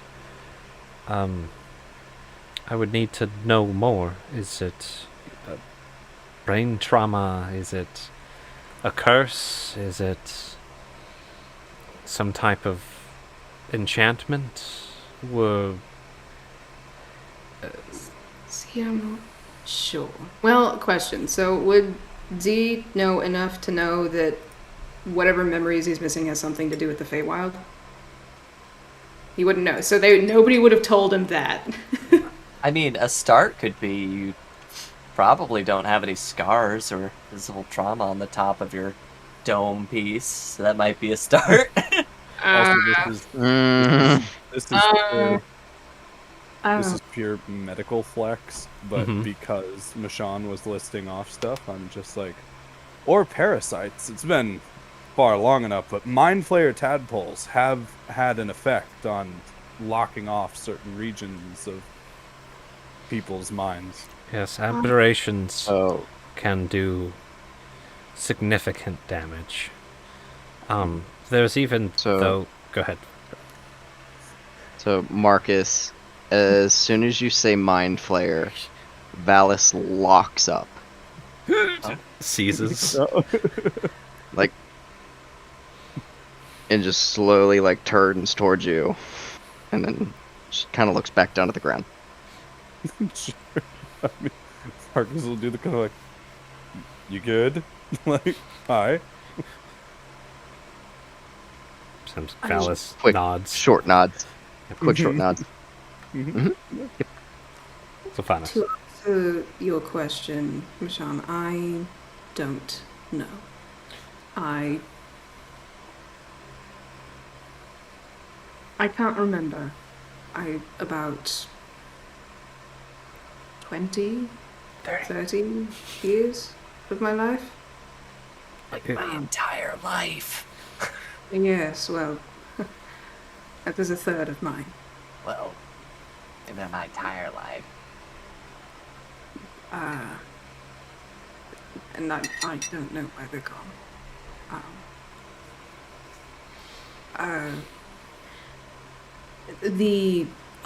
There is one more that's much further back.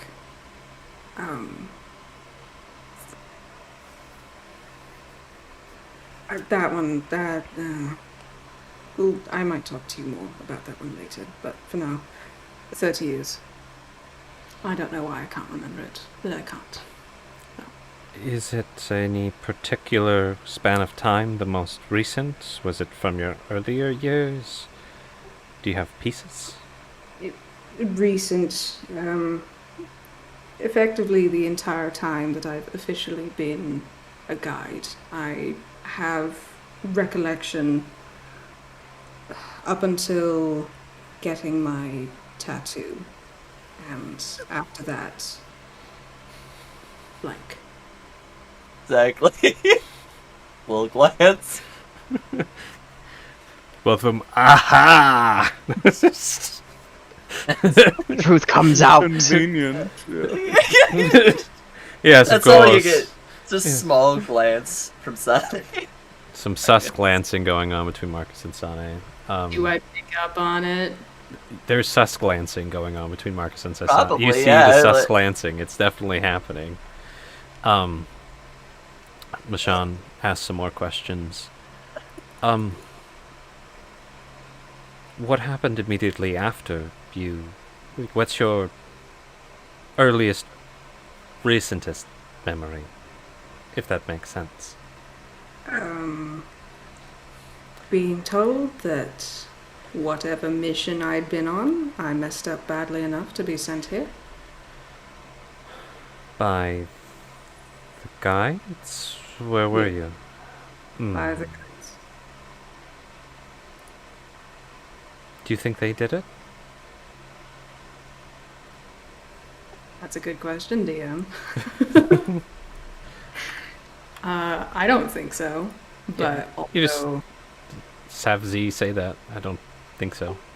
I don't think so. No, there's not really a reason to remove memories of my entire life as a guide, or at least most of it. A lot of what I know and the knowledge that I have is important. It matters to my job, frankly. So no, I don't think they would. They said you messed up. They didn't say you were injured, killed, resurrected. Nope. That makes it a lot more tricky. If it was just damage to the brain, easier to fix. If it's something spiritual, that might be difficult. Could be a number of things. I doubt that. My connection to my goddess is fairly strong, I would say. And who's your goddess? You probably know her as Ilana. Just kind of grimace a little bit. I don't. Yeah. What can you briefly? Do you have any notes on them? Literature I could peruse. He's just like pamphlet. Michonne has no idea. I have her symbol, but I do not have any of her writings or anything on me. Do you mind showing me the symbol? Of course. And he'll reach under his scarf thing and take off the torque and put it down and tap on one of the unicorn horns. I think everybody's had the torque described to them. Describe it Hey, again. isn't that the side of Mia Leaky? No. So it looks like it's just made of like either bone or like elk horn or something, and it has a small like hinge at the back that he just kind of undoes. And as he sets it down, you can see around the front of it, it's got two unicorn heads facing each other, and it's also got something written in Elven around the band. What does it say? Oh. Valis would probably be the only one that could read it, but he's not paying Winston. attention right now.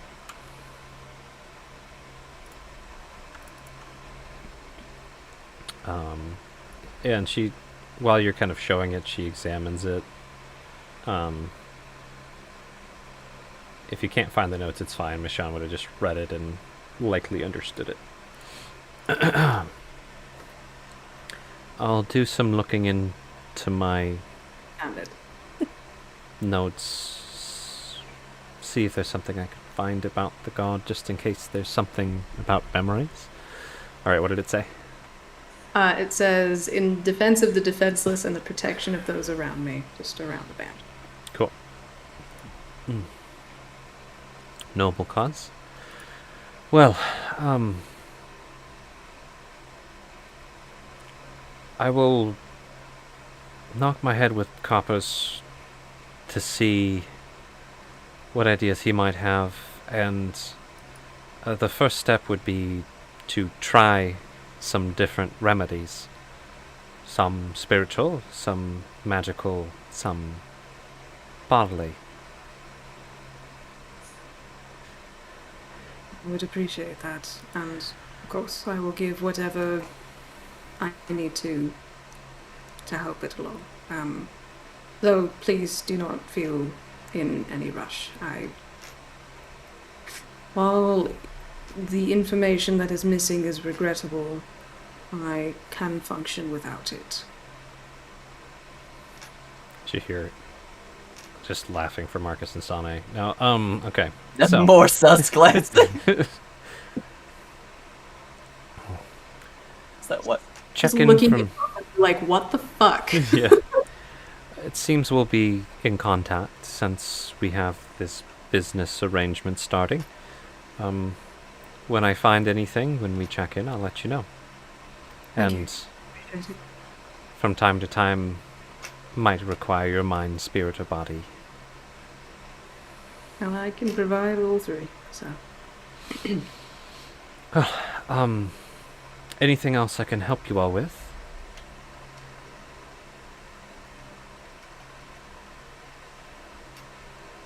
I think I need some air, and Valis will get up out of the pew and walk out the front door. I'll walk you out then. Thank you. No, thank you. It's all right. And he just kind of speed walks out. Gone. Got it. Any last things you chat with Michonne about as you're exiting? You get that polite, like, oh, thank you so much for your time, and then, like, locks eyes, drops a few silver. Mm-hmm. She looks, and like by that time she's over by the door, right? Yeah. Sonny, you're plopping some Sylvies. Marcus, you leave too, I assume.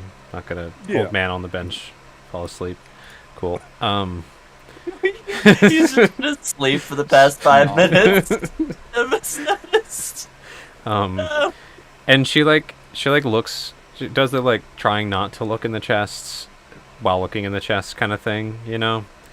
And there's this like, you could have sworn Sane and Zilphanis, Sane because you're locking eyes with her, like, she like furiously stressed twitched her eyes because it's just some silver, but Yep. she's keeping that smile, like, so gracious about the So silver gracious. donations that you gave me. Here's some quarters. Even though we gave you a super expensive salve, that's fine. Yep. And then yeah, y'all's out of there. So as we walk out, I will tell Sane what the Torque says. We're those people that tip 93 cents on an order. Just get to that dollar mark. Like, got it. Nice. That is admirable. So that's how that reads in Elven. I'll have to remember that. Those all seem Nice like go. pretty key words. Whoa. Yeah. So he just gets fucking tossed outside the Don't worry city. about it. You Alright. know how you asked me how I was able to seemingly get in front of Tom while we were on the caravan? Oh yes. And Merrick. That this talk is why. Wait, that was your Marcus and Ferric. Do either of you know how to identify magical items, or even just tell if it's not the properties? Not.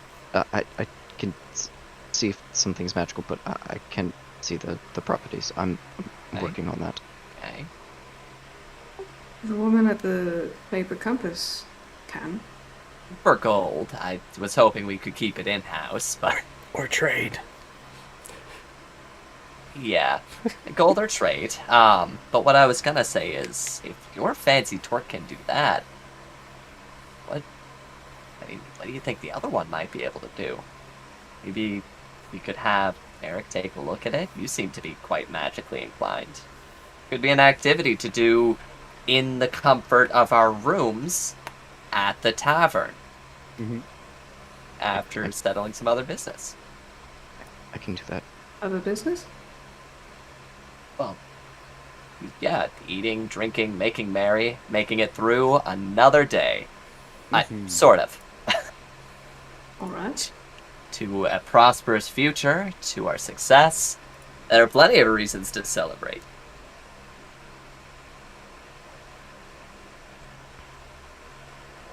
Alrighty. So, it sounds like y'all's heading to the comfort yet again, Yeah. correct? And it'd be helpful in case we wanted to sell some berries there. Yeah, not bad to split it 3 ways. Mm-hmm. Okay. Find a moment here.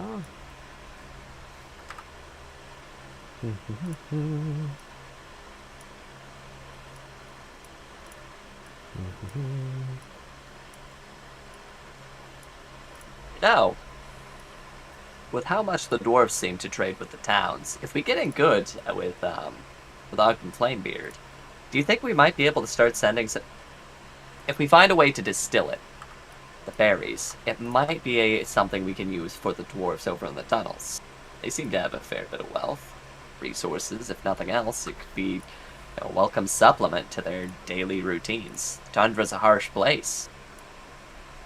Oh, 100%. You're speaking my language. I've actually been trying to get in the good graces of the dwarves for some time. You found Gawain and myself doing just that. I think that they will be a great asset to us, and especially since meeting Helg and learning of the fact that there are new mines yet to be founded and everything like that. They are a, well, forgive the pun, but a veritable gold mine just waiting to happen. And yeah, no, I've been desperately trying to lay the groundwork for that, and I think these berries will go a long way for doing so. More on that again when we're in the privacy of our room and even just a few more 100 yards away from the church. Exactly. But yeah, Of course, my new friend. I think you don't have to carry all that weight on your shoulders. The work doesn't need to be all yours to carry. I think this can be mutually beneficial.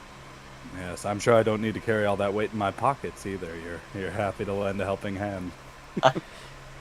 Well, if we're talking about carrying weight, kind of like gestures at himself. Probably not the best to help there, but I get your meaning and your jab. Quick question. So you're all walking back towards Coven Comfort, which is basically Market Square. Are you guys swinging by Black Iron Blades to check on your stick, or just leaving that for tomorrow? Yeah, I mean, he said it would be an hour. He said maybe a couple hours, which it's been. Yeah, I mean, I don't really want to get hung up there. You don't have to. I'm just saying, do you Okay. want to stop? You could literally just stop by and grab it, and we can just Sure. gloss over it, because I don't think there's anything else we'll you see that. guys want to do Breaks there, in the back unless... window. Yeah.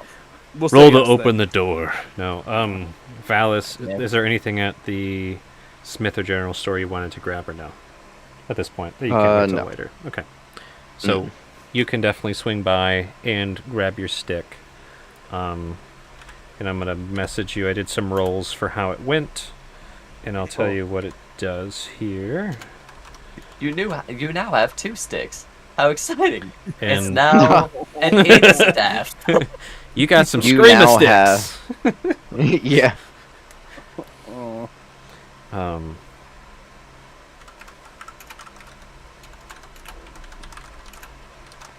But yeah, you guys make your ways to Coven's Comfort, and Garn definitely did some like boasting about how awesome it was and how quick he did it, and check it out, it's great. Just check it out next time you get a real good hit in. Nice. Normal salesman stuff when you're giving someone the product you made. Turned out better than I even planned. That kind of thing. No. Of course.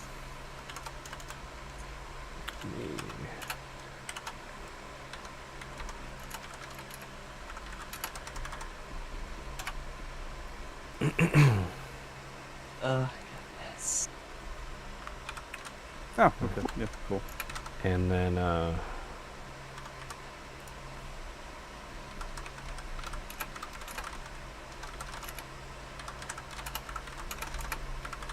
you go.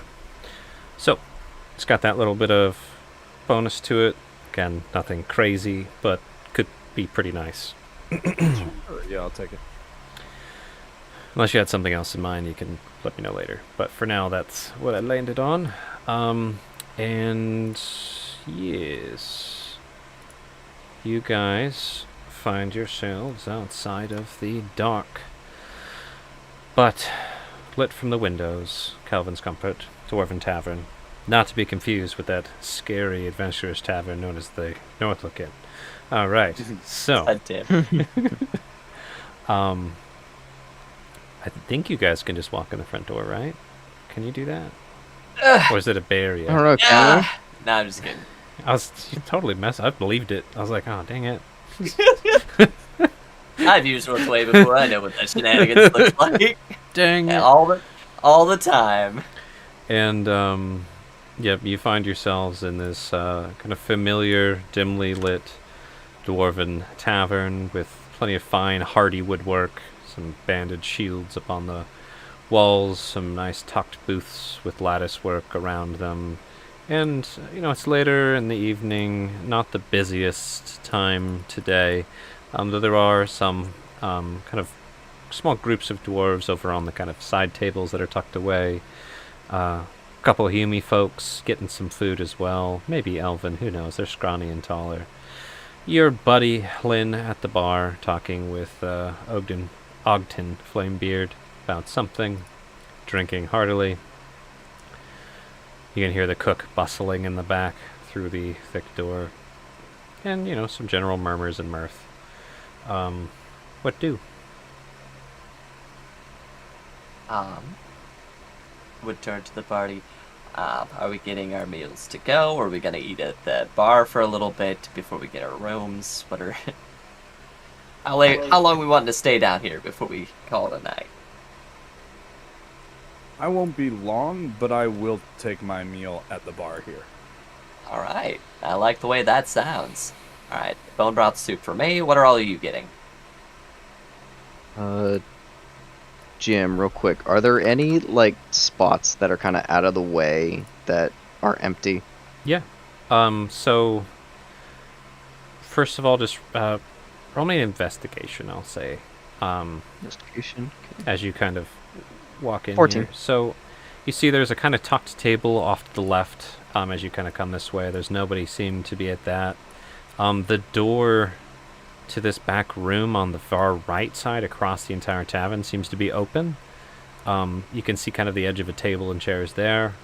Though you don't really have too much of a memory, you do recall going upstairs. There was maybe another sort of meeting room or something up there when you kind of walked to your room one time. Though you didn't get a good look in there. Unfortunately, you don't remember yesterday. Or earlier today, rather. Remember. But yeah, there's a couple tucked away spots that seem to be available. Depending on the level of privacy, you might want to grab a room upstairs. You might want to go to your, lodging upstairs. Yeah. What else? I think Valis is just gonna get his food and then go to the table over here. Okay. So Sane, Just you wanted not saying anything to anybody. some bone brothy soup, right? Yep. Bone broth soup and an ale. Dwarvy ale, I assume. Yep. Okay. Where's them ales here? 5 silver for all of it. Oh, perfect. And anybody else have anything in particular you want to order? Soup and a cup of water. You just copy Insane, basically. Yeah, just water instead of ale. And Sane bone knows all bone that. broth soup good by you. Yeah. 1 silver. Okay. Anything else particular? Alrighty. You getting foods though? Foods and drink? Yeah, I'm just gonna have to use the last thing I got, which is my gem. Oh, no, I'd pay for it. Be on him. Yeah. Oh, thank you. But yeah, I'll get the same as Valis, and then as you'll say, I do hate to be disappointing, but I will be up in our room should you need me.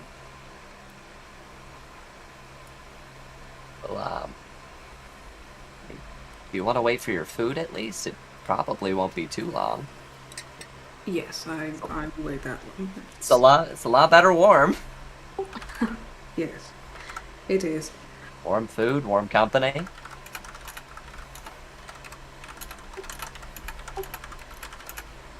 Yeah, it's been a long day. So, how are we splitting the rooms? There's just the 4 of us. Oh, Maybe 2. You and me in one. Marcus and Varric in the other. Works for me. sure. Yeah. Works well enough. I don't need anything fancy. Alright. one last check. So 1 silver for Z. Marcus, you do smell that smoky, meaty smell coming from the kitchen. Is there anything in particular that Marcus is going to go for?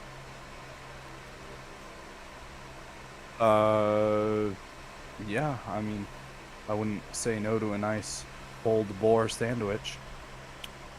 Cool. Well, I can't remember what the price I threw on that was. It was a couple silver, right? Like 3? Sure. Yeah. 3 silver. Sounds Um, awesome.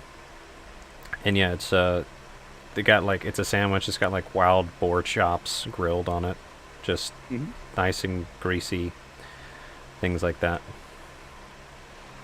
Oh, yeah. So, Ogden quickly gets Sane his ale. Everyone else is getting water, I think. Right, Marcus? I need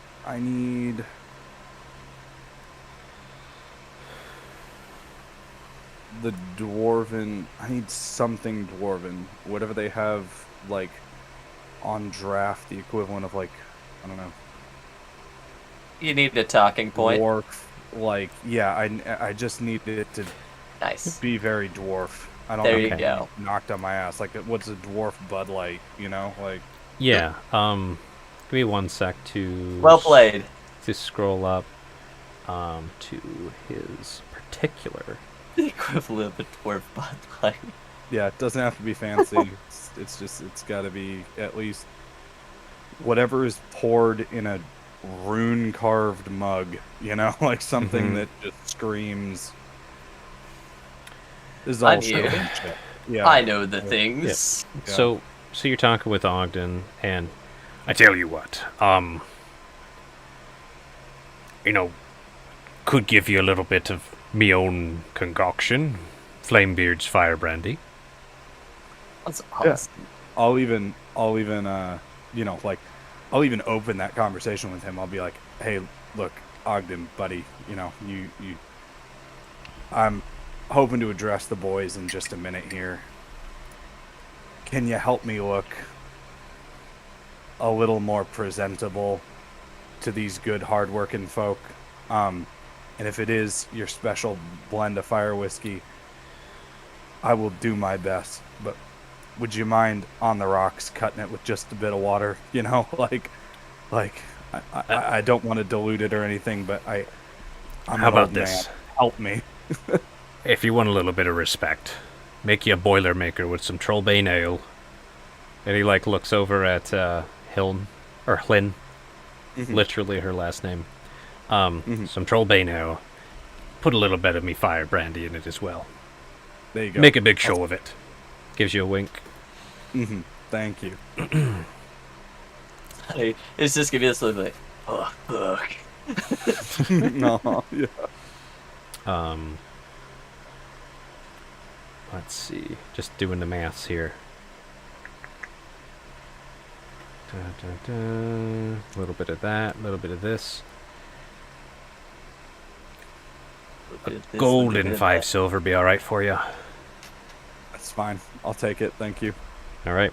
And he's like, one fiery troll coming right up. And he like makes a big old show of it, gets the Trollbane ale, like gets it all head on there, and then like he has a pewter shot glass, and he just drops it dramatically in the mug. Hands you a Battlehammer mug with all of it. Damn. You can see the kind of the bubbling carbonation from the ale just fizzle out as the more potent alcohol just kills it. And there you go. Boilermaker. And I'll bring sandwiches and bone soups over to your table. Just holler if you need anything. Of course. Flynn gives you all a nod. Woo. Cool. Oh, are So- we actually going to 2 separate tables? I think It's okay you're if we are. all were gonna go up into this one, right? Valis scampered over there. Mm, Yeah. He Or- kinda or ordered were and you went over guys- to the table. I need to address people, so ultimately I guess I'll just stay at the bar for a minute and then join y'all. Yeah, I was gonna say, Sane would just, before we join the others over there, need me to do any upselling?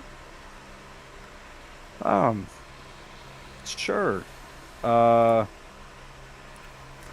Look, I'm an old man. I don't know how hard this is gonna hit me. So I tell you what. Remember the trick I did before? The knife trick? Do? If you can do it with that big knife you got to make it look all the more impressive, that'd be nice. I'll give you one of these, you know, and hand you over one of the, like, actual life berries. Look, you can cut my hand if you want. I just literally, I'm about to drink this thing. I'll take care I of don't want it. to miss, you know what I mean? Yeah. And then the only other signal I have is basically the plan is this. We're telling the good folk here, we're talking them up, telling them that they're the backbone of the good economy, and as such, I am doing a special promotion. Anybody who can bring me berries of any kind, pick your favorite berry, whatever, I'll be magically infusing it, just like this berry here. Sell them on all the points. Has the strength of any healing potion and the nutrients to last any good hard-working folk for an entire day. If I patch you twice on the back, I am piss drunk. You need to talk. Alright. You're But, doing half the yeah. work for me here. This product is basically going to be selling itself. Yeah. So. Alright. Let's go check in with the others. Food should be ready soon. Mhm. At least get a few bites before you before you Yeah, decide have to play something that in my troll. stomach. Yeah, exactly. Just real quickly, Valis, how do you communicate that to where it actually ends up to the bartender? Do you ask yourself? Do you send Sane? Do you ask Sylphanas? He probably would have asked that when he was ordering his food. Okay, so It was something that I thought of after the fact. yeah, no, you're Hey. good. So Valis asked if Ogden has any grape juice. Ogden was like, Yeah. "We got some fermented grape juice if you'd like that." And and you're just like, I- "Nah." I don't want any alcohol. Sorry. Not even a little bit. You sure? I'm sure. Thank you. Though, just regular grape juice. It's like grape juice, but better. No alcohol at all. Really? Yes, please. I'll see what I can get the cook to do.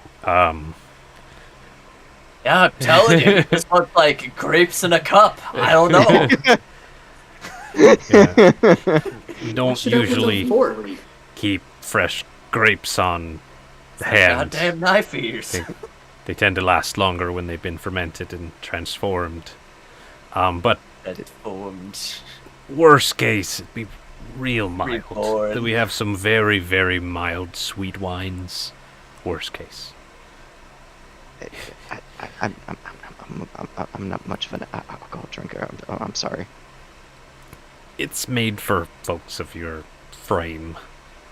But I, I'll see what I can do. Tell you what, if it's awful, you won't have to pay for it. If you like it, you can have it. Deal. Cool. Good thing Thank you. said deal. It just gives you this look like, In a little Mhm. while, he Pretty he good. comes out with it's a for lack of a better term, it's like a Merlot. I don't know if you know what a Merlot is, but yeah, it's like a Mhm. super yeah. sweet, wet Merlot, that you might find in like a wine box, kind of thing, and kind of tastes like candy, honestly, like actually candy. sounds pretty good. It's really cold, and he brings it out. It's very, very mild, very sweet. Yeah, we give this to Did- the kids for a treat. Does he get the sense that there's alcohol in this? You sip it, Actually, roll me a medicine check. Just, Okay. it's so little. Yeah, 10. there's the taste of a little bit of alcohol in there, definitely, but it is very, very sweet. Does he feel like if he drinks this and eats, he won't? It'll be fine. Okay. Yeah, it's very mild, unless somebody roofied it. But I think you're fine. Yeah. All right. Okay. So He'll deal with it. you guys start gradually getting your goodies. Sane and Marcus are ramping up. We have to end soon. So go. Okay, perfect. Yeah. All right. So to that end, I'll, kind of step out into the center of the floor a little bit and just call out to the tavern at large and be like, my friends, if I may have but a moment of your attention, please. Roll a Anyone looking up at tables? performance real quick. Sane will be helping out here. Oops. Performance, huh? Yeah, that's what I was afraid of. So that'll be a 3. So you basically came out just like you said, like, my friends, hey guys, check this out. Sane, you have a chance to wing it up. Yeah. You're in Wing a it. dwarven tavern. Let's be dwarven. Brothers, sisters.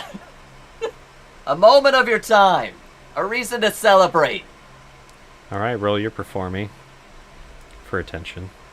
15. 15. There you go. So now you got some Raise the attention. flagon. There's the scooting of chairs, the shuffling of thick dwarven boots. Continue. Damn, listen, thick boots. Yeah. And just so, again, keeping it quick, just, it's no secret. Obviously, I've talked at lengths about it with my good friend, Ogden. You all, to me, represent the backbone of any good functioning economy. And to that, I raise my fiery troll slayer to you all. And take a swig. Nice. I drink to that. And Yasani, you've got your just dwarven battlehammer ale that you're Oh, yeah. drinking as well. And yeah, you get a decent response. Let's see, who would this be that... Hold on, 1, 2, 5, 6, 7, 8, 9, 10... As some of these little NPCs just start becoming tokens, like actual NPCs. Okay, so this dwarf is already plastered, comes out, and he's like, yeah! Yeah! Just like raises 2 mugs. A drink to that! Perfect. Ogden, I want one of those! Flaming troll! And like Yeah, that helps a bit. Some of the folks are like, yeah, fuck, that guy's a dwarf, he's in on it. And yeah, you get a lot of mugs raised. A lot of curious, like, okay. But some of the folk keeping to the... they're listening, but they're not turning and standing and things like that. Look at the hype up. Mm-hmm. And to that end, I would like to make you all a special launch day offer from Vance Incorporated to all you fine workers here. I happen to have a fine range of magical restoratives and curatives, and I would like you all to benefit from them, as my good friend Sane here will demonstrate, and my friend to our new dwarf who just stepped up. Can I get a drum roll? What? Yeah, so he comes over, and he takes his axe, like, gripping it with both hands in front of him, and he goes Yeah. on the table, up and down. The table's Sane's like, gonna be- integrity is being tested, but it's dwarven made, so it's okay. Sunny, of course, will be playing this up. What better community? The backbone. Those that have bled for this guy. And He- as he says that, He's coming around to you guys while he's doing his drum. He's like drumming and walking around the table in circles now. Oh, wow, yeah. yeah, matching the words. Gonna pull out his big ass fucking knife, right? Yes, knife. And is going to draw a big old bright line of blood. It's going to be in a similar place to you know, if you were making a blood pact, like Mhm. Okay. show it, like Mm-hmm. And I'll. Yeah, sorry. Go ahead. Okay. Just because there's an interesting NPC having interesting happenings in their brain, roll me a performance just for the boy next to you. He's getting pretty into his drumming, but I want to Sure. see if he sees what you done did there. 11. Oh, yeah. Oi, look at what he did. He done cut his hand. And you feel a strong grip. A strong grip under your groin as he hoists you up onto this table. Yeah. Oh, Sai's Just- all about this. Roll me acrobatics real quick. Might be all about this. It's a 22. Here's the thing. Sane jumps up on tables often. yes. So, like a ballet Not a drop dancer, filled. Sane gracefully lands atop this like shifting, gyrating, thrumming table, and like the vibration on the table is actually making your blood like dramatically spatter around a little bit. Yeah. And yeah, his drum roll, please. You guys are getting some good attention. Some of the folks who were hiding away are peeking out now. Continue your demonstration. Yeah. This magic here, practical. Something like made for all of you hardworking folk. Gotta pause a moment, pass it back off to you. Yeah, no, of course. Yeah. He speaks true. One simple restorative berry from the Vance Corporation, packs the healing punch of a full health potion and gives all the nutrition that even hardworking folks such as yourself could need in a day. Go ahead. Raising the berry, letting everybody get a good look at it. He's gonna hold up his hand, eat the berry, and will basically give the entire room a nice show of like how it's healing. Right after it's done, we'll probably like give it the wipe to show like, yeah, this straight happened. Like that's my blood on the table, Mhm. and that done fixed it. You get some dwarves like kind of like shrug and turn around back to their meal, and some of the folks in the tavern are watching intently. The human folk in here, or the human or elf or whatever folk, the taller folk, seem a lot more interested. Overall, on average.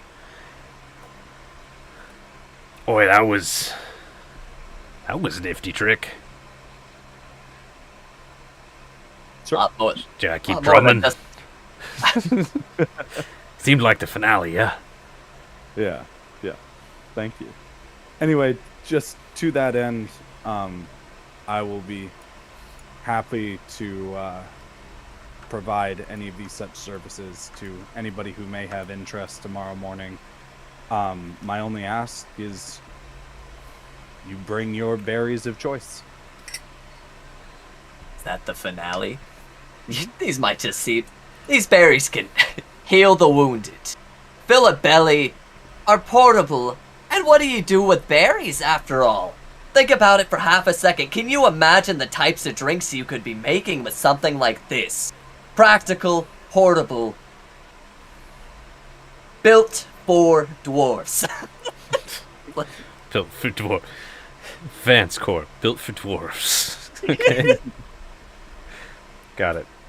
Goodness, really trying to sell it here. Yeah, no, you did a great job. Cool. So one Anyway. last performance from each of you to see how that goes. Roll persuasion. No. No. Alright, performance! Go, 21. Nice, because my performance is coming in at a 9. So once again, thank you. I appreciate it. Yeah. So And my friend here, so gracious to provide the services. averaged really around planned a it. 15. I like it. Okay. Oh yeah. So that, yeah, there's some like murmuring and stuff going on. Now, just to clarify, you didn't offer any now. You said come see me in the morning, right? You did say that, but That's true. I did say that I was offering them specifically in the morning. Yeah. But I mean, I'm also not like running out the front door away from everyone, you Yep, know. yep. So like, I'm still available. Build Okay. that tension, build that hype. Mhm. Let Yeah. people inquire a little bit. Yep. So after your guys' demo, do you guys join Valis and Z? Oh, absolutely. Yeah. Cool. Oh yeah, for sure. Put yourselves where you want to be. Your food is Well- at the table. Alt to be exactly where you want. Here, there you go. So, food's at the table.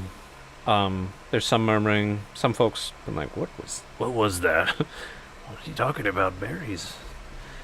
And the one dwarf next door to you guys, sitting right on the other side of this wall, is like talking to his friend about how amazing that was. So,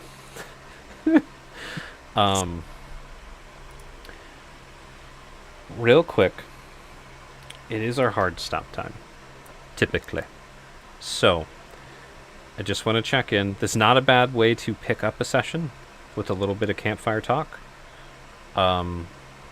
There is definitely, I have capacity to continue, but we usually don't past 11. So, I want you guys to quickly discuss if you want to push on while I will be right back. I've hogged more than enough spotlight, so it is exclusively down to whatever everyone else wants to do. Well, you happen to be in the latest time zone, so True as well. We both are. this is true. I forgot you are also in Eastern time, Joe. Yep. I'm good to go for like maybe another 30 minutes or so. No, I'm you feeling it, just Mr. Krabs. you feel it now. All right. Yeah, no, that's fair. Takes notes. I'm sorry if. folks. Tell you what, though, was there anything you feel that you missed? Because we can bump that to literally priority 1 for next session. You know. Oh, okay, cool. think so, no. That Probably the just to inquire about the 2 new magic, or well, 1 new magic item in the torque for Yeah. Valis to inspect them. The fuck is this map? I'm looking forward to that. How Mhm. about you, Charlotta? What kind of spicy RP you looking for? Oh, there's a lot of spicy RP that I'm looking for. There always is. Yeah. Mostly in between character RP is what I'm looking at. But it can happen like technically at any time. There are things that I would like to do just because I'm excited about them. Yeah. But yeah, so like I said, another 30-45 minutes for me. But I accomplished most of my goals sort of this session, so Okay, All right. so Dallas What- is melting. Valis is melting. We should call it then, probably. Oh no, I was just kind of like relaxing. Oh, melting, not 'Cause- mentally melting. Okay. Oh yeah, no. How are? I mean, I am tired, but Should I do another call around? Did you guys want to RP a little bit more? It is a not bad place to pick up next week. So let me hear it from yourself. I'm gonna start with Mike. How are you feeling? I prefaced with I had like all the time in the spotlight, so I'm good for another like 30 whatever minutes if we 'Kay. want to do that. But I strictly defer. Like, please let everyone else go. Yes. Valis, Joe. I am good to stop. But if everybody wants to continue, I will not say no. Got it. What if I threw you in the spotlight for the next 30 minutes? Okay. Got it. How about I heard Charlotte. Charlotte, you're like, yeah, I want to do some ripping for 30 minutes or so. Alu. Keep going. Okay. I could do another Enthusiasm. 20 to 30 though. I think we should hard stop it at that point. I don't want us to get too sloppy. Overzealous. Yeah, if I was a younger lad with better sleep and health, then I would go back to my 8-hour sessions. But we're not there. All right, so you got your food. You did your demo. Some dwarves are murmuring. Some folks are murmuring. you've got some looky-loos kind of staring back at your corner. Just like, what the fuck? You know, you heard of Vance Corp? And Ogden gives like a, like during the whole thing, like, not bad, not too bad. Didn't seem to mind the blood staining the table. So, you have the option of, glossing over the meal, going upstairs and chatting. You can also chat here. It's a dwarven tavern. Surprisingly, these booths seem to be pretty noise canceling for the most part, unless you're talking facing outward. How do y'all's wants to proceed? I'm good with either or. Well, C's fine. actually, never mind. I lie. I would prefer to split and go to our rooms for conversation.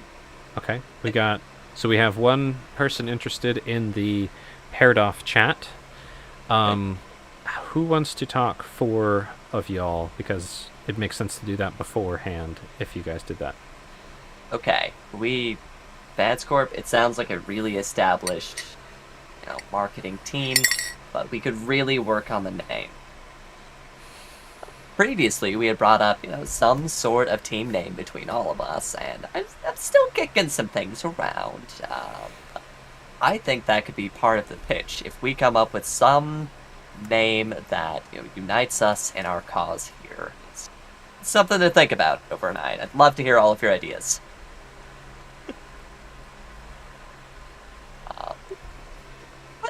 What is... It's kind of like pondering, like, name could use some work, but solid. Yeah, absolutely. I'm totally open to ideas. I can literally, as a majority shareholder, make subsidiaries on the fly. So, yeah.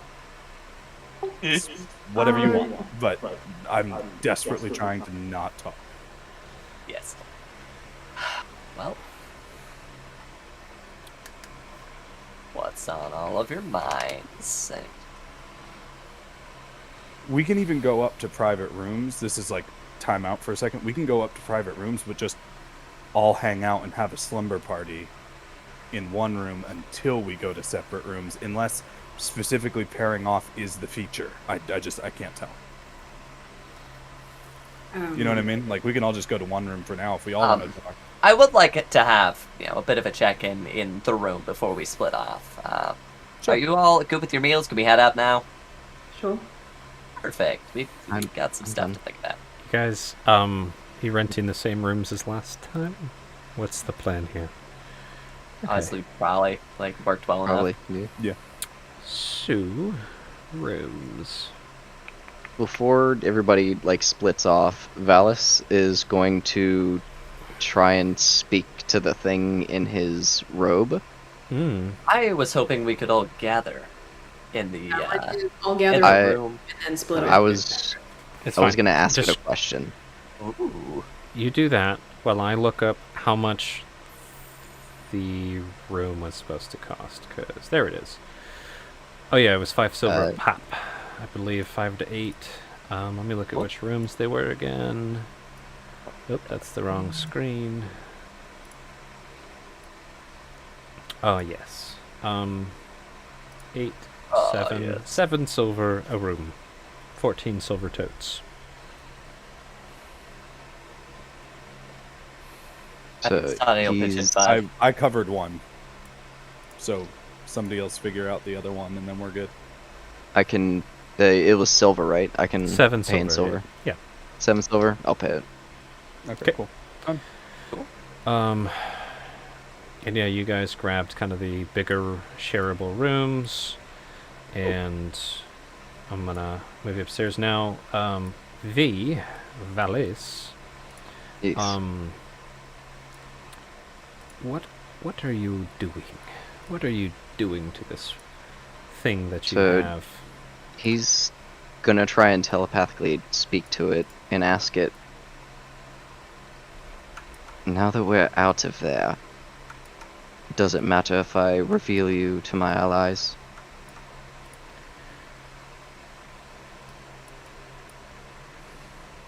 Real quick, just checking with you, V. Have you tried to attune to this thing at all today, or have you just kind of held on to it? I've held onto it all day. I haven't like focused on it or anything like that. Just trying Okay. to link with it like it was talking to me earlier. Yeah. You get this feeling of like comfort and reprieve. That's the vibe you Okay. get. Okay. Like we all good here. Yeah. That's the feeling. Mm. Just tingling up your arm into your brain. Mm. Doing me a heckin' concern. And yeah. Anything else you wanted to prod at this point? So we're all in the same room now, right? Yep. You're all Okay. in the room with the couch. You can move around however you want. I just slapped Valis and Sonny on a couch. Okay. Marcus, and yeah, put you guys however you... Put yourselves where you want to be. Yes. I'll stay on the couch. But Valis will prop his staff up behind him and pull out the tube Mm-hmm. and take it Yeah. off his wrist. That was something I was hoping to talk about. Should probably describe the room. Oh yeah, so yeah, you guys went upstairs. There's a nice double bed, nice sofa, chest, desk, end table, and a large black bear rug in the room. So, scroll case presented. I believe I gave you all the handout for that as well. At this point, Yeah. I know you did me. should be everybody. The mysterious map. Yeah, it's pretty cool looking. How mysterious. So, continue, Valis. But he holds it. So whenever the woman gave me this, as soon as I touched it, it said something to me. It said, just take me. Don't say anything. Just get me out of here. The map said that. It just do, do you know what telepathy is? I do. I've heard of it. How limited is the telepathy? You know, is this conveying emotions? Is this clear words? Does it seem sentient? There are varying levels of telepathy. So when I took it, it spoke words, but now it's only motions. Huh. Right now it's feeling comfortable, content. Okay, so what do you know about it? They said that it seemed like they were expecting you. They handed a map off to you. Were you expecting us? I have no idea. On top of that, the other drow, to clarify, I don't know who they are. Okay. Well, I guess we've got two important items to figure out what they are. For the mat specifically, I feel maybe we shouldn't use it until we have it properly identified. As Valis undoes the top on it. Oh, there he goes. Well, You hear the jingle of a metal chain as he just kind of unscrews the lid, and you see a rolled up piece of paper inside. Sonny immediately scoots in. Well, now that it's open, let's see what it is. Oh, what's the Sunny? Oh, And Marcus, just to clarify, when you detected magic earlier, it wasn't the case, it was the paper inside. Sure. Yeah, that's right. Cool. so he'll pull out the map. The map Set starts the, breathing. Yeah. He'll lay the case on his lap and then unfurl the map in front of him. Cool. So, yep, you unfurl this map. There's nothing written on it, but it looks like it's been written on and cleaned, written on and cleaned, written on and cleaned a ridiculous number of times. There's almost these like specks and leftover markings of all of the imperfect ways it's been cleansed over the eons, though the paper itself is not damaged. There's no like dent or wearing or rubbed raw or thin spots or anything like that. Makes sense. Yeah, kind of like a wet erase board for like a white erase board with hexes on. Yeah. Yeah. Yep. No hexes on it. It's just Just plain map. Yep, just yeah. Okay. paper. That this wasn't what I was expecting. What were you expecting? Flips it over. Nothing Same. on the back. Same thing.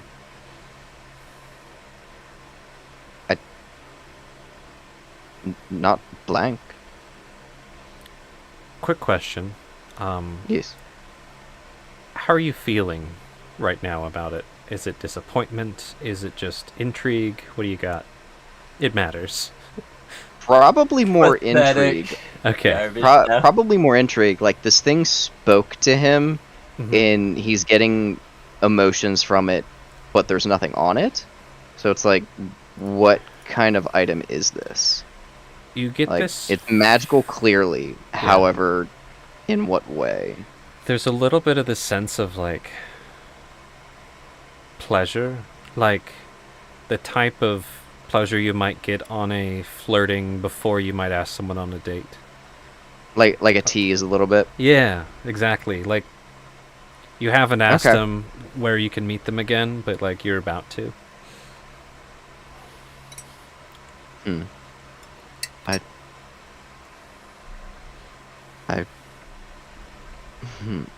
I wonder if this thing can show me the map of Brinchander.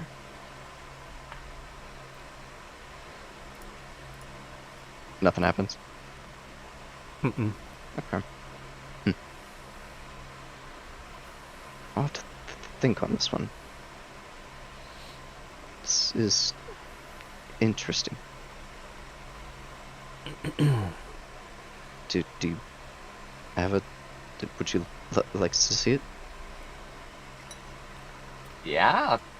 I mean, can you Okay. hand it here for half a second? Yeah, he's like sitting right next to you and just kind of like holding it off. Nice. Huh. Let's see here.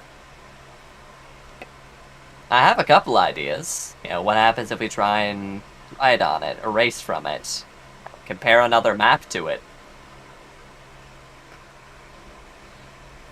I mean, and he pulls out a charcoal pencil. Alright. I have a map if you'd like to see if it can replicate a map. Yes, please. I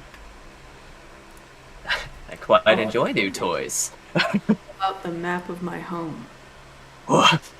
Oh. So before compare the map to it, Valis is going to write his name, probably in a language nobody can read, in Undercommon. Okay. With charcoal, right? Yes, charcoal pencil.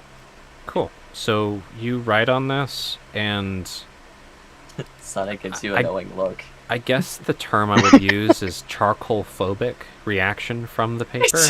You watch the charcoal pull up and just off. It just fucking drops off. Yeah, it literally it's like it just dusts on top of this map, and it doesn't. There's no friction that it can really stick.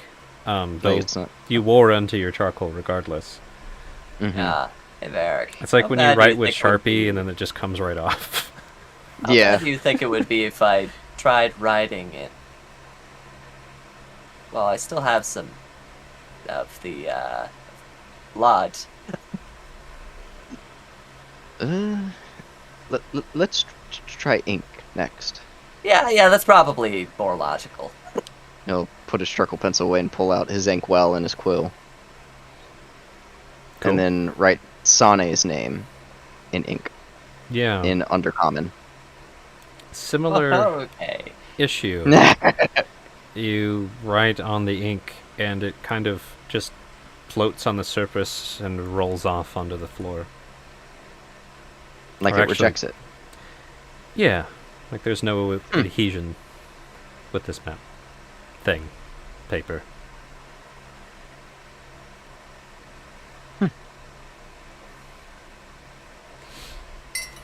Mind if I see your map?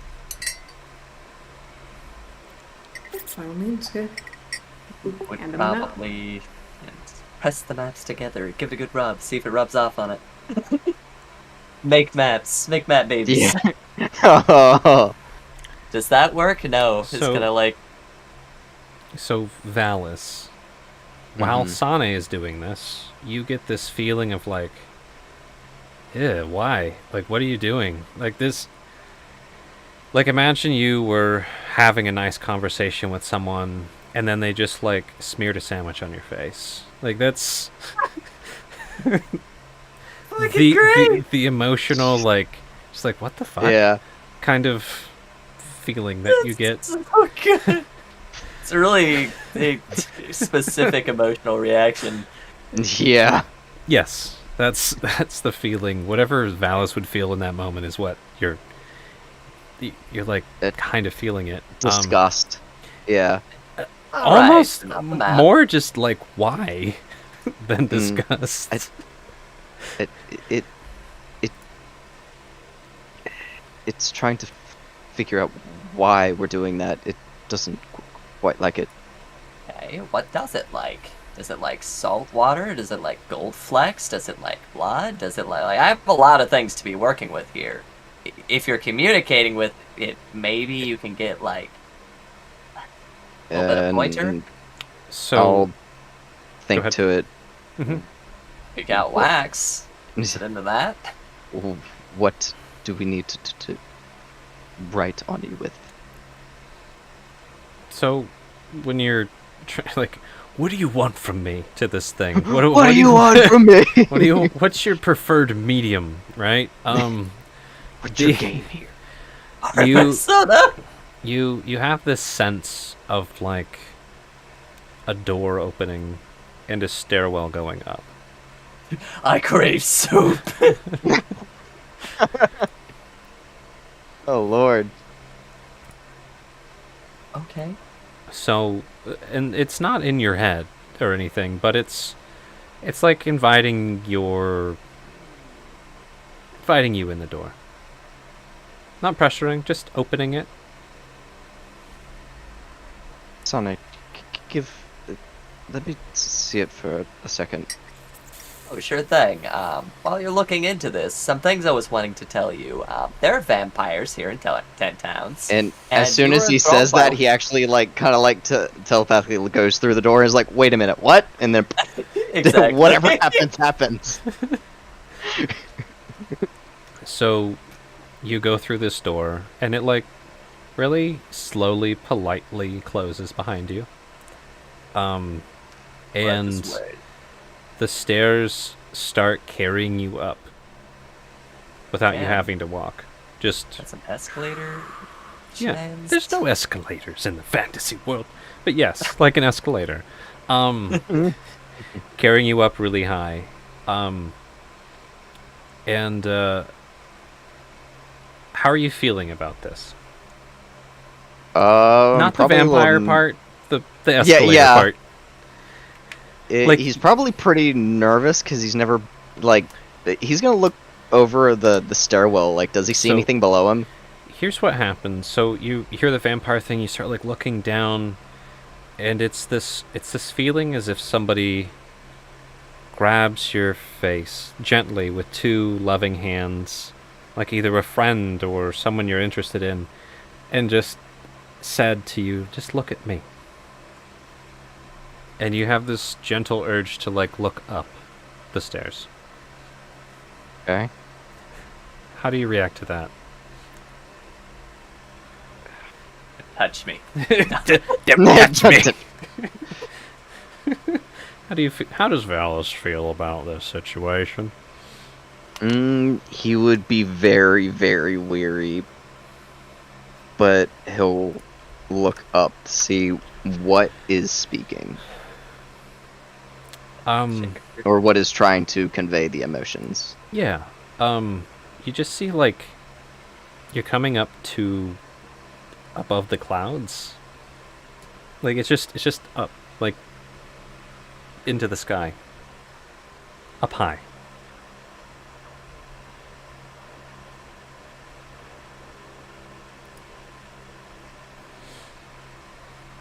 How does that feel? Y'all good? Dallas? Or are you just like, Yeah, he's like, oh, the fuck, but he's just gonna keep going up. Okay. So, a short moment later, you break through the clouds, and, like, a pristine night sky is above you. There's no cloud cover. You can see all the stars in the sky, the moon gleaming in full brightness. The aurora borealis, like, distantly off in the night. And as it keeps kind of bringing you up, it finally comes to a stop, like a few 100 feet above the clouds. And there's this break in the clouds. And then you get this feeling of, like, now look down. He'll look down towards the clouds. And through that kind of hole in the clouds, you can see all of Bryn Shander. You can see the entire area of Ten Towns, the kind of illuminating spots where they all are, of this bird's eye view of everything around you.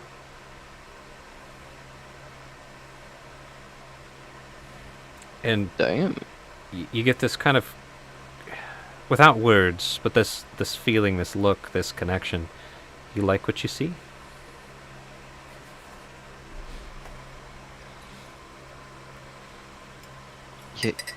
Yes. What is this? And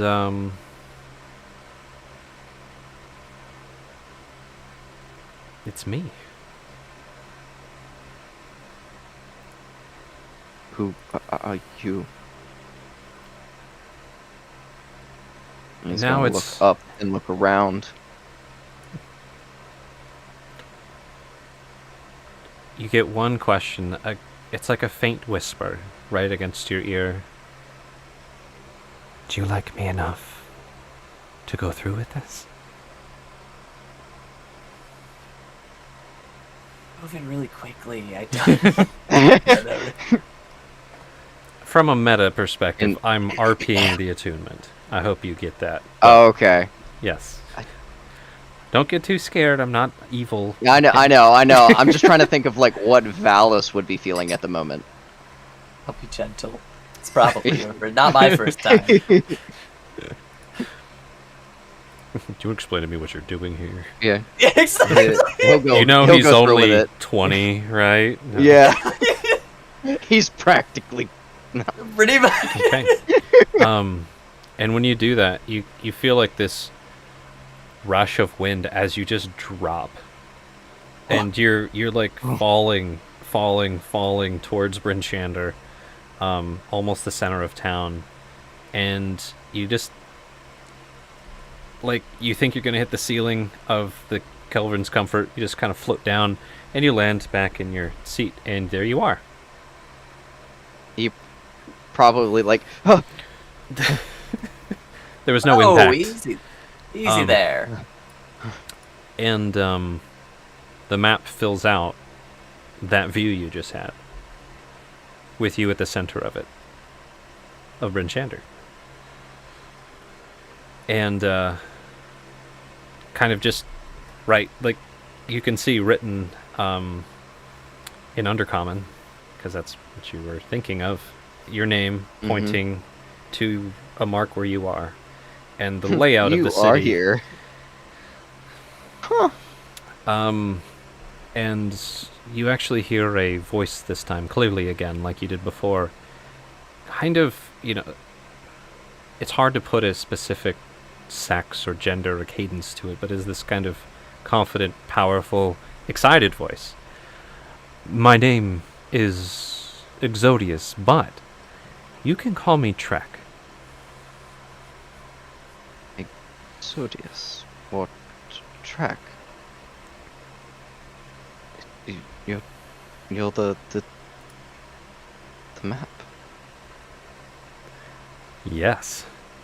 I'm the map.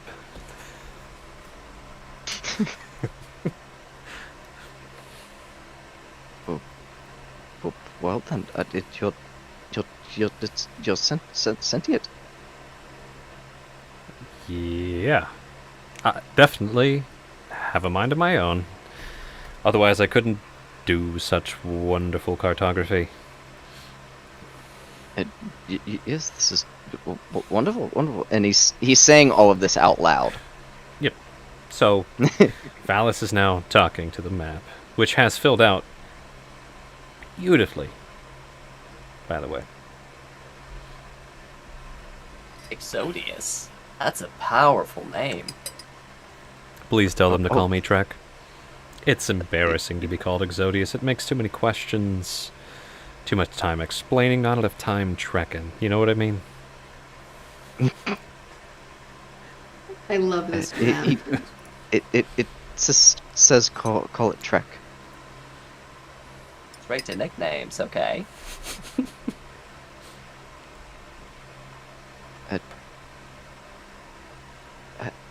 How do you work? Like, do you just continue to fill out as I walk, or No. That would be pointless. Why would I just map where you are all the time?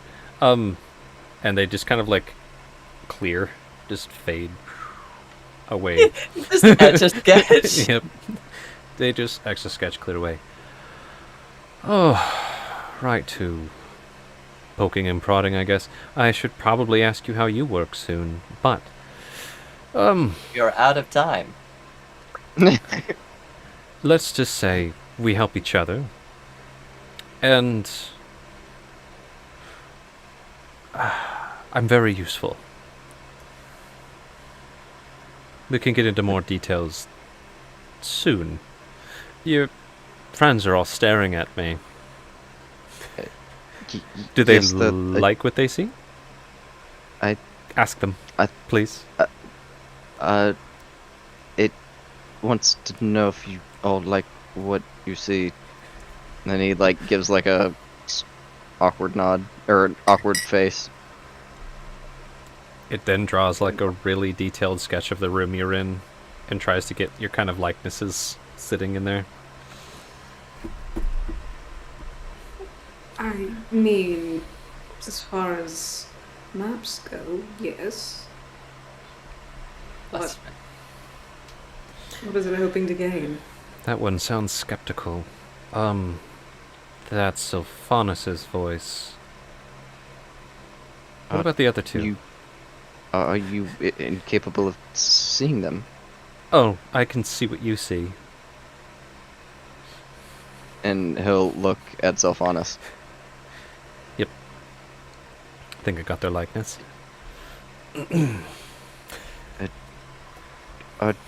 You're not capable of seeing where others are you? Or only from my perspective? Oh, it's not that simple. Who do you have in mind? I could try. I don't know exactly what you mean. I know that you're here, San is there, Marcus is there, Sylphanus is there. I know where the folks downstairs were. The individual that I'm thinking of is Helg, red-haired dwarf. Well, we that narrows it came down, in- doesn't it? We came in on a caravan with him. He's currently being kind of, I don't want to say haunted, but hunted. We have a picture of him. It gets all of the key details and features. Show me. Mind, Valis. Just let me walk around a bit. Okay. When you say that, you feel like doors opening in your head. And they're poking and prodding and looking around. That's probably Helg.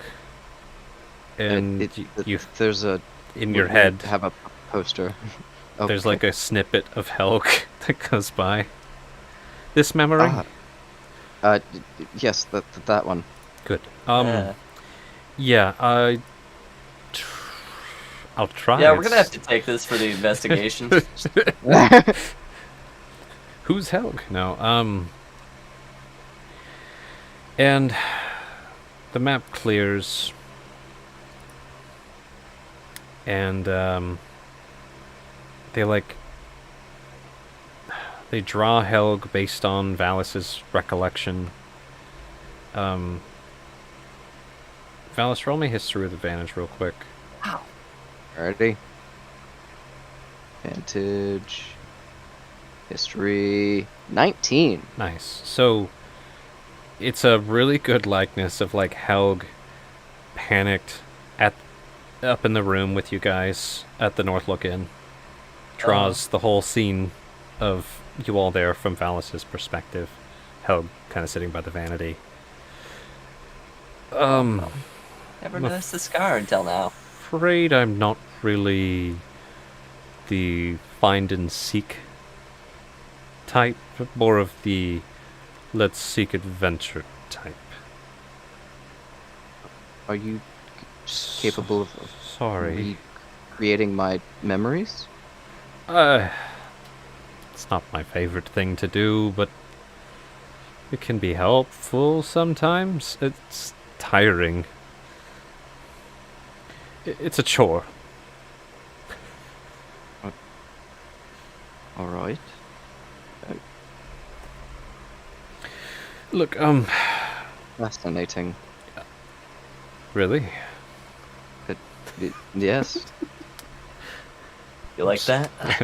I'm very, very glad. Look, I think this is going to be wonderful, but I can tell, based on your friend's expressions, that, you all have some things to talk about, and some of them want to get to bed. We'll have plenty of time. Plenty of time. Don't worry. Agree. And you bring it in, and it's like this vibe, like a hug, that they're like, yeah, are we new best friends? I love you, MapQuest. He'll mentally do the hug. He won't hug the fucking map. Oh, this is nice. All right, like pats on the back. Go be with your boys, and we're gonna have fun. We're gonna have a lot of fun. Thanks. Damn, thanks, Azodius. Fucking love you, man. Yeah. And He'll it's he'll almost roll up like Exodius. yeah, Put him back into the tube. You feel like a door closing in your head. It doesn't lock, but like they went to their room. Okay. So like there they may or may not be a suite in your head that's now occupied by a part of the sentience of this map. Mmm. Hey. Mm. Yeah. So, I can't.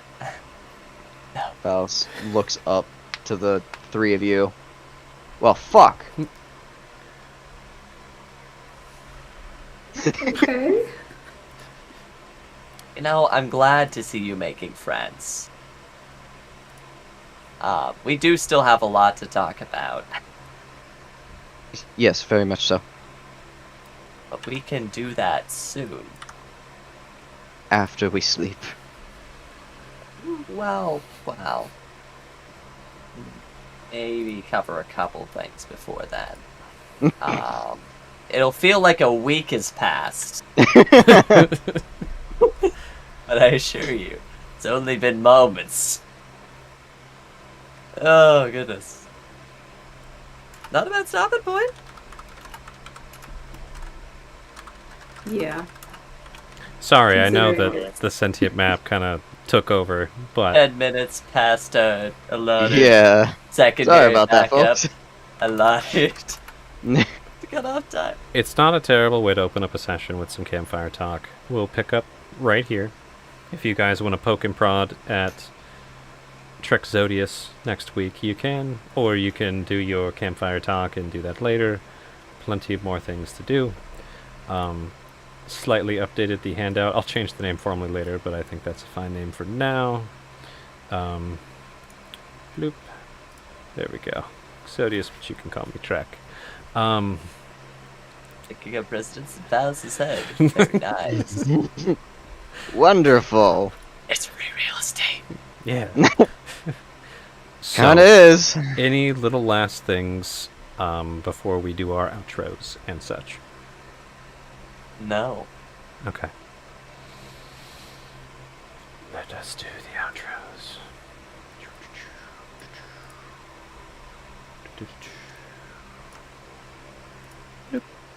All right. Well, thank you, anyone and everyone who tuned in tonight. I'm Gats. I was the GM for Band of the Ancients D&D yet again. I should have said this at the start. I keep forgetting. We have a Patreon now. If you like to do Patreon stuff, check that out. Who was I playing with tonight? Hello everyone, I go by Eludria Luna online. I was playing Sane Dustveil. I had quite a bit of fun and mischief, so all in all, solid session. Thanks for tuning in. It's great to have you. Hello, my name is Charlotte. Tonight I played Sylphanas Khan. It was a very good session. Things were revealed that I will be thinking about forever. Thank you for joining and have a good night. Hello everyone, I'm Joe. I played Valis to the Left / Varric Deer, who is now even more worried. Thank you for joining us. And I am Mike. I played Marcus Vance of Vance Corporation, and next time we're having fun with portals. But Yay. All right. Good night. Good morning.